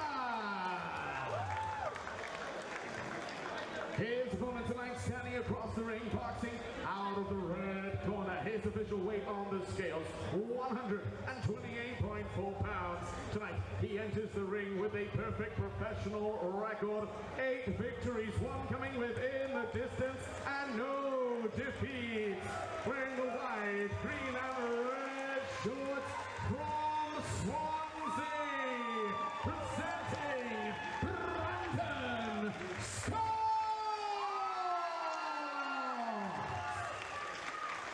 Our referees give his final instructions. Okay, gentlemen, obey my commands at all times. When I say break, you break me, step back, and then take yourself to one side. That's it.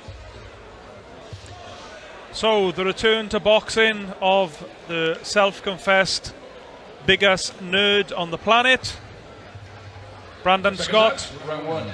Been out of a boxing ring for almost 2 years. Brandon Scott in the white shorts, or predominantly white shorts. His opponent, Jose Ventura, in the blue shorts with white trim. The commentators, myself, Kieran Gibbons. I'm delighted to be joined by former Welsh champion Angelo Dragoni. Great to work with you once again, Angelo. Yeah, once again, Keith. Thank you for having me. Looking forward to the comeback of Brandon Scott. 2 years out the ring, so he's made a nice sharp start. Still only 22 years old, Brandon Scott. Turned pro when he's 18, I believe.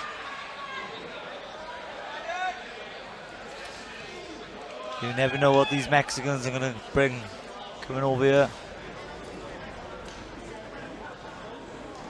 Jose Ventura, 40 fights, 19 wins, 17 defeats, 4 draws. Oh, lovely right hand from Ventura. Timed the shot really well. He's predominantly boxed in Mexico, although he has boxed, I think, in Italy and perhaps Spain as well. He's boxed in the UK a few times recently, but most of his fights have taken place in Mexico.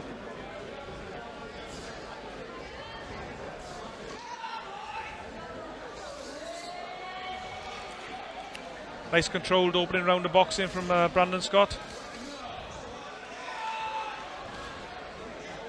I don't think he needs to be trading so early on, taking his time after 2 years out of the ring.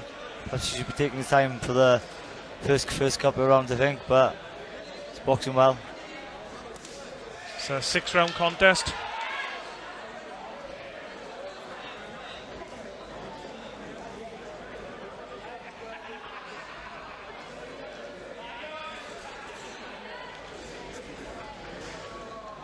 Referee for this contest, Mark Heseltine Davis. A trainee referee, so Chris Jones is actually scoring the referee from sitting ringside. Should the contest go the distance. Nice left hook from Scott. Brandon's boxing better, like mid-range, just working behind off his jab. I don't think he needs to sit in the pocket with this Mexican. I just think he needs to stick to his skills. Just boxing a range there, lovely.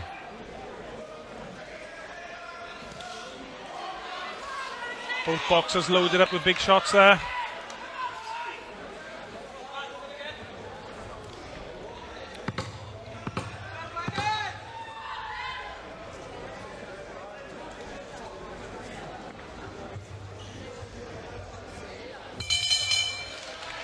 Competitive opening round, Angelo?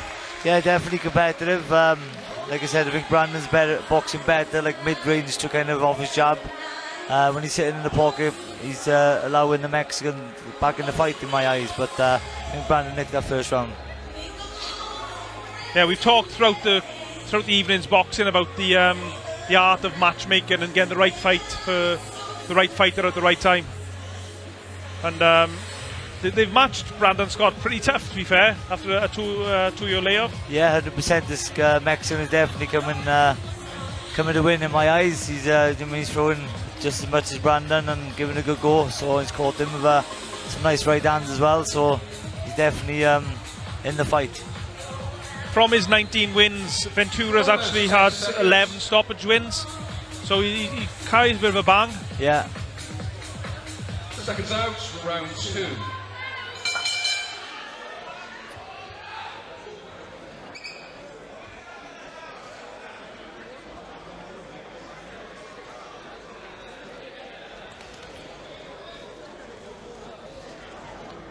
Quick start to the second round from the Mexican, Ventura. And again, Scott happy to stand up close and trade.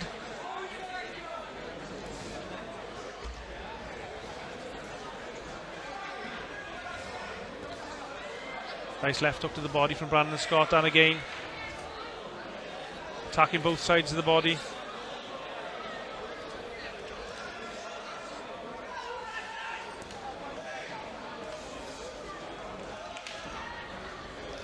Nice footwork from Brandon Scott.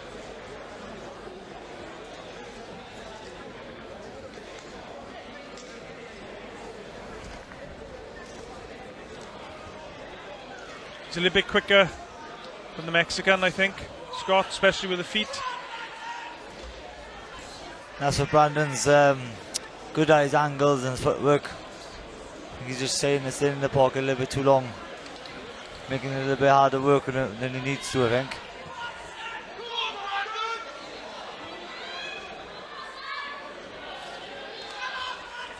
But I do know the feeling when you're in the hometown, you want to kind of put a show on for the fans. Spent their hard money on the tickets, so they want to kind of come watch your barnstormer. I know that feeling too well. I think at least 90% of your fights, Angelo, could be fought in the phone box. Yeah. That's bad to Brandon.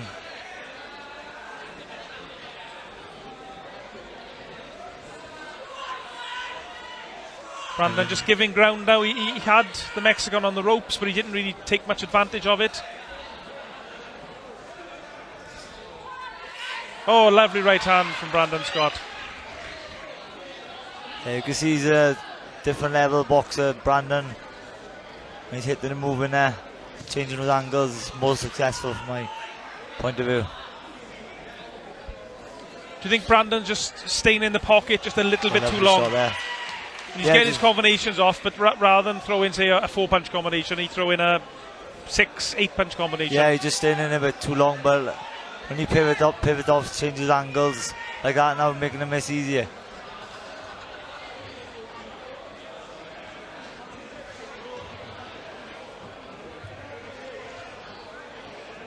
Much better round here for Brandon Scott.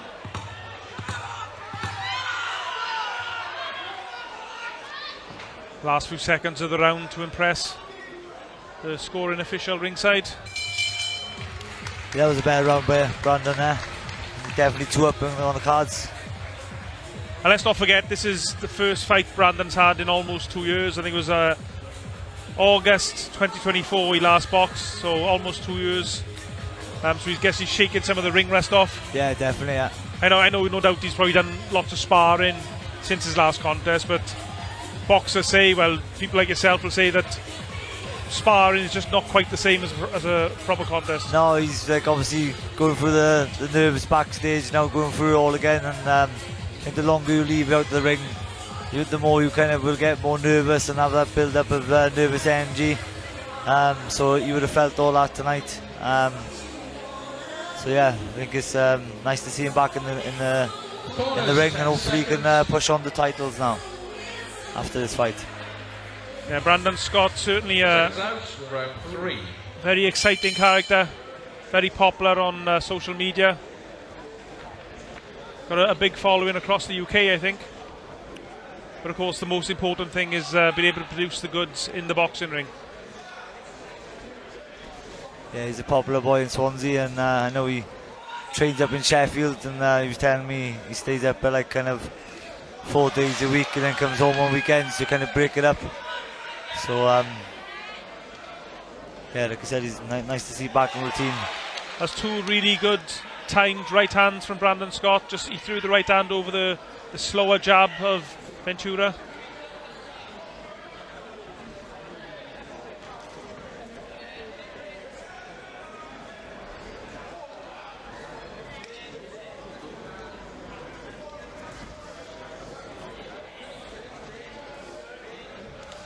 Lovely jab to the ball there, Brandon.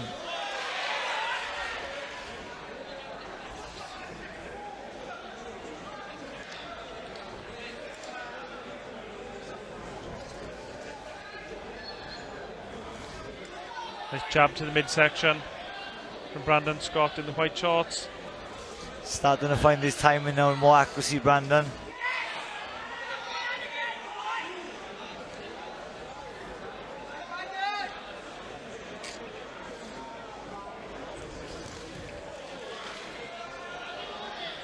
Brandon Scott turned pro back in 2022.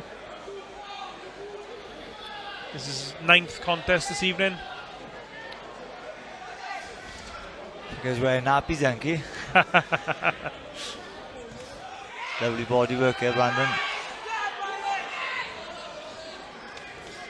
Nice body work again.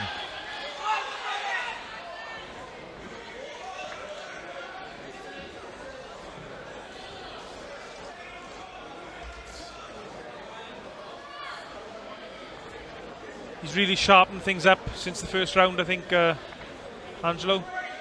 Brandon Scott. Yeah, he's definitely picking up the pace now and going through the gears. Like I said, he's been more accurate this round, finding his timing better. I think he's just showing the skill level as well between the two fighters. Confidence growing now.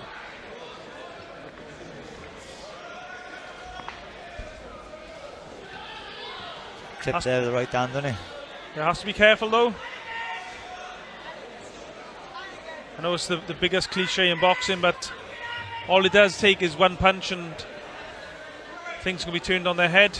So Brandon Scott has to be wary of this Mexican. But he's looking good so far.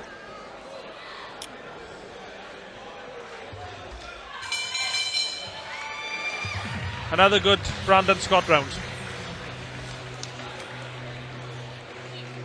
At this stage, Angelo, would you like to see anything else from Brandon Scott, or just keep doing what he's doing? Yeah, you can see the Mexicans are going to be in the fight, I think, for the 6 rounds. Yeah, I just think Brandon should just kind of step it up a little bit more, maybe. Like I said, he's boxing well behind the jab. And get him a bit more accurate, so maybe a bit more kind of phases and kind of pick the pace up, but don't get too greedy, you know. Jose Ventura, the Mexican, he has been stopped 4 times of his 17 defeats, so no, he's not indestructible, so to speak. Yeah. But I don't think Brandon Scott is known for his power. He's only got 1 stoppage win from his 8 victories. Yeah. I think he'd be happy to do the 6 rounds as well, innit? Just to get back in there and shake the rest off, like you said earlier.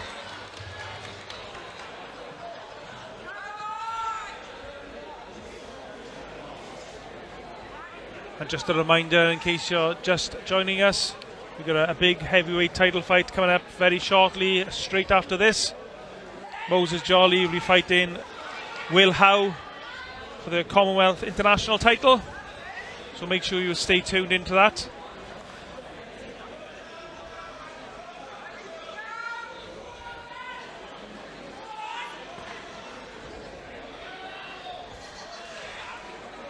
Ventura just seems content now to go on the back foot. Yeah, I was just about to say that's going to be quite... And yeah, just as I said it, he launched the left hook and the right hand.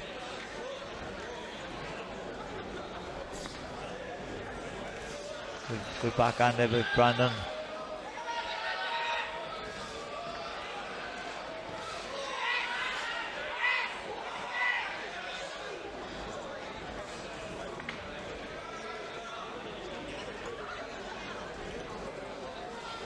The pace of the fight really slowing now, which is allowing Brandon Scott just to probably work on a few things. Oh, a lovely left hand to the midsection from Scott. I think he's targeting the body more this round. I'm not sure if they having some effect on the Mexican.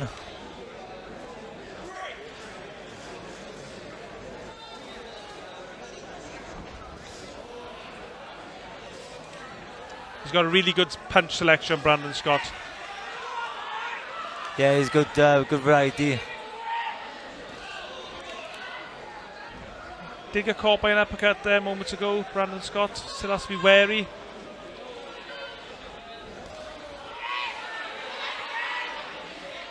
In boxing, you neglect defence at your peril.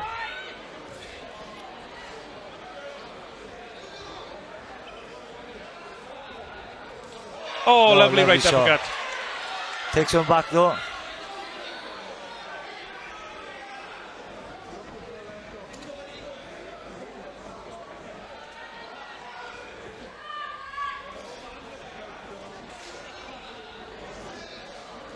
Be nice to see Brandon using a few feints just to try and draw a reaction out of the Mexican.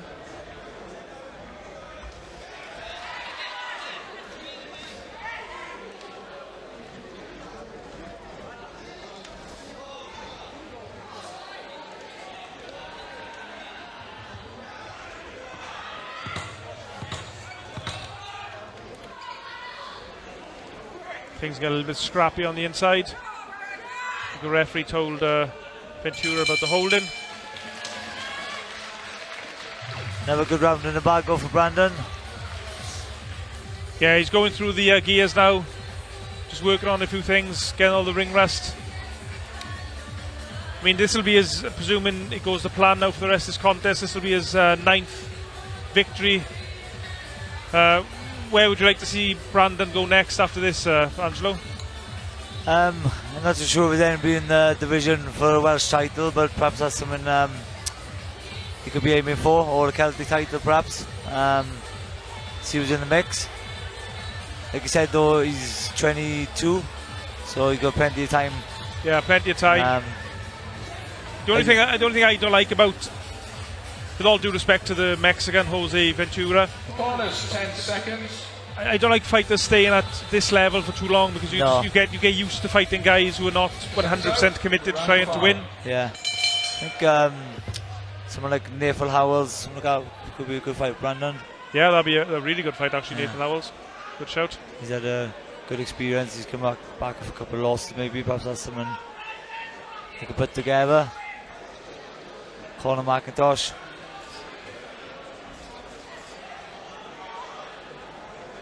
Yeah, it'd be good to have these Welsh titles active. Yeah.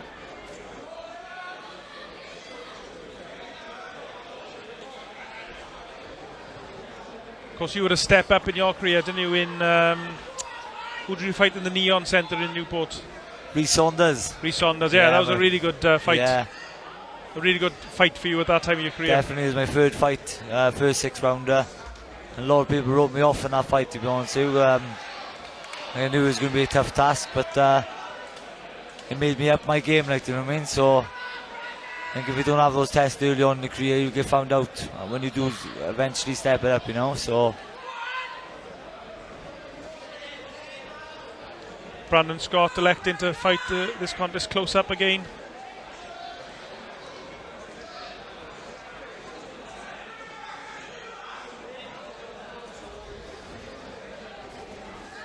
You're watching this contest on the Black Flash Promotions YouTube channel. Please subscribe. Also follow us on all social media.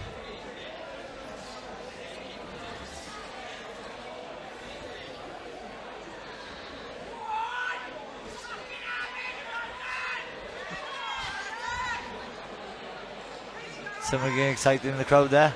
Yeah, some questionable advice from some of the fans here ringside. The best bit of advice I ever heard in a fight was fold him like a deck chair. I'm not sure what you meant to do with that if you're a boxer and you hear it in the ring. You go for a sit down, right?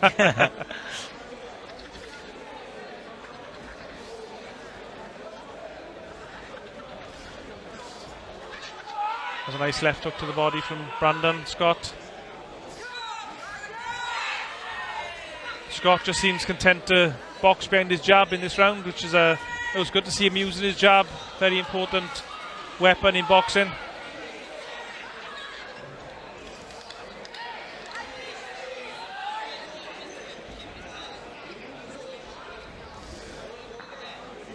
As Angelo mentioned earlier, Brandon Scott now training up in Sheffield.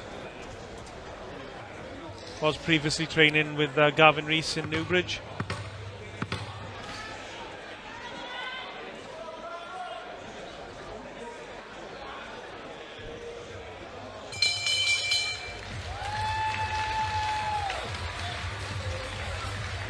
Is there anything more you'd like to be seeing from Brandon Scott, Angelo? I was just thinking now, I think the both of them are kind of happy to kind of get the 6 rounds under the belt. I think the Mexicans come and drop the pace a little bit. I think Brandon's just trying to see the rounds off and get the rounds in the bag, I think, to be honest with you.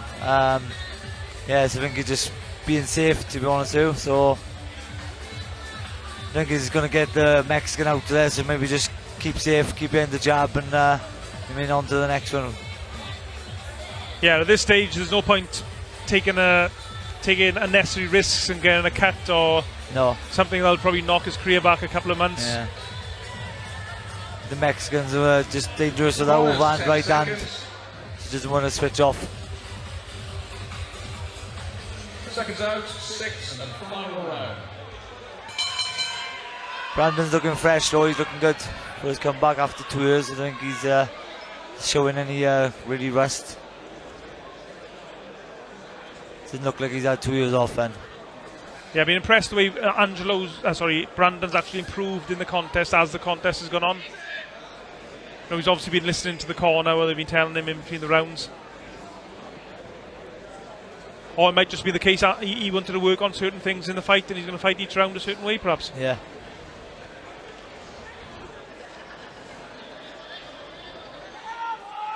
He certainly looked really good this evening, Brandon Scott. Got plenty of talent, plenty of skills, and the charisma to go with it.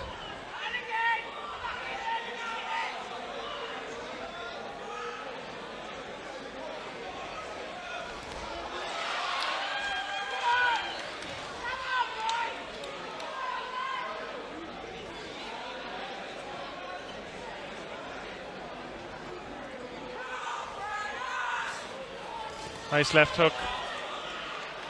That's the danger there. We're both fighters loaded up with shots. There's always a danger you get caught by that counter punch.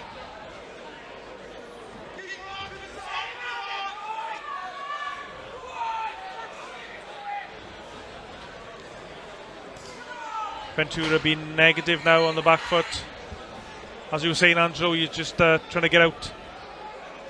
Get through these 6 rounds now.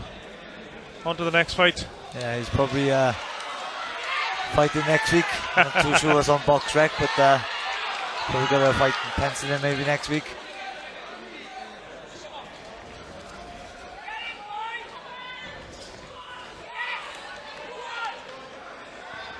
Brandon Scott a little bit off balance there. Like you said earlier, okay, I think it's been a good opponent for Brandon, especially for his first fight back. On paper, it's a good record. And he hasn't been a journeyman to kind of just tuck up and not throw anything. He's been competitive at times, isn't he? Yeah, certainly in the first half of the fight, Jose Ventura, he had to go. He was competitive, especially in the inside and up close. I just don't think he's got the skills to compete with Brandon once Brandon fights at long or medium range.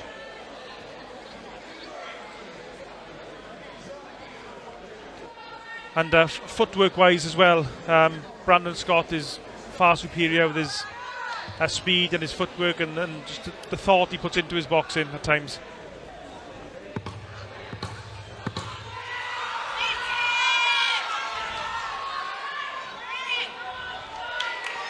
Brandon Scott seems very pleased with his work. There's a final bell. Well done to both boxers. Entertaining contest. And the biggest nerd on the planet is back, Angelo. Yeah, he's back in the mix. No, it's great to have Brandon Scott back in Welsh boxing and British boxing. He's a real character, real nice guy. Spoke to him many times, interviewed him many times, and it's great to have him back.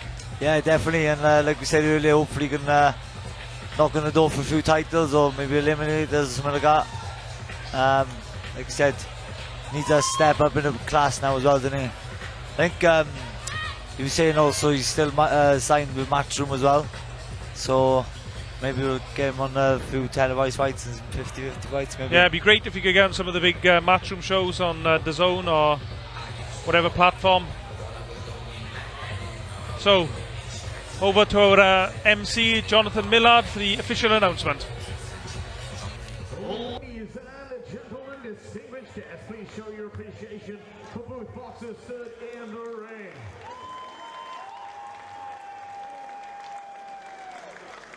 But after 6 rounds of boxing, we go to our scoring referee stand ringside. Referee Chris Jones scores the contest 60-54 for your winner and still undefeated from Swansea,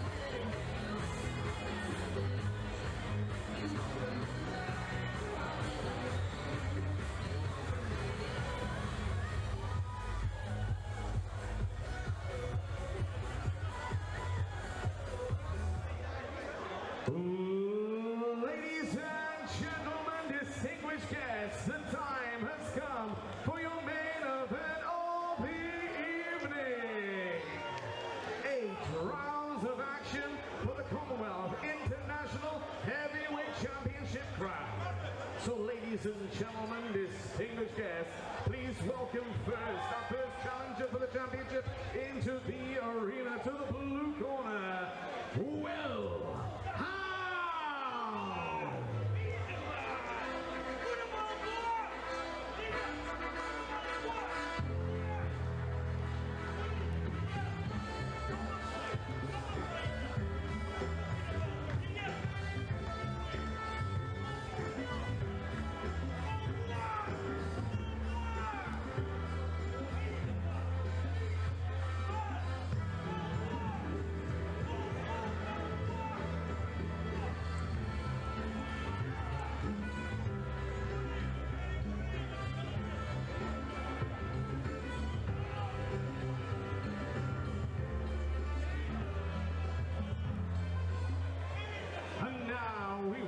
His opponent into the arena, second challenger for the championship here this evening.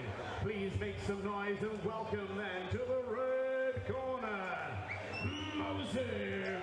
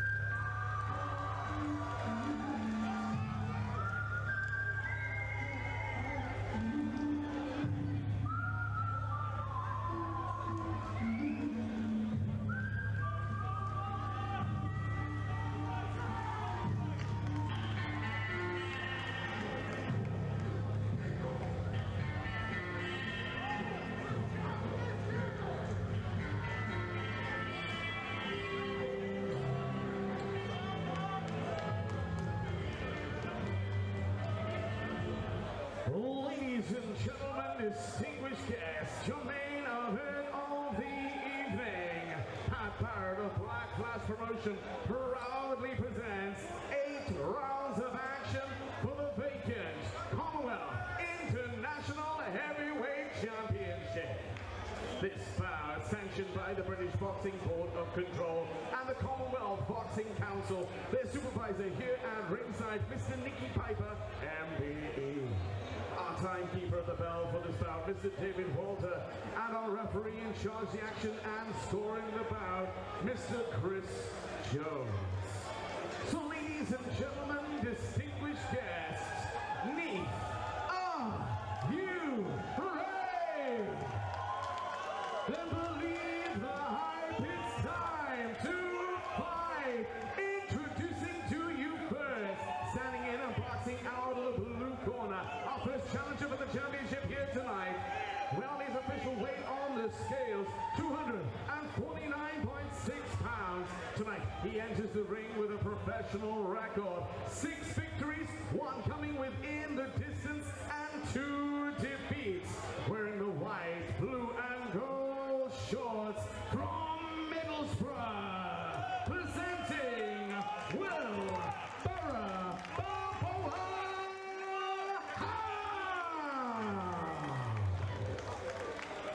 his opponent tonight, standing across the ring and boxing out of the red corner, our second challenger for the championship here tonight. His official weight on the scales yesterday, 253.4 pounds. Tonight, he enters the ring with a perfect professional record, 11 victories and no defeats. Wearing the white and black shorts from Swansea, presenting Moses.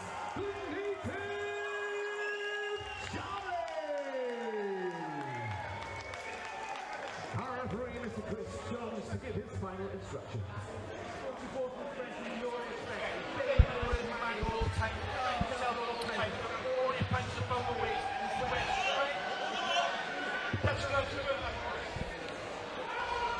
It's heavyweight title time.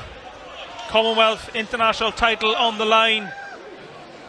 Moses Jolly boxing out of the red corner in the white shorts. Will Howe Boxer out of the blue corner with the white shorts with the blue patterns. Fast start from Jolly from Swansea, the local fighter. Will Howe from Middlesbrough, the Barra Balboa. Yeah, they're straight into it, Key. Fast start from both fighters.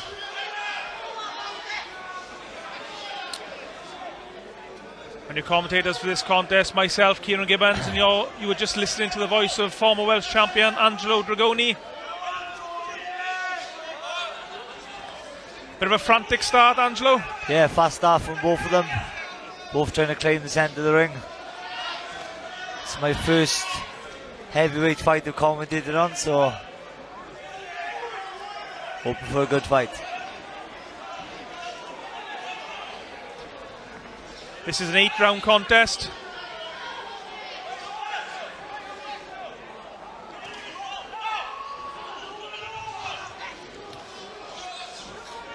Moses Jolly throwing a lot of punches, also using a lot of movement.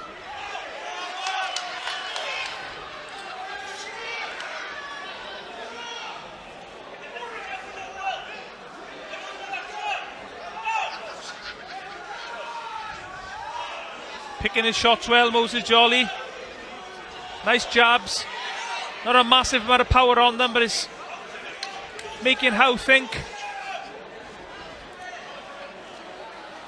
Yeah, Howe looks a game fighter, to be fair. He's walking him down. He's trying to slip those jabs and get on the inside.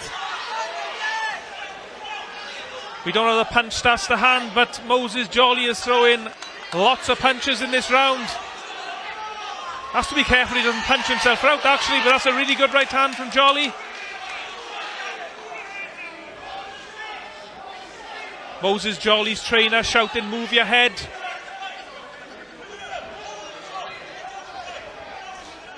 Lovely jab from Jolly. You think Jolly would get behind that jab more though, don't it? I mean, not standing trading. Yeah, I'd like to see Jolly just plant his feet, stick his jab out, just use a little bit of lateral movement. Because how is game? He's throwing shots. Jolly's getting hit more than he's normally gets hit in his usual fights. I mean, I know Moses Jolly in his pro debut were an absolute war, but I think since then most of his wins have been fairly one-sided. It's been a great start for the first round though.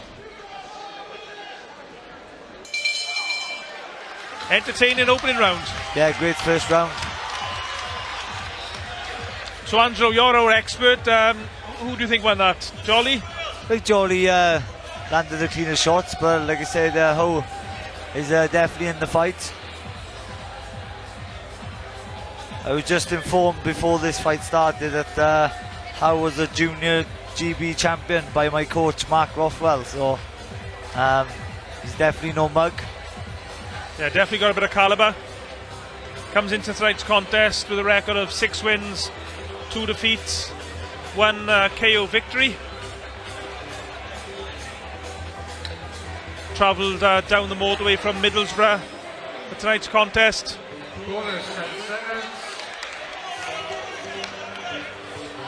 Jolly definitely put a lot into that round though, didn't he? So, I mean, that's the danger when you throw in so many shots and you're bouncing around so much.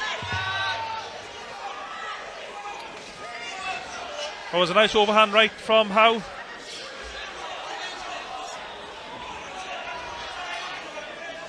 He's really pumping his shots out, Moses Jolly. He's throwing lots of shots, but not with a lot of power in them, I don't think.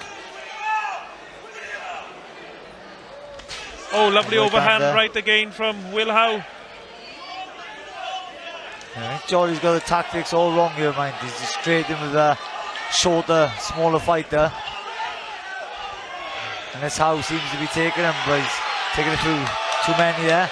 Just shakes it off and gives him a little nod though. I mean, this is a really good heavyweight fight.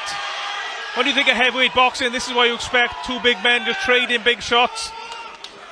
Not the most skillful, I think it's fair to say, but it's entertaining. The fans are certainly enjoying it here at Neath Sports Centre.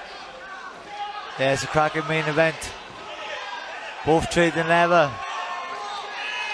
That's better from Howe. He's catching and slipping, rolling the shots, which he needs to be doing. As the late, great Ricky Hatton used to say, it's not a tickling contest in there. God bless his soul.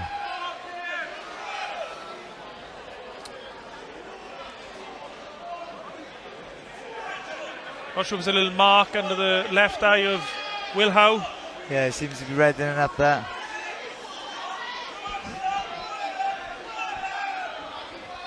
Again, no, I think this fight is shooting Howe down to the ground if he's going to live on Jolly's chest. Smother his work. Yeah, Jolly, it seems, is fighting Howe's fight, although there's a series of good punches from Jolly.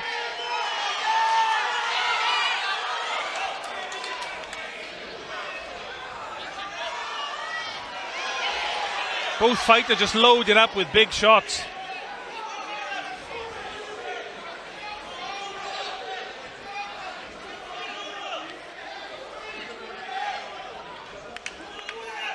Moses Jolly, we don't have the stats to hand, but I'm guessing he probably has a big reach advantage, and he certainly has a height advantage, but he's just not using it at the moment. No. Should be getting behind the jab and keeping him at range. I mean, he's fighting this fight pretty much the same as he's fought against Journeyman, but obviously the standard of Will Howe is a level or so up.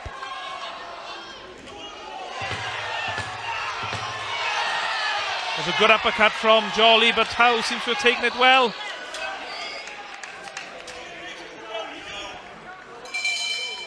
Cracking fight, fair play to both men. Another really exciting round. I mean, I'd say probably Jolly won the round just on punch output and the amount of punches he landed. But is the story of the fight, I mean, can Moses Jolly keep on throwing this amount of punches? So I think he's probably using more energy than Will Howe at the moment.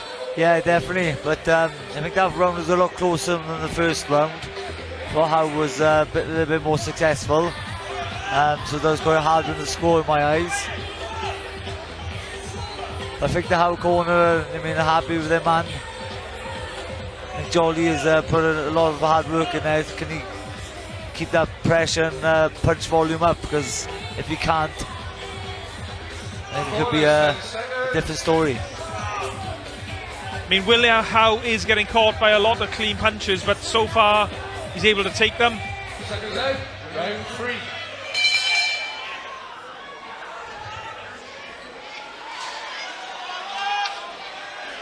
Like to see how just pin his guard up on his forehead more. Do you know what I mean? Just bit of a peekaboo type style. Yeah, a bit more peekaboo style. Get on his chest rather than on his chin. He's just getting clipped a bit too much. That's all. But Howe seems to roll with the punches as well. Yeah. He moves his head with the shots up close to take the sting out of them. That's better.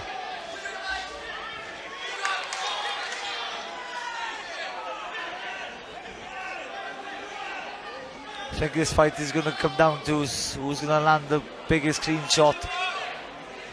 I think it's in it for both men, to be honest here. I mean, there's got to be a point in this contest where the pace slows, and I think whichever boxer is able to put something together when the pace slows, and I'm not sure if that's going to be Jolly or Howe. Oh, lovely left hook from Howe. Yeah, landed about 3-4 shots there, body and head. I mean, credit to both these men for the output they've thrown over two really big guys. Both of them have clearly got themselves in really good condition for this contest.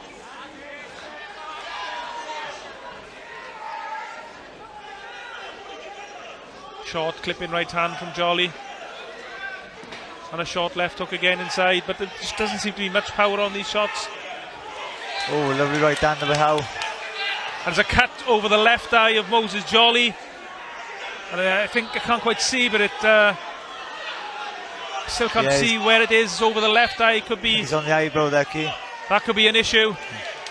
And I think it was a punch as well, not a head clash. Howe some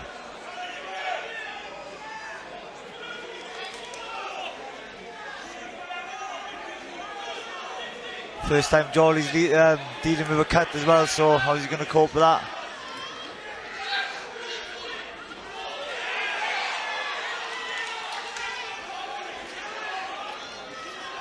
And both fighters just loaded up with shots, no thought for defence at all, and the fans here are absolutely loving it.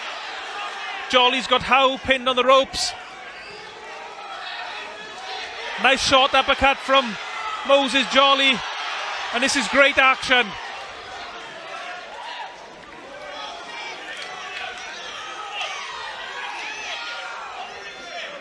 Don't think it's a deep cut.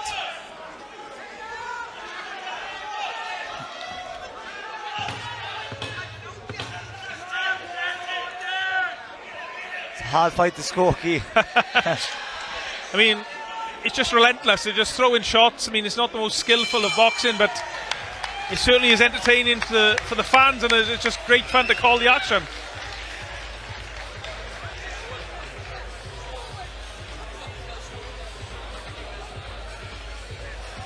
I think referee Chris Jones went to each corner to indicate that the cut was caused by a punch. So I think I'm right in saying that if the fight is stopped due to the cut, I don't think it is it's just more of a reddening. I think it's on just on the far left hand side of his eye. I don't think it's obscuring his vision. They weren't rushing to do anything with it anyway. But if that cut gets worse, I think I'm right in saying that Howe will be the winner, because it was caused by a punch rather than a clash of heads. I actually think they got someone to deal with the cuts in the corner, to be honest.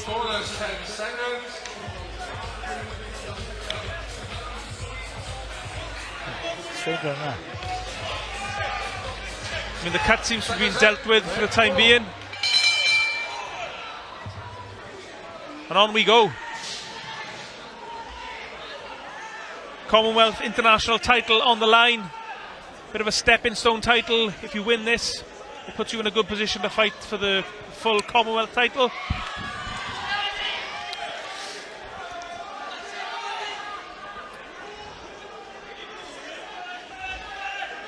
This looks like an Angelo Dragoni type of fight, fought in a phone booth.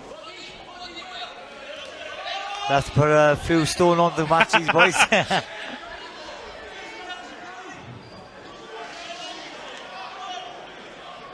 Yeah, it's been an exciting fight, in fairness to both of them. Could be a question of who's going to carry the power as the rounds go on. Who's got the engine? Who's got the most endurance?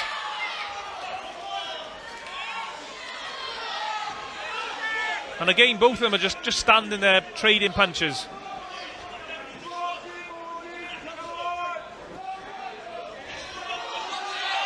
It's a shame this fight isn't the Welsh title heavyweight fight, isn't it?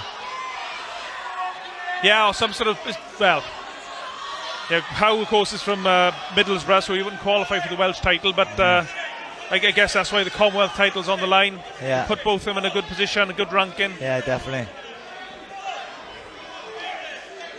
It's definitely the toughest task of Moses Jolly's career so far.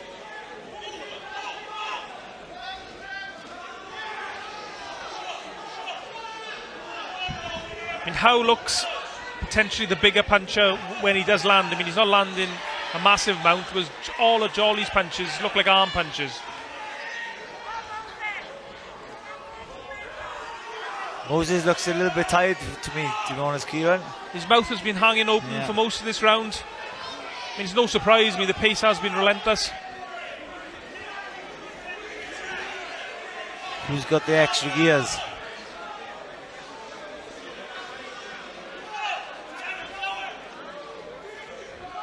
Just feel like the snap's gone in Moses Jolly's shots.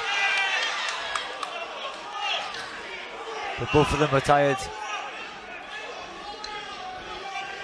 That cut doesn't seem to be bleeding anymore for Jolly, but he just takes a couple of big shots. Takes them well, though. Credit to both these fighters. Neither fighter has been really rocked, despite taking several clean shots throughout the contest.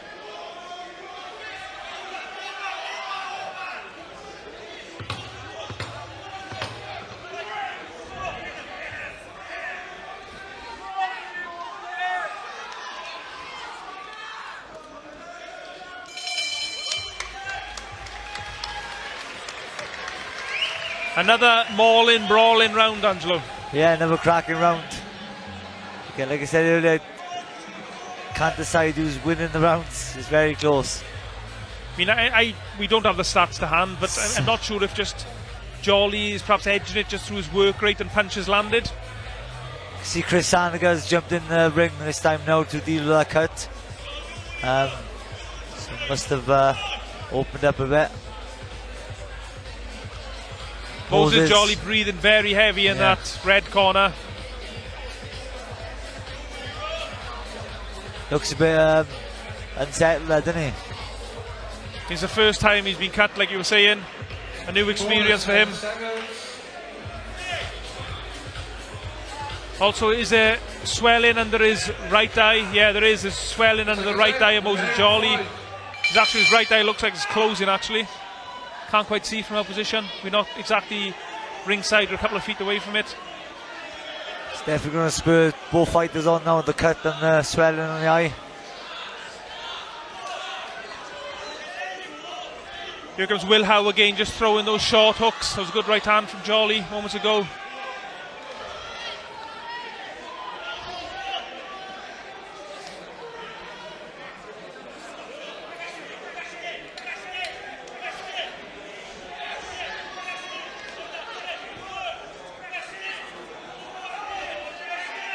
This is where Moses should fight the fight, behind that jab. Why isn't he doing it?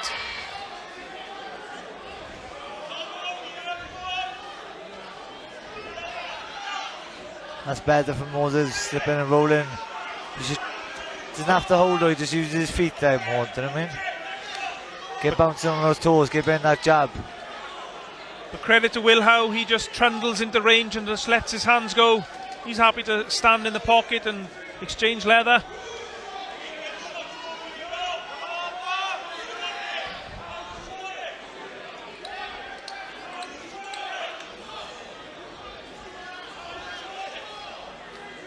Referee blocking our view, can't quite see the action.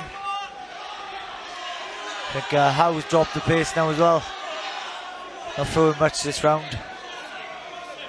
Maybe he's having a round off to save some energy for the last few rounds. Remember, this is a 8-round contest.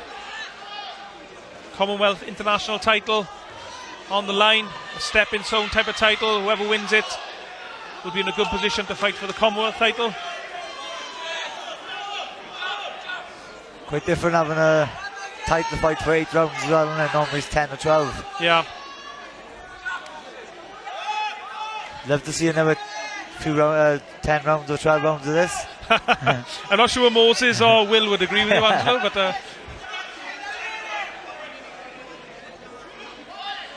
yeah, Will Howe's feeling the pace now. No surprise, being relentless.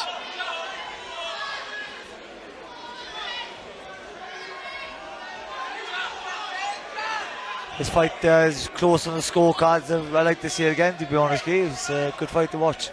Yeah, there's been some fighters. Really good matchmaking on this show this evening by Black Flash Promotions.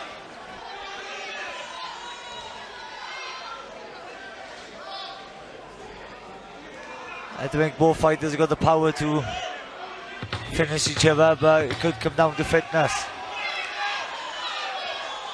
Who's got the dog?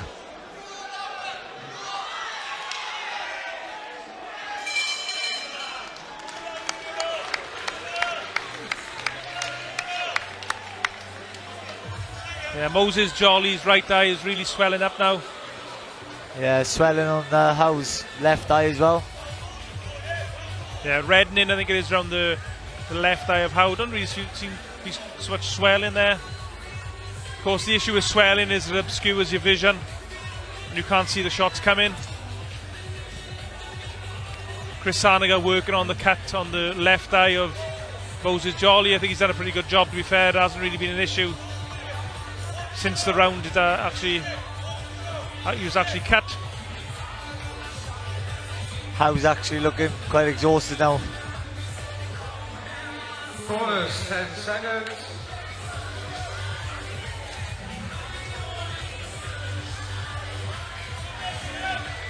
Seconds out.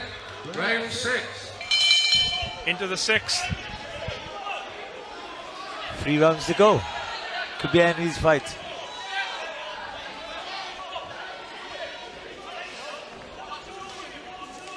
I mean, technically, I don't think Will Howe can fight this fight much different than he's doing. He's the shorter guy, probably a shorter reach. He's just got to get up close and let his hands go. Moses Jolly is the guy who's got the options, and yet he's deciding to fight it up close.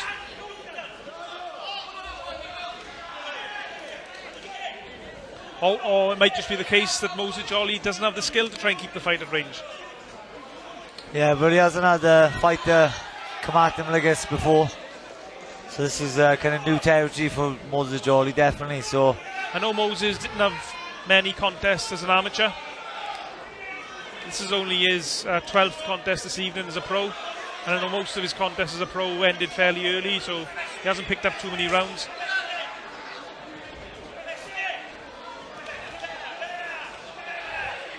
good body head there by Howe.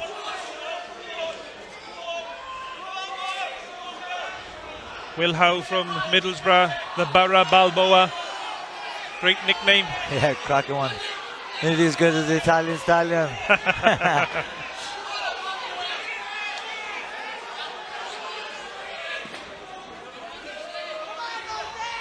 Credit to both these boxers. They've got themselves in absolute cracking condition for this contest. The pace has been absolutely relentless. It's been pretty much non-stop throwing punches. Who's going to bite on that gum shield? Who wants it the most?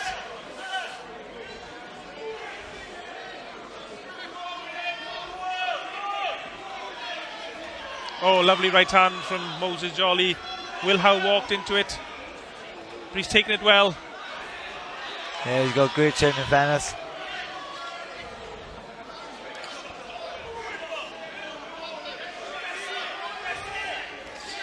Oh, lovely left right from Will Howe, straight down the middle. Jolly took those shots well.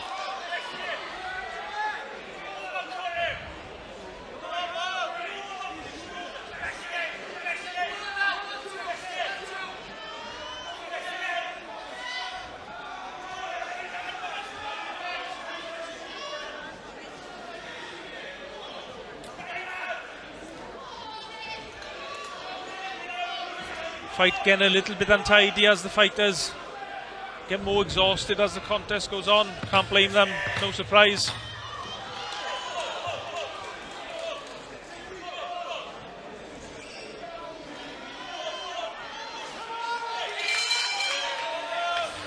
Another frantic round, Angelo. Yeah, another cracking round.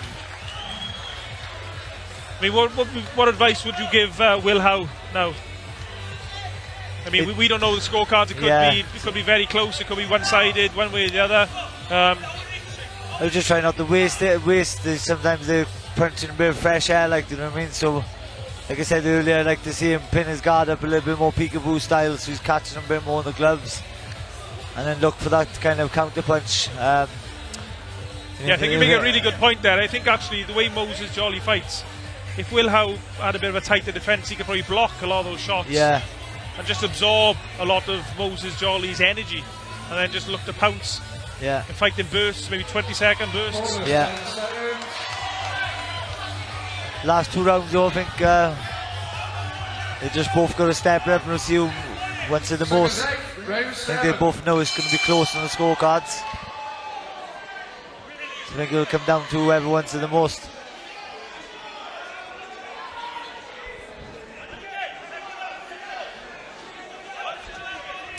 Nice jab from Moses Jolly. Where's that been in the earlier rounds?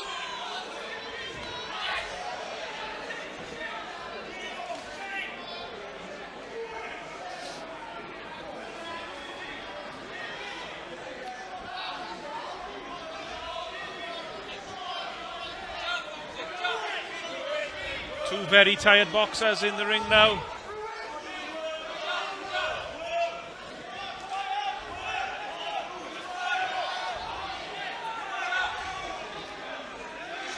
Nice left right from Jolly.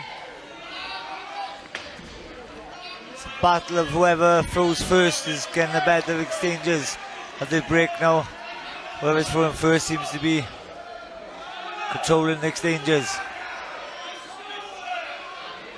think at the moment Jolly just seems to be out punching Will Howe slightly. I mean, Will Howe's landing his own shots. He certainly have his moments, but I think just the volume of Moses Jolly is winning this round so far, I would say.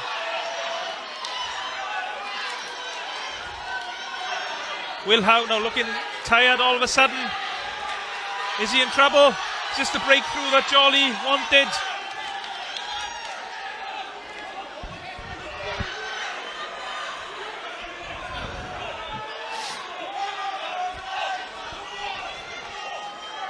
I think a couple of those shots from Howe strayed low.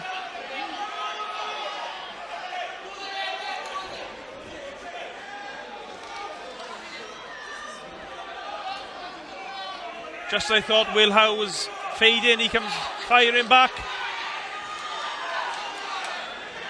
Credit to these two warriors, what a great fight.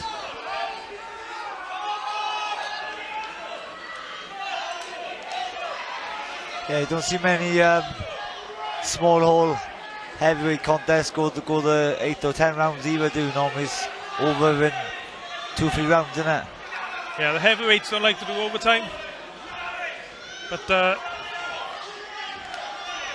this looks like it could well go the distance, and Chris Jones, our referee, is scoring the contest as well.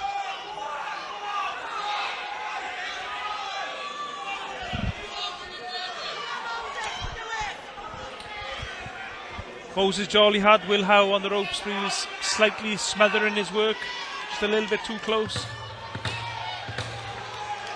Last 10 seconds of the 7th round.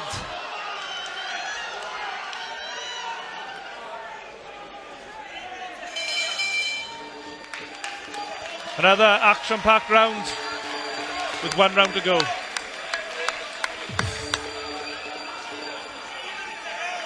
If you want to put your house on it, Angelo, or your money on it, who do you think's winning this contest going into this last round? I think Moses probably won the 2 rounds up.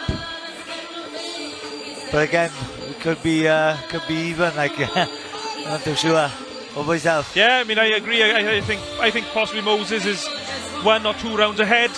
Of course, got to go the other way. Will Howe has put a massive effort to this fight. He's had his moments.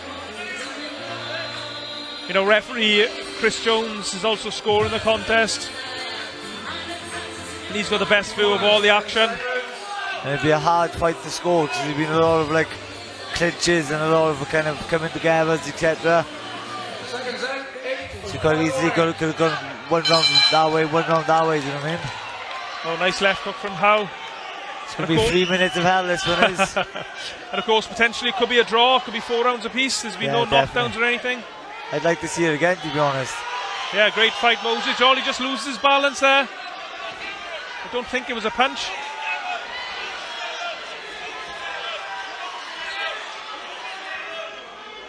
Where are these two finding the energy from?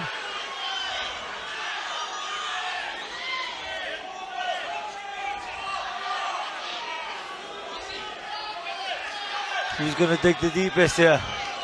Non-stop action for 8 rounds.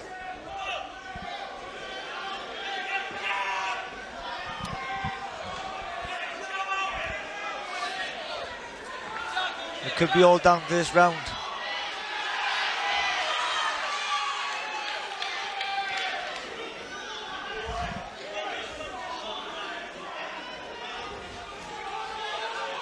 But regardless of the outcome, it's going to be a great learning fight for Moses Jolly. Yeah, hopefully he'll learn a lot about himself and his boxing career from this contest. There's a lot of things he can take from it. But one thing one thing we've certainly discovered about himself and Will Howe, they both got massive hearts. Yeah. So brave, both of them, put absolutely everything in this contest. Absolute warriors.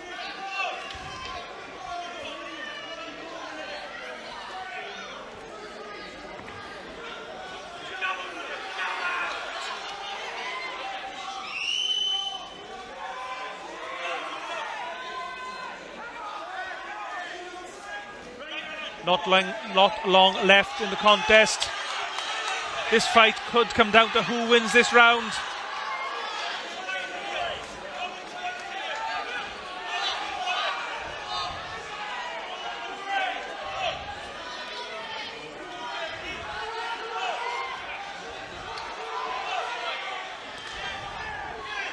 What a great contest.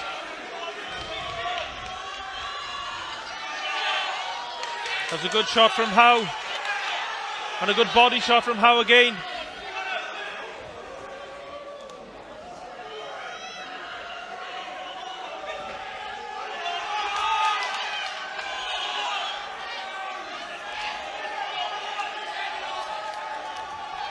Both boxers just letting their hands go.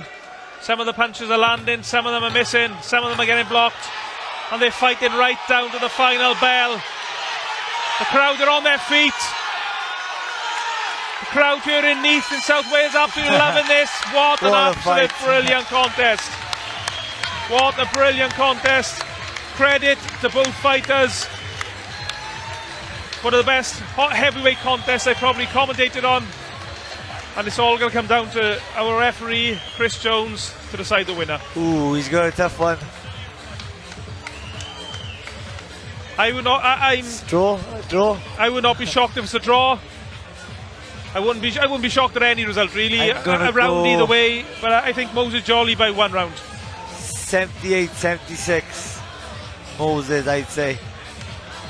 I say Moses by a round or possibly a draw, but you know, I mean, or if it went to Will Howe, I wouldn't be shocked. I wouldn't be upset. I mean, these two guys put absolutely everything into this contest. Absolutely brilliant stuff. And the referee is calling the boxers set to the ring, and we're going to hand over to our MC, Jonathan Millard, for the official announcement. Ladies and gentlemen, distinguished guests, please show your appreciation for both boxers stood in the ring.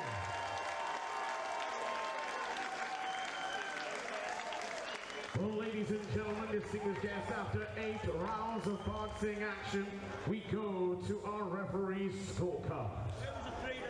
Our referee, Chris Jones, scores the contest 77-75 for your winner and the new Commonwealth International Heavyweight Champion, Moses.